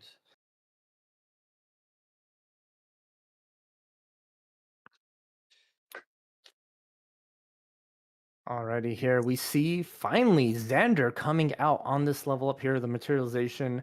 I wonder if, since we are materializing into Xander, we're going to be looking at losing a straight flare is unfortunate, at a Trump suit that might have been sideboarded in, or maybe something else, or you're just really wanting that glimpse and additional life. It is, in these aggro decks, like, you're more than fine staying on Spirit, but at the same time, I'm pretty sure Superior knows Verdict can deal massive amounts of damage in a turn. So getting that little bit of life buffer is going to be very beneficial. You probably leveled up to have access to cheaper incapacitates here for the distant enablers, right? Mm-hmm. Might You just are be correct. one thing. Still, the alpha on board, the 3 of spades and the 4 of hearts. This is looking kinda grim here. Even though Verdict used the tariff ring to stop the bleeding a little bit, the allies coming nevertheless. The wiggle room is getting very, very small here. Yeah. Oh boy, oh boy, oh boy. Already at 11. Let's just make it 13, right? Right, Can it yeah. hurt? It doesn't. And still the ability of the 3 of spades available in case it is needed to the ally. That is the power of the card, actually. It is so hard to deal with an established board once she is there and you can use the ability. And here we see a flash grenade for Verdict to probably just cycle a couple cards from his graveyard to his hand to find more options to either close out the game or keep the game running for him here. And the important part is it was cycled with that weaving mana stream that we're seeing being used for this attack here from Diana. So this is going to be an attack for 3 since Diana is ranged, getting to Glimpse 4 to add another card into the grave. A 3 on the bottom, 1 on top. That 1 is going to go ahead and be a floating memory, of course, and an additional water card that Dahlia is really going to love. Verdict now, looking with, I believe, 7 in hand, can easily set up a Dahlia turn here, and we have 1, 2, 3, 4, 5 water in the grave, so it can be scary at this current moment. A Frostborn Paladin instead for 3 coming down, gonna eat that floating memory here, get a buff counter, become a 3/4 interceptor, and draw that card. Another card for Verdict to stop the bleeding. You think this might be enough for him with one of the distant enablers to survive multiple turns here? All those onslaught of all the suited allies buffed up with Arthur? I'm not sure about that. I think the problem is you're gonna have to fight through that flash grenade again this turn. I think it would be a win for Superior if you are able to go ahead and remove the Frostborn Paladin and get that flash grenade off the field. But if you are not able to do that, believe Verdict is in the perfect spot to then win the game on this next turn. Superior kind of thinking about that, going for that terraforming materialization just in case they are not able to pull out this sort of double 2-for-1 against Verdict. You want to make sure you have at least a defensive response to it. And oh wow, here we see a 2 of hearts coming in. Really good card. Cardistry abilities, it just gets +2 attack, making it a 3/1. And then a Duchess, I believe, or a. It It's looks more a like a Rouge. to me. You are correct. That is a Yeah. Rouge. How 4, much do we 7, have? We have 10. So that means 4 damage to the Frosty. Goodbye, our little friend. And now the onslaught is happening again. This is looking dire. A Sleety retreat in response to this attack. End the combat phase and become distant here. Superior is thinking about paying the 2 or not. I do believe there might have been a way to get around this if you just attack the Frostborn Paladin to begin with, and then save that Rouge later on. But we do get that Frostborn Paladin off, we do get that Flash Grenade gone, and that is exactly what we're saying Superior needs to do in this turn. Okay, what is Verdict now activating? He put 2 cards down, I believe, so probably just a distant enabler, right?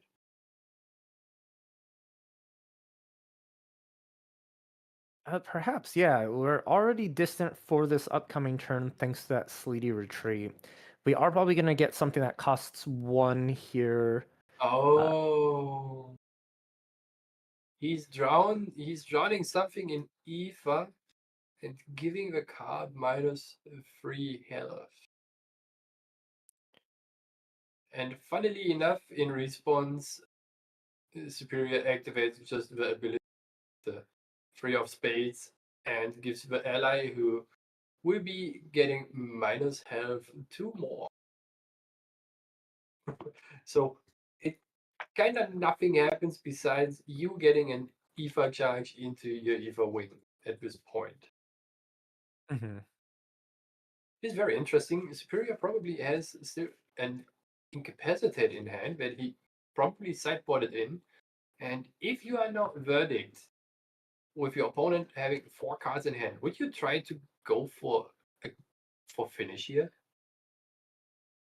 Against Superior, what I do, it's tough because you have that Terrafring you're also having to like play against, and I believe Verdict's doing the right call here of just loading up this Aqua Mirage because Fire's suited doesn't really have a way to stop large attacks here. So we do see that Terrafring, and if I had like a Charge the Soul or another Prudent Knock, I'd just keep filtering, loading up this Aqua Mirage, and just attacking for 1 big number here. The problem is though, is Mortal Ambition. We saw it game 1. Game 2, it can result in a draw if you attack in with your champion, and there are plenty of unique allies to be able to help pay the cost. So we see 2 on the field already, which means it's only going to cost 2 to activate. So Verdict's either going to need double Chain Charge or maybe a Frostbind, something like that, to stop this Mortal Ambition.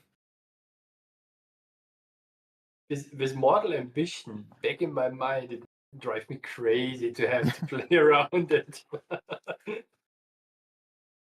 It would actually make me quite paranoid if my opponent in the game 1 played Mortal Ambition and I was not prepared for it in a mental way, right? Mm-hmm. Definitely a card that you don't think about it until it's actually played against you, and then now that's all you're thinking about for the rest of the game. You're like, they have 1 card. If I just get Mortal Ambition, it's over. I mean, with this kind of board state, it is over. There's no doubt about that. Mm-hmm. Because Arthur is rested and every ally will retaliate for 1 more. Because Arthur says if he's rested, all your allies get 1 attack. Bonus 1 attack. So Rouge will be hitting for 2. You have the 2 of hearts, but it will be hitting for 2 with the cardistry ability for free still available. The 4 of hearts is still there and ready to retaliate. This is looking very grim here for Verdict. We do just see here, looks like a pass turn from Verdict, not opting in to attacking. Maybe they are showing sort of the hand Dahlia and surging Undertow. But it looks like here Verdict went ahead and conceded to Superior. It was a superior board state. Verdict could not dismantle it, and the game going 2-0 to fire suited Xander. You know, it is unfortunate to see Water Diana lose on stream, but it was a great showing from that deck. But I just love seeing the cardistry cards. They are so fun to watch, and it's, to me, is probably the highest skill ceiling ally deck that we may have at this current moment, knowing when to activate your cardistry abilities, what to play, and then if you are able to like build up those Rouge or Noir turns to get to the 10 reserve cost benchmark, it feels so rewarding. I have to say, in the beginning, I very underestimated how good the deck actually can be, because it seems like you need to have allies on the board, right, to actually have a game plan, and allies are kind of easy to interact with if you have interaction for it. Other allies can just clear your and so on. But suddenly, if you have one ally, it very heavily snowballs into a game state where you are so far ahead in resources and board that your opponent either has to deal very quickly with all your allies that you just kind of use all funny abilities of before they even go to the graveyard, or they just die. It is Yeah. crazy what the deck can put out with so quickly, especially those aces, right?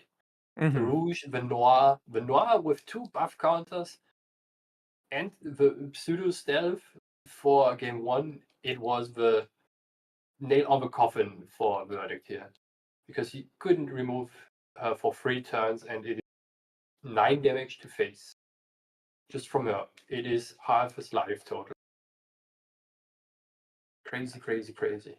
Very difficult to remove. And even if you board wipe a suited deck, they have the likes of the Queen coming in to banish suited from the grave to be able to alternate cast or alternate activate this card coming in. So like it is very, very sticky. They are just like, oh, you got rid of my board? Well, here's a new one. And then if you remove her, all my suited allies get buffed till the end of or till my next turn. So it's just like it's you darned if you do, darned if you don't, trying to play against Yeah. suited. But once again, if you don't know how to properly play suited, you can activate things in the wrong order, play the wrong cards. You're like, oh, I'm gonna play 3 of hearts, and then now all of a sudden you're out of range to use like your Noir or your Rouge because you're like, oh, I can't mathematically play certain cards to get to that benchmark where I need to. So it requires a lot of thinking and pre-planning.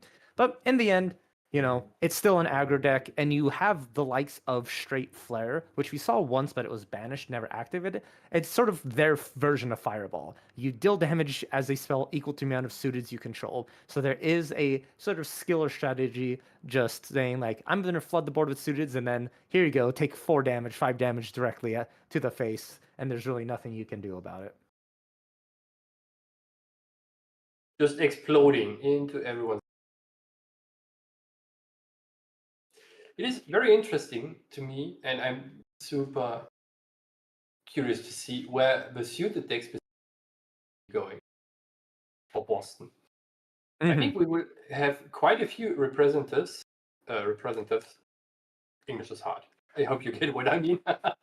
For the deck with different flavors, because you can also throw in a couple more unique warrior, for example, with Shang Jiang as the immune ally, and then just the Huaji with Lorraine as a level 1.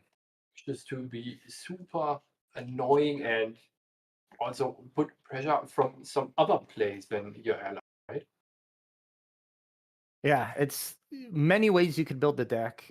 We were sort of talking a little bit earlier on that instead of Xander, you could go Tristan for the agility trigger because agility is super strong in a mechanic, especially if you are running cards like Mortal Ambition, things like that, where having those additional cards will be helpful on your opponent's turn. So really, really great to see.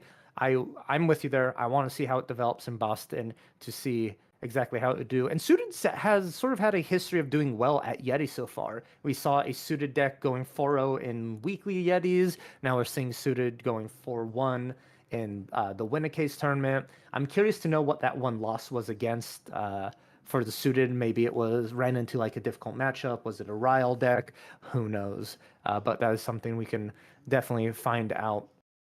And it's been a fun time here. I've been enjoying this event. How about yourself, Gerrit? I'm super loving it, especially with Auckland also happening at the same weekend. We will have so much more data for decks and possible builds. It is amazing, and it opens up possibilities to brew even further for all the players that just barely have time for this, right? You see this suited element like in the win a case tournament for Yeti, and then maybe one cool tech that someone is playing in Auckland right now, and you just merge both together, and then boom, you have a new thing. Yeah. And everyone will be surprised by the sleight of hand suddenly. It is, yeah, you said it perfectly. I can't, say any better than you did, where it is just going to be in Boston, boom, they hit you with something you were not expecting, and you're just like, all right, yeah, you got me there. I'm super excited. I keep talking about it, but I really want to see what everyone's brewing up for Boston. It's gonna be so fun. I love Grand Archive and the big events that we all can like watch and be a part of. The stream's gonna be off the walls too there.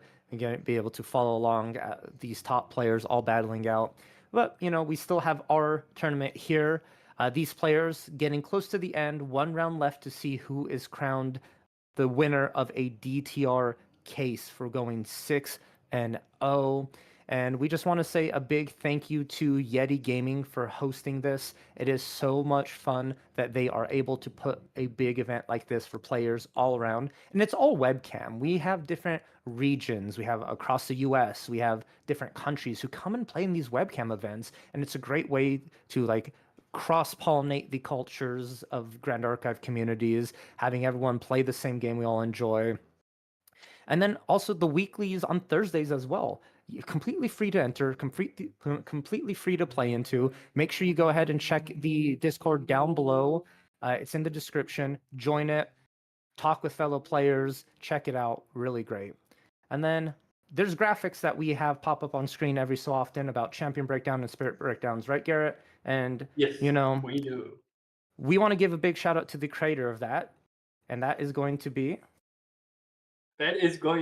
Super Mix from Merlin's Marketplace, who always graciously creates those graphics for us to use.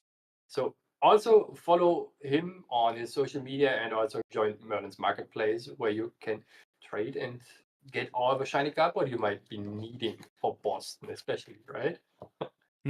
Yeah, if you have the really spicy deck and you want to make sure it looks nice, that is the place to go and get some cards. And also, we're in the mood of supporting people, so why don't we support Serene Balance Productions? Go ahead and hit that subscribe button, like the video, and then go ahead and comment in the chat box here, letting us know how you're enjoying the event so far. We only got one round left to go to see who is going to win that case. So we're going to go on a quick break, but stay tuned and find out who's taking home the cards.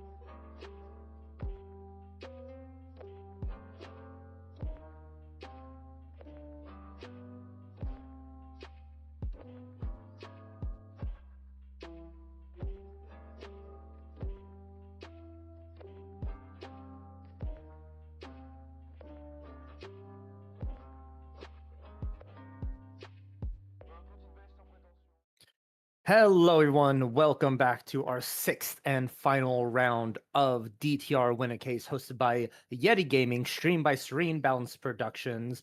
I'm Valkyrie, and I'm joined for the very last time, Joyboy. How are you doing? I am doing fantastic, man. It has been such a fun day. There's been so many cool decks, so many cool matches. Super, super exciting so far. And the excitement is not going to end because we still have one more round to go. And we just want to give a big shout out and thank you to everyone tuning in, watching the stream, supporting us here. And then, of course, Yeti Gaming, thank you so much for hosting. Mitch from Merlin's Marketplace, thank you for those graphics. They are beautiful. And then, of course, all of the other casters we've seen here today and production for Serene Balance. Without all these people, we wouldn't be able to bring you the content you are receiving right now. And I've had a little worm in my ear for the last couple of minutes tell me what exactly we're going to be seeing. And I'm excited for this matchup. It is going to be fun because we have the old guard, the champion, the paladin, the winner of the world championship, a Wind Tristan deck versus the new kids on the block, Joyboy. These are people who just moved in and saying, hey, we're in charge here. It's going to be suited once more. I love the fact that these two decks are now clashing against each other. Who do you think's coming out on top? This is really interesting. So, notably, the Tristan list has no DTR cards.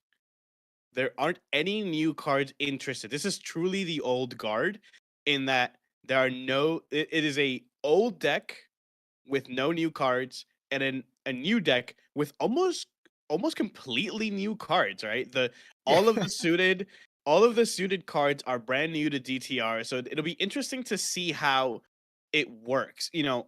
Suited obviously very quick, very strong, but Tristan very, very, very strong, right? World champion list. Veiling Breeze, so many tools to handle early aggression, and then once they get to that late game, it is just they outvalue you. They can kill you really, really quickly with something as simple as 4 prep and slice and dice plus Ripper. All of these different things. One thing that I want to point is they are playing 3 cleansing reunions in the main. It's almost like they didn't have any of the new cards, but they knew Row the Abyss was a problem. And so they go, you know what? All of that value. But this is a suited list, so there's not as much of that going around, you know what I mean? Yeah, no, 100% on that. They knew the meta. They came Yeah. prepared. But the problem is you can only prepare against so much. And I actually did a quick calculation from when you were talking there. There's only 14 cards in the suited list that are not from DTR. So, it's usually like the reverse, right? You have like maybe Yeah. 14 new cards in a deck, but no, there's 14 old cards in the deck, and then everything else is brand new from DTR. Cleanser Union, great tech choice for Tristan. Definitely countering those Ryle decks because they go end of turn, I'm going to Ryle, go Liminal Guide, Evercurrent Spectre, Fire card. And then you go, all right, cool. Cleansing Reunion, I've undone your turn. Congratulations. What would you like to do on your first materialization? Yeah. Where's all this value everyone is talking about, right? Everyone's talking about Row the Abyss and all the value you get. I don't see it. I play this cleansing reunion instead. I really like wind is a toolbox element. It Yeah. literally like its purpose is to stop the other elements from doing things, and it's so much fun. I've been having a lot of enjoyment playtesting against Ryle decks right now, going Expeditious Retreat, Scavenging Raccoon after my opponent riles. And you go, who knew these raccoons would airdrop at fast speed, eat up some liminal guys, and then just dip, right? So it's Wind has like access to these kind of like interactions, which I think is pivotal that players need to explore a little bit more as the set progresses. It's because like, yeah, the value engine in Ryle is good, but it's susceptible to a lot of things. For example, if you go turn 1 Beseech the Winds, or if you're in Goja, you go the Beseeching Fatestone into Censor of Restful Peace, what is your opponent gonna do? Yeah, they don't care. They don't care about float. They don't even use that. They don't even use float. They just you lose all their hand. Then 3 turns later, they have 10 cards in hand again because they get that incandescent reliquary that just every turn is letting them draw 2 cards until like 10. So yeah, they don't care at all. I'm interested. I'm interested to see how the new list does against the old list. There's a lot of new stuff. This board can flood. Suited can flood the board so easily, but Tristan can just as easily clean the whole board. Right, cards like Mhm. ensnaring fumes that they play almost for free. Really, uh all they have to do is send 3 preparation and your entire board, all of the value that you've accrued over the course of the game is just completely gone. And then also they put a float in the graveyard because that card is float for whatever reason. um Right. and then all the value that has played is just completely gone. So we'll see how it goes so far. These guys are both 4-1, so they're very obviously very good at the game. We'll see how they handle the old guard versus the new kid on the block. Yeah, we're about to find the answer to this question here shortly, and we call it the bread and butter, the classic of win. I'm going to show you 2 win cards in memory, imbue this windmill engineer, draw into memory, and pass turn. Now Superior has to play the 50-50 game of, is there a reclaim? And I'm Yep. going to tell you right here, the winner of this game will always be Joel, no matter what. Is if Yeah. if there is reclaim and Superior attacks into that windmill, congratulations, Joel just undid Superior's turn. If there's not a reclaim and Superior attacks directly into Joel and not the windmill engineer, congratulations, Joel, you have a windmill engineer. Yeah, and then even if you don't kill the windmill engineer, right? They recollect and they go, "Hey, here's this ace and protector. I'm gonna bounce my windmill engineer. I'm gonna play this windmill engineer once again." But we have a perfect start from Superior here. I mean, Arthur Redhair, name a better combo, right? Yeah, this is, speaking of bread and butters, this is like the lobster and bisque of Fire deck. You have Arthur into red hair going second in the matchup. Perfectly enough cards to do this. Tacking for 4, turn 1 is crazy. And that Arthur is immortal, so it's just gonna be chilling there till next turn. And even if you remove a red hair, there can be another red hair or 2 additional allies. But this is what Superior wants, being able to deal as much damage as possible to Joel as fast as possible in order to stop the Tristan from running away with the game. And we already see reclaiming the end of turn, Windmill Engineer going into Tristan level 1. And now it's do you stay here at Tristan level 1, gather value, or do you try and hard level up to race the allies? But I'll let you go ahead and talk about the card just revealed. That's a threat if we've ever seen one, right? First of all, I just want to say, where are the new cards? Arthur Redhair? Come on. I thought we were in DTR. Yeah, I mean, Dream Fairy, classic win card, super, super good. Says on enter, return target ally you don't control to its owner's memory. Opponents can't activate cards with that name as long as Dream Fairy is on the field. Dream Fairy has stealth, so it's really, really hard to get over. Yeah, getting rid of the Arthur and never having to worry about it again until Dream Fairy gets removed is super, super, super good. We'll see Superior getting the Nullifying Mirror, which is also really good. Veiling Breeze, historically super, super good card. You can't Veiling Breeze if Null Mirror is on the board, right? And Fire aggro decks, they want to kill you before you get to Veiling Breeze, before you get any of that value. And so Null Mirror, great turn 1 play. And wow, holy moly, we see a hard activation of Duchess here. And you're like, wow, why are you paying 6 for a 4/2 when it has Kindle and Cardistry? The fact that it's a human unique ally, which turns on this red hair. This red hair is now able to get into dealing damage. There is a card in hand that you can filter with as well, which just means that you're pushing more and more damage on this turn, even without that Arthur. And so I'm really curious to see if Joel's going to have something like a stifling trap for this Duchess or something, just a way to remove it, because you need to answer this board state soon. Yeah, and Duchess is so strong. She lets you copy a fire action, a fire element action card with reserve cost 2 or less from your graveyard, and then you can copy it, and then you can activate it without paying reserve cost. This is for targets like Ashen Riffle. I mean, Ashen Riffle gets you so much value over the course of the game, right? Lets you look for 5 ally or 5 ally suited cards and then banish them, and then you can play them, activate them at any point. Uh, we see the Stifling Trap on the Duchess, just like you said, staving off that 4 damage. We've already cleared 2 of the unique allies. So Red Hair has already snuck in with some damage, which is good. But Tristan is so good at dealing with the boards, with the ally boards. Clear allies, Dream Fairy your allies. They do so well at just staving off so much damage.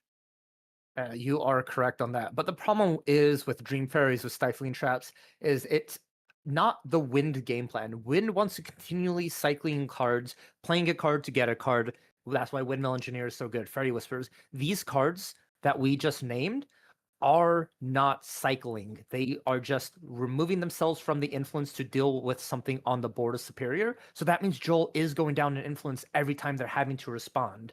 And Superior, on the other hand, is maintaining influence because that's the strategy of the aggro deck. You're more than fine going 1-for-1 with an ally every time. And so we really need to start seeing Joel shifting into gear of more of that value game plan if they want to be able to make it to level 3 before burning out against Superior. Yeah, you can't have too many cards that don't replace themselves or generate some other value. Like you said, that prep generation, super crucial for Tristan, right? Leveling up into Tristan 2 with 4 prep is like exactly what you want, right? You get to draw those 2 extra cards.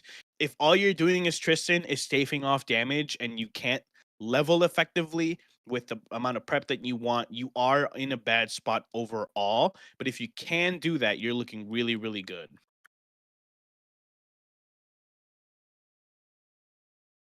Yeah. We have okay, Terrafring. I think they're probably afraid of just a slice and dice because that's another thing. Tristan can so quickly pump out so much damage, and for a deck that likes to stay at level 0, right, as that spirit, things like slice and dice with Ripper just flat out kill you with no damage on board. Let alone if you've already taken a couple hits of damage here. So Oh, we cannot oh, I activate this don't Arthur. believe Hold that. Yeah, on. that is not allowed. That Dream Fairy says no Arthur's allowed in my game at this We current moment. cannot play Arthur because of Dream Fairy. So, yep, we'll take that back. It's kind of hard to remember what cards Dream Fairy has named, right? Especially if you have more. So, yeah, you have to think of another play that you need another human unique ally, or you need another fire human unique ally, really, for cards like Red Hair, right? I don't know if he has any, so it might be unfortunate for Superior. He might not be able to swing with the Red Hair, which is really good for Joel. Yeah, and this deck I really don't think has a way to remove Dream Fairy besides just a straight flare. Yeah. So there's only about 3 cards in the whole deck that can remove it, and you would need 2 suited allies to go alongside with it. So that Dream Fairy is here to stay. But that nullifying mirror on the side of Superiors is really shutting down Joel. It's preventing any imbuing with Windmill Engineers, any ways to really generate that additional value. So both sides are sort of like stopping each other from their big game plans. So it's really cool to see just the way that these players are navigating this matchup. And here we see a Rouge activated, the Ace of our Hearts coming in. There is no other suited, so we're not going to get the on enter. But once again, something very important. It's a human and it's unique. Yeah, for sure. I mean, this is like one of the biggest reasons why people have uh opted for running the Red Hair Arthur package in suited is because you have so many new when you fire out, right? We have Duchess, we have Rouge, we have Verita, we have March Hare, which is a human animal rabbit The card types are getting really, really long now. But they all enable your red hair on top of just flooding the board with all these suited allies that will oftentimes replace themselves. Their cardistry effects will be reduced, and the cardistry effects are really, really, really strong. Yeah, the cardistry in general is just such a cool mechanic. We do see an Ashen Riffle being discarded to the red hair, though. So really curious what Superior is valuing it in their hand if they don't want to try and get that value from the Ashen Riffle, because it is so good. But meanwhile, Joel on their turn, or pre-recollection, are going to go ahead and surveil the winds, get a prep counter, draw a card, and I think that card itself is what makes a Wind Assassin so good. A fast speed, thanks to class bonus, being able to just get a prep counter and draw a card and just cycle through your deck just a little bit faster feels so nice. And the fact that we also materialize a Windwalker Boots, clearly going for those 4 preparation counters, looking for that level 2 Tristan to draw just more cards. And Joel playing it really smart, not overcommitting anything to the board. Gonna go ahead, just attack in with a Dream Fairy, but a mortal ambition to retaliate against the Dream Fairy, which would unlock the Arthur. That is a dangerous spot to be in. Yeah, one of the things he rested the Rouge, but one of the things, Steadfast doesn't actually need you to rest in order to retaliate, so he could have actually kept the Rouge awake if he wanted to. I mean, this is such a cool tech card in the fire suited deck, right? Having a board that you've set up, and a lot of the times, you sort of cheat these allies out with Ashen Riffle, with the 4 of Hearts cardistry effect, things like that, right? Verita obviously lets you discount her cost by banishing suited cards up to the number 10, and you want to keep this. You want to keep this board, right? And Tristan is so good at like I was just saying, she's so good at just completely removing the cards. Paying 5 for it, right? Very expensive card. You don't actually need to lose the preparation counters to do it. And then, at the end phase, you take up 1 more. This is getting to be a kind of a scary amount of preparation for Tristan, right? We get to do the level 2, and then we get to draw 2 cards, and then we get to potentially bring out a Ripper next turn, the turn after that, and then just it's looking like lethal from there, right? We only have the Terrafring saving us from getting Slice and Diced, but Tristan has so much influence, right? She builds so much influence that a Terrafring might not actually save you from Slice and Dice. Yeah, and I think the scary part though is as much as I agree with you, just Joel being able to take over the game with the prep counters, it leaves Joel only 3 cards in hand, and Superior just got a plus of influence. We know there's a Red Hair Rouge that's going to be 4 damage, and all Superior has to do is find another 5 damage in order to close out the game. And like Arthur's now been unlocked, and I think Superior can find 5 additional damage somewhere because they only have to commit 5 cards for the Rouge and Red Hair. It's a very possible option, and it looks like that's what they may be calculating here. If there's no response from Joel, they can just go for a lethal route. Yeah, and No Mirror is on board, so Veiling Breeze, you have to have 2 Veiling Breezes in order to get over. We have 3 cards in hand, so we can't actually double Veiling Breeze. In GCR, like you said, doing the math, it looks like they think GCR gives me just enough influence to do what you just said. Doing a lot of math here. These decks, one of my locals has been playing Cardistry for the past week, and every time we're playing, he says, math is hard. Cardistry math is so hard. Which, I agree. You have to think about the different reserve costs. Have I used this cardistry effect? You got to mark that. Like straight flare. How much is straight flare doing? How many different reserve costs do I have? All these different things. So we're doing a little cardistry math here. Yeah, it's one of those things you don't expect, but there's a lot of math in the card game that you play. Whether you like it or not, we saw it in the control matchup back in round 2 where we had, was it Umbra CL versus Luxem Xander, when they or not Lux CL, it's the Jin, the Fire Jin versus the Luxem Xander, where it's just they were 20 plus cards in hand, just counting, trying to do math. Like, can I one shot you doing math? And then in an aggro deck, it's the same thing of like, can I kill you doing some math here? Just going back and forth here. Here we see 3 down, 4 down. I think Arthur's being developed onto the board once more. Who doesn't like a Arthur here? Yeah. Here we are. And I don't think you opt into immortality. I think you just attack you in for swing. 2. I totally agree. Yeah, totally agree. 2 damage from Arthur. Red hair does 4. Rouge does 2.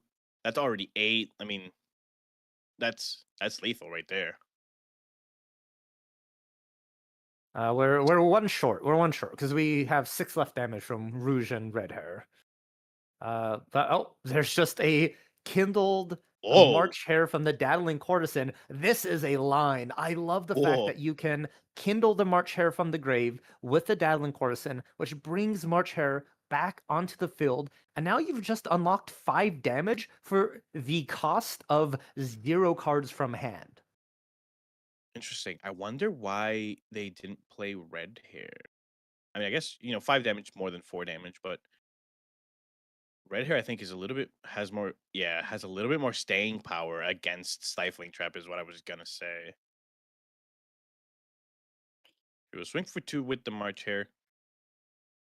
And I think now you just develop the red hair again this year and push in for 4. It's still leaving you at that 18, but you're not down 1 influence. But no, we are going the 3 of hearts instead. This is going to be attacking in for 3 in total here. And then you get a little bit of a larger body as a 2/3 instead of a 1/1 if you went for the Rouge route or the red hair. I think the red hair might have just been put down in memory. Superior was looking for the sort of kill route, playing not really around that Stifling Trap. We're using the Ensnaring Fumes to level up. Man, that card is so strong. I can't believe that card has floating memory on it. It's been such a pain in the thorn of aggro decks and Gembu players alike. And, it's so strong. We'll see if we see a dungeon guide from Joe. I think dungeon guide here is it's a bit of a nail in the coffin here for Superior, I personally think, because getting through those shadow tokens is so hard. And then, they get their Shadow's Claw, and they get to they get to attack, they get to clear the board really efficiently. Obviously, we're under terraforming right now, so we might not get to do it this turn. But we get the Dream Fairy on the Arthur once again. We do not want to see that card on board. Ooh. Do we have enough? Oh. And looks like that Terrafring is just going to shut Joel out of the game. Was not calculating having to pay 2 for that Terrafring. Was trying to go for that complete board clear into the Sadie agility as well.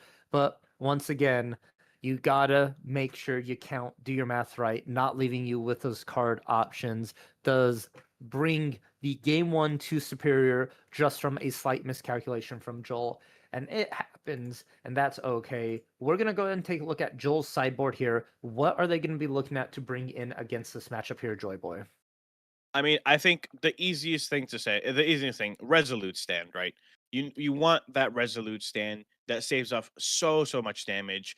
Maybe 1 more Dream Fairy you could get away with, maybe 1 more Stifling Trap, things like that. But I think the Resolute Stand is going to be the biggest thing. You could make an argument for Blanche against those straight flares, but if you have cards like Ensnaring Fumes that can just completely wipe the board, straight flare does less for you. But I think for sure Resolute Stand is the one that you're looking for as Joel. Yeah, totally agree with you there.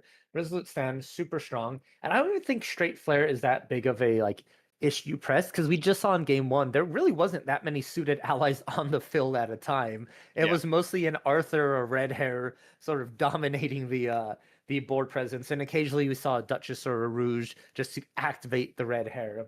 And jumping over to Superior's side deck, we see Trump Set, Mortal Ambition, Mad Tea Party, Incapacitate, Wind Resonance Bauble, I think is the biggest one. That additional draw is going to be so good. Do you think this is a Mad Tea Party deck you bring in, or Okay, here's the thing. I'm biased. I love Mad Tea Party as a card. I think it probably isn't terrible because you put so many allies on board that it ends up recovering you a lot. But it kind of slows you down a little bit in like those cards that you would put down for a Mad Tea Party, you could just turn into damage. I think the biggest one is Trump Set. Obviously, like you said, Wind Resonance Bobble. Obviously, we're playing against a Wind champion. But I think Trump Set is going to be the biggest difference here because Trump Set will save you from slice and dice and stuff like that, right? It says change the target of attack to a suited ally you control. Give that ally +3/+3 for the turn. That card is super good. It also just is really good at saving the allies that you don't die, right? Like red hair, if you have a suited ally on board, anything that you just don't want to die, you can use the Trump Set on. And here we see the Four of Spades coming in. The first time I think we've seen all day the Four of Spades being activated here. Really cool card as well, because as you know, we have hearts and spades. For this one in particular, it's a 4-cost 2/3 cardistry 4. You get to draw a card into your memory. That's it. Simple, clean, but it's literally like replaces itself, right? And if it's able to survive, it is so good. Actually, like not even survive. Superior went second.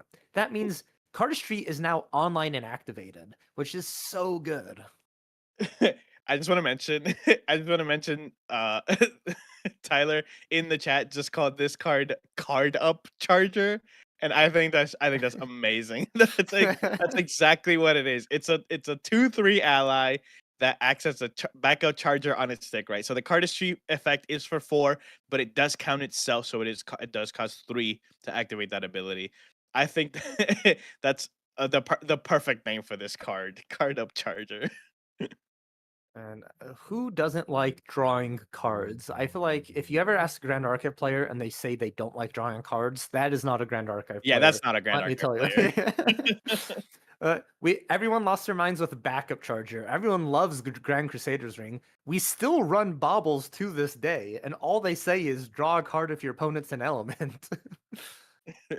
Yeah, I mean, and you run multiple, right? You value the card draw so much that you're willing to give two other uh material deck slots just on the chance that you play against one of the champions, right? You run all 3 or you are guaranteed to have the extra draw, and then you side the other 2 out, obviously. That's how much we as Grand Archive players value card draw here. Speaking of valuing, Joel valuing their life total rather than removing the board. The Ace and Protector not swinging into the 4 of Spades, instead staying on intercept duty, which is not a bad thing. Fire struggles to really burn an ally out, right? Especially the cardistry deck, but still curious why you wouldn't just like contest board state right then and there. Yeah, it's interesting. I think they're making the decision of like, even if I leave this up, when they do attack, I'm gonna clear the ally anyways. But with cardistry, you do have to think about the fact that you get we have a card up charger again. But you do have to think about the fact that the cardistry effect as a whole means that not clearing the board is making other suited allies discounted, or the cardistry effect of other suited allies is being discounted. So maybe clearing the board would be better, just so that they have to then flood the board in with. Is that another one? Oh no, sorry. They killed it and it went to grave. I thought they discarded another one into the grave. I was like, no way, they have 3. But yeah, like I said, clearing the board, especially against cardistry, is probably pretty good, just because you get to stop the cardistry shenanigans a little bit more. Yeah, and that Ace and Protector is now gone. Thanks to the 4 of Spades, the card up chargers. Feels like it's some main character yelling out the names of their cards, like card up charger. Oh yeah, get ready for my card up charge attack. But Joel now taking their turn. We are sitting at Tristan level 1, 3 prep counters, and in a much better board position than we were in game 1. I feel like at this moment you were at 7, 8 damage counters total, feeling the pressure from red hairs. But now this Windbless Lookout has been bounced around, coming back in multiple times, providing the glimpse, which is really good, and then the additional preparation counters. Yeah, I mean, I think this card is so good. I think cards like Wind Blessed Lookout are almost perfectly is what Tristan wanted, and it makes me think like, did you really need to give Tristan another good card? This card is so good. It's another reclaim target. It's another prep generation. You get to filter your hand a little bit with the glimpse. It's a 1/3 for 2. Like it sticks on board like pretty frequently, and even if it doesn't, you reclaim it anyways. Like look at how many turns we've taken, and Tristan is already at 4 prep generation, right? It's so good. Such a good card. Speaking of good cards, Joyboy, Sadie. The amount of Yeah. times I see this card just change the dynamic of the game is way too much. Sadie coming in, removing the 4 of spades off the field, getting that agility 3 trigger. Joel now instantly, because of that, has ways to protect Sadie or make other plays. This card is so good, and it is such a pain to deal with, especially if you don't have any fast speed interaction to stop the Sadie from returning back to the hand. Yeah, but I mean, even then, dude, like killing Sadie is so hard. If they so often they have so much influence. The Tristan player has so much influence that even if you try to kill Sadie, they pay 2, and then you try to kill Sadie again, and then they pay 2 once again. And even though they went their whole turn down, their whole hand down, you've spent so much influence trying to kill Sadie, and in the process, it not only got them afloat, but the card is back in their hand. I mean, sorry, not a float, a prep, but their card is now also back in their hand. Just to do it to you again the next turn. Yeah, I It's mean, the vicious cycle. It's just like, oh, don't worry, Sadie's not here anymore. And then nobody knows Sadie comes down again. yeah, I mean, this ally, I have heard some people, very very down on this card. They hate this card. They think this card needs to be banned.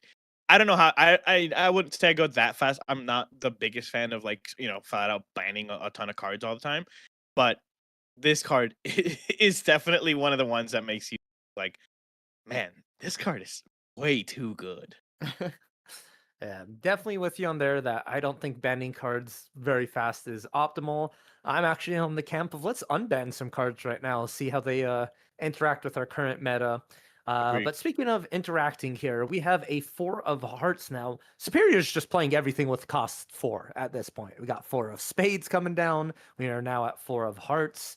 And in 4 of hearts particularly, also draws a card into memory like 4 of spades. However, this one allows you to play a norm or fire suited ally from memory of cost 3 or less. So it's like 4 of spades, but better because then you also get an additional ally, which, maybe 4 suited cards are just good.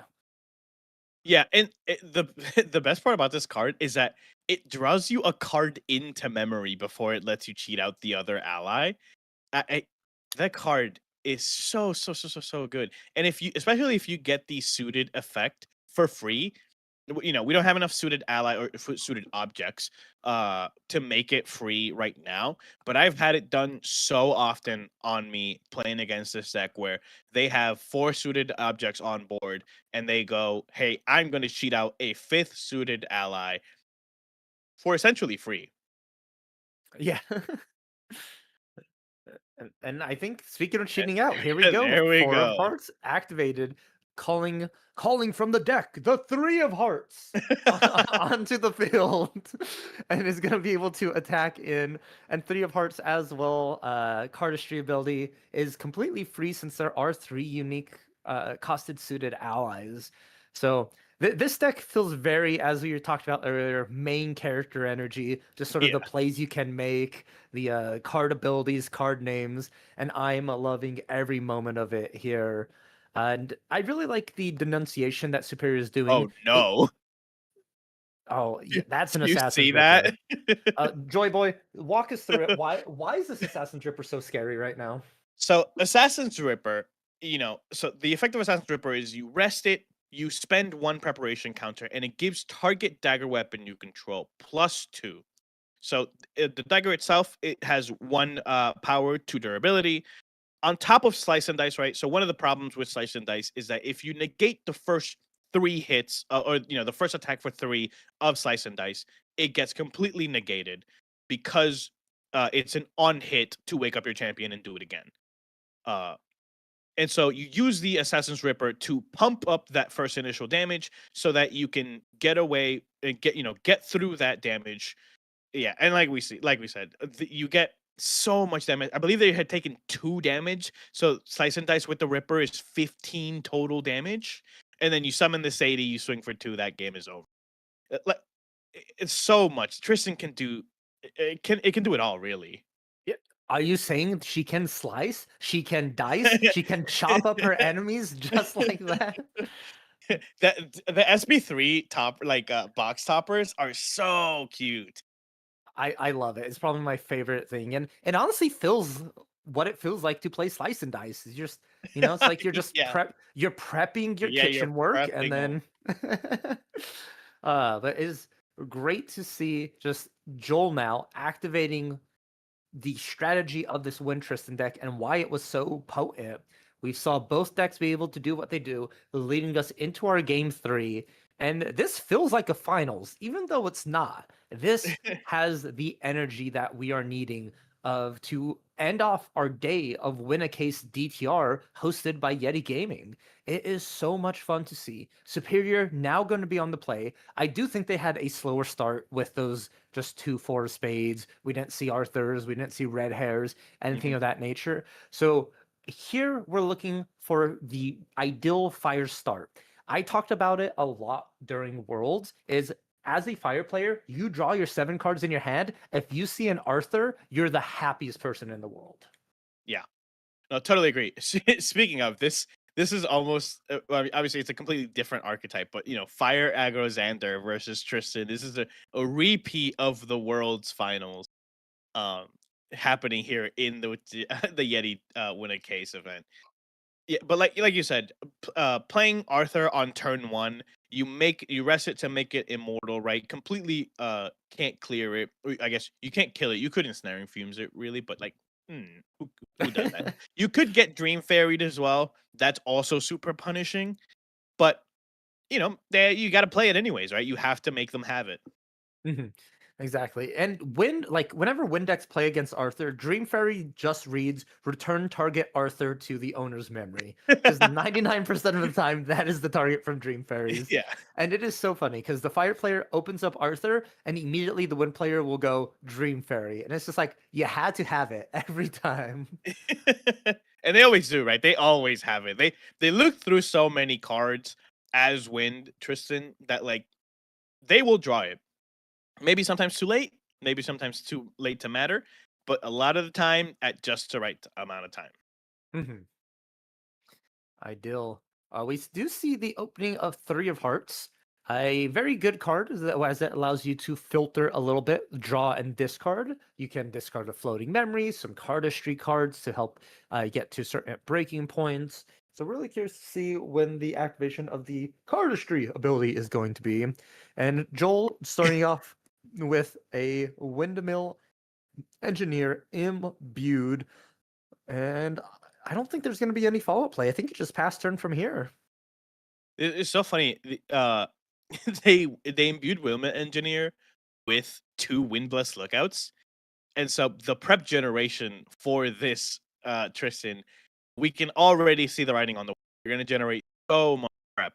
They play I can't believe Windblessed Lookout is a 2-cost card. You just play 2, you pump that ally out. You play 2 again, you pump that ally out. You reclaim it. You bring it back with Ascent Protector. The prep generation from here on out is probably going to be really, really big. Yeah, really really something to consider, right? And I think that is definitely what Superior has done. First materialization, nullifying mirror, going, you are not going to be able to loop this windmill engineer on me anymore. I'm okay with those lookouts at this point because you're not technically Tristan, but definitely don't want to keep Joel from getting value here. And the 3 of hearts attacking in, we see 4 down. Is this... Oh, double thinking this play. Maybe it was an Arthur, or maybe it was like another 4 of spades coming in. But have to be careful, as you said, a Dream Fairy can be detrimental if you are trying to develop the board with that Arthur and keep it immortal. Yeah, they have enough. They have just enough cards to play a Duchess as well. They have, I believe, 7 influence. That would also be a crazy play. We see 3 go down. Is it another? You know what's interesting? I don't. Let me take a look at the list real quick here. As you're taking a look, we have a card up charger activated on the field and going to be attacking in for 2 here. Oh, they do. Okay. One of the things that I wanted to talk about, I feel like one of the best cards in this suited list is the 3 of spades. We haven't seen it in either game this Mhm. round, but the 3 of spades is so good. It gives the cardistry effect is to give a target suited ally +2 life for the turn, and that card is essentially says no Sadie, no on kill, no agility to Sadie. I think that Mhm. card is really, really good. It has really good staying power. It's a 3 cost, I believe 2/2. It's a 3 cost 2/2 that gets to save itself or save another high value suited target suited object you want to control. I want to see that card played more. I feel like that card is really, really good. Oh, I completely agree with you there. The fact that you're able to save an ally at fast speed for technically 0 Yeah. cards. That's if you do have the 3 unique cardistry, but at least 1, maybe 2 at max. And it feels so good as just a sort of combat trick on the field. And one of those like really clutch abilities, and why cardistry is just interactive and cool because every card itself has an additional ability that you can activate. Yeah, and it's like the fact that like they have to sink damage into the ally to kill it and then it saves itself or another ally. It makes it so that they commit to the board and then you get to keep your board. That along with things like the Mortal Ambition are really, really cool like additions to this list. The sort of fire aggro list as a whole.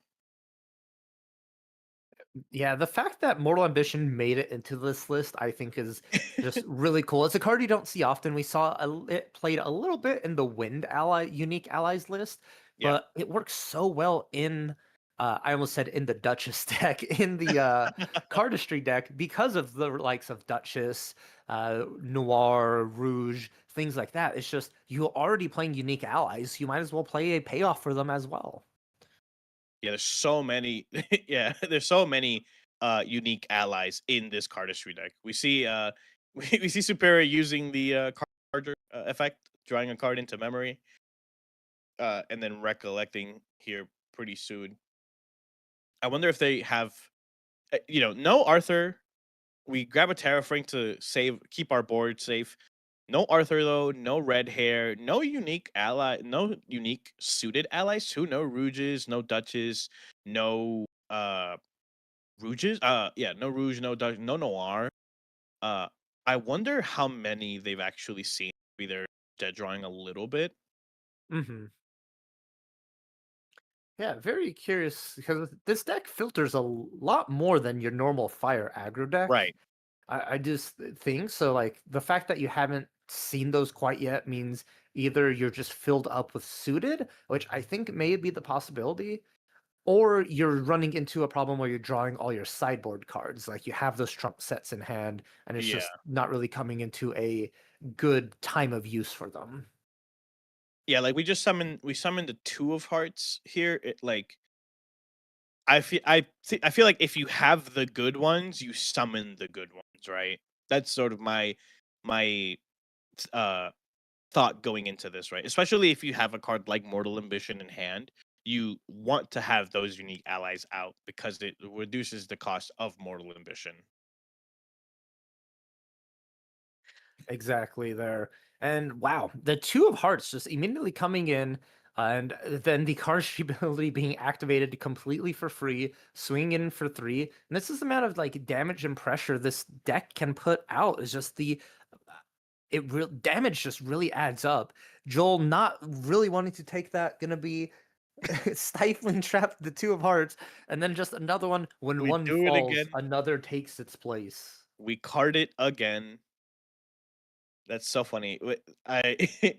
That's so interesting. They had to spend the card to get rid of the other one, and it's just gonna happen anyways. This is coming in for 3 damage.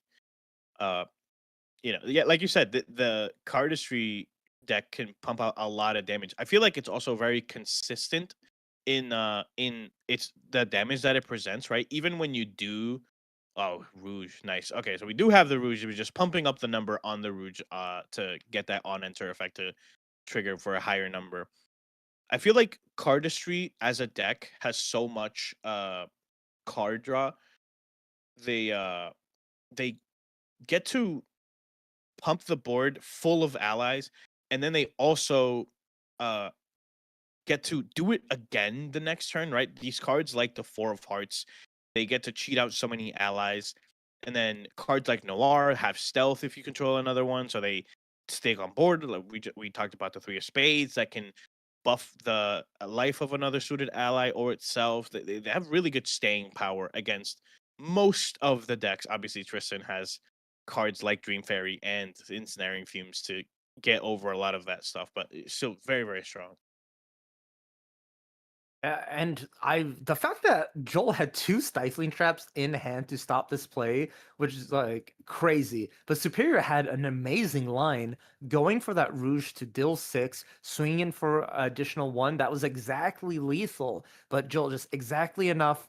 2 stifling traps stops it all. But you do go down those 2 cards, which means that your influence is going to be slightly lower here. And we do see that all you can really do, swing in, remove the Two of Hearts, Ace and Protector, and then I think we're gonna go intercepting here, keeping 3 in hand, because you want to be able to stop the big attack. Yeah, because either way you don't want to overcommit into removing one of these suited allies, so you're just gonna keep that interceptor up for the big attack. It is up to Superior now to try and find a way around this Ace and Protector, although a lot of resources were spent on that turn trying to go for the kill with the Rouge. Yeah, and the Joel has Terrafring on board, right? So if he was really, really scared of dying, yeah, it seems like it seems like we're cracking the Terrafring here in Superior's Recollection to just stave off even more damage. We'll see what Now, Superior has here. Now, if you want to remove that ASIN, you gotta pay additional 2 for every attack, which just gets it even more problematic. I do think, though, if you were planning to use the Terrafring anyways, the ASIN could have just attacked into one of these suited allies and removed it, because it would still be very difficult for Superior to attack into the ASIN or try and deal damage to Tristan. I know 8 seems like a low number, but under the effects of a Terrafring, I don't think suited can really get there that quickly. Yeah, no, for sure. And you got to think the Ace and Protector will retaliate on one of them. It will kill one of them for sure. So you could pass here and keep your full board up and like maybe try to kill them next turn, but I think Joel is totally fine with that decision. So you probably do want to commit a little bit to the board here. See what kind of ally. 3 going down. Really considering your options here. At best, I think this could be a 3 of spades, as we were talking about earlier. That card will be very beneficial, especially if Joel is planning on developing a Sadie next turn. But no, it's actually another 3 of hearts. Yeah, Are this we is setting up interesting. for a Duchess turn? It's interesting that we haven't seen a single Arthur, a single red hair, a single March hair. we've only seen the sort of low to the ground suited allies. We saw one Rouge, but everything else. I mean, if you look at the I think we see a Duchess coming in. Oh, Rita. This is really, really good. This is really, really good. Verita, she gives other suited allies you control immortality, and then on death, they all get a +1 until the end of your next turn. And so this is sort of a nail in the coffin kind of card, where even if you do spend the 4 damage straight into Verita, the other allies that are on the board will just really, really hammer in the damage. We could see a play like Ensnaring Fumes here to get rid of all of them. I think that would be the best course of action here, because otherwise there's not a lot that the one the one of Ace and Protector on the board can do against all of the damage coming in next turn into Joel. Yeah, that that Asen Protector is about to have their 300 moment going on right now. One versus an army, and it's led by the Queen of Hearts. As you said, immortality is such a strong mechanic. That is why Arthur is beloved, and Joel has to remove this Verita before anything else. And it's just like it's pseudo protection for your entire board. You're more comfortable going wide like this because of it. And I really don't know how you answer this like Verita without overextending. You can Asen into Sadie, I think is probably the best bet, but there's probably going to be a Terrafring that Superior is going to be using at the Recollection phase, which is going to make the math even more complicated and difficult for Joel to get in there. And I think Joel's needing the influence, going for that backup charger instead, needing those additional cards to try and deal with the board state. Superior now thinking at Recollection if it is time to use that Terrafring. Yeah, I mean, using the Terrafring here would be really, really smart. And it looks like they're opting to go for it. Yeah, like you want to keep the board, even though they all have immortality. You want to keep Verita alive, and then she has an on death where you get to pump all the other ones. But keeping her on board is better than not. We'll see if. Oh, does it look like it? We've only seen 3 down. We gotta pay 5 for the Ensnaring Fume. You don't have enough prep to cast it for free or to activate it for free. And Serene Fume, that's a good card to mention here. Sort of a, I would say, not backbreaking, but definitely would hinder Superior's whole game plan here. But Yeah. it's one of those, like, if you have it, you should just use it immediately. And it doesn't look like Joel does have it. So it's trying to find another route, calculating away from it. Hopefully they don't forget about the Terrafring this time. Ooh, they're going to be digging for it. Let's Yeah. see top 3. 1, 2, 3. Do we see an Ensnaring Fume? Yeah, I think you have to see it in Ensnaring Fume. Maybe a Dream Fairy would help you out a little bit, but anything other than those two, I think, is not enough here. If it goes to Superior's turn, there's so much damage on board, and this is only Tristan level 1, right? She only has 19 life. Okay. Stifling 2-hand. That Not is the as third stifling out of the deck here. Turbocharge digging a little bit digging even deeper. more. Do we see? I don't think we're seeing anything. We can't forget about the Terrafring here. Oh, and we're just just passing. Passing.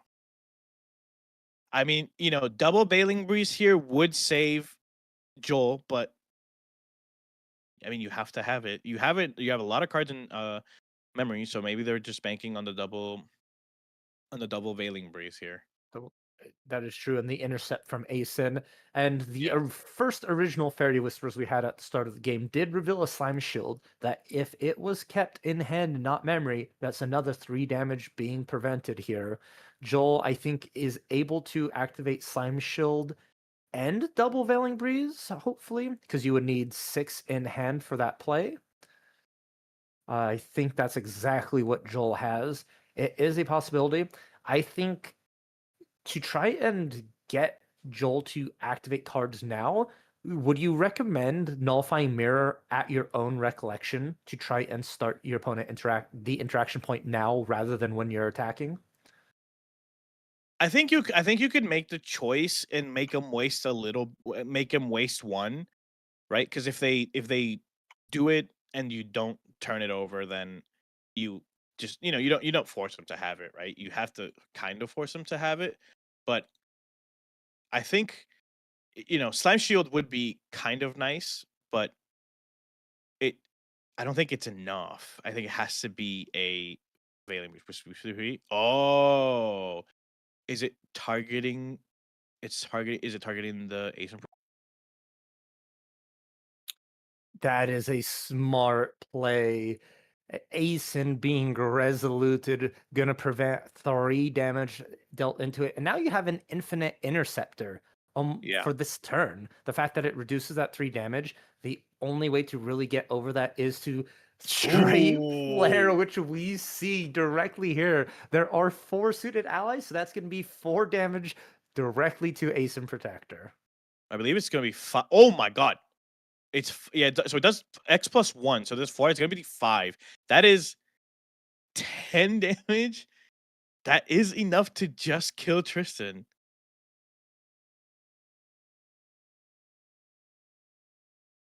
Which is No, I believe it says just the amount of normal suited objects with different reserve costs plus 1. So oh yeah, with we have a yeah. 10, a 4, and a 3. But yeah, that is 8 damage or 4 damage per straight flare. And we don't. Yeah, I mean, yeah. Even if they did have the Veiling Breeze, the mirror was still awake, right? So you'd rest the mirror. You'd rest the mirror in response to the Veiling Breeze. I think, yeah, a bit of a nail in the coffin here for Joel. I don't think they drew the best cards. There was a lot of ways to get a lot of prep generation, but not a lot of not a lot of like the sort of fast speed spec generations that we normally see, like the not innovated, sorry, the surveil the winds and stuff like that. Mhm. We didn't get to materialize the Wind Waker boots either.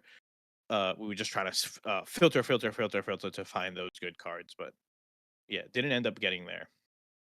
Yeah, it's crazy to see that depending on the route that Joel chose could have saved them that turn, right? They decided to resolute the Asen Protector, thinking you have allies, you're trying to swarm me, I'll just have an infinite interceptor and be fine. But Superior just sort of, no, I really don't want to say it, but they had a card up their sleeve, right? Double straight flare, just sort of coming in and securing the game just exactly enough for the lethal 4 and 4, putting Tristan to 19. And Joel even showed like, oh, I had a slime shield. This would have saved me as well if you did it. The problem is not being level 2, so you couldn't have Yeah. use the alternate activation cost of Resolute Stand because, not having to pay for it means that you have your other defensive options also available, which would have been able to really save you. But you couldn't have leveled up because you didn't have those preparation counters for the actual like the level up ability, right? Because you were too busy trying to just stay alive, fight for board. You didn't see a single Sadie that game 3 either, which really hurts. Yeah, totally. I mean, I think the the straight flares can be such a sneaky card that pumps out so much damage. Uh, we just saw it hit for 8 total, 4 twice. I've been hit by it for 6 twice by one lineage break Cam because he's mean and a jerk. But you can sneak out so much damage with these suited allies. They load the board so strongly, and even Tristan sometimes just can't keep up with that much damage, right? One of the things about Tristan is that damage on Tristan is very, very permanent, right? She doesn't have, I don't think she has any recover, right? And so the damage that she does take just tends to stick on the board. And if you don't have the Veiling Breeze, if you don't have the cards like Slime Shield, you don't get to live very long. And on top of that, a lot of Tristan players will refuse to level up if you don't have at least the 4 prep, right?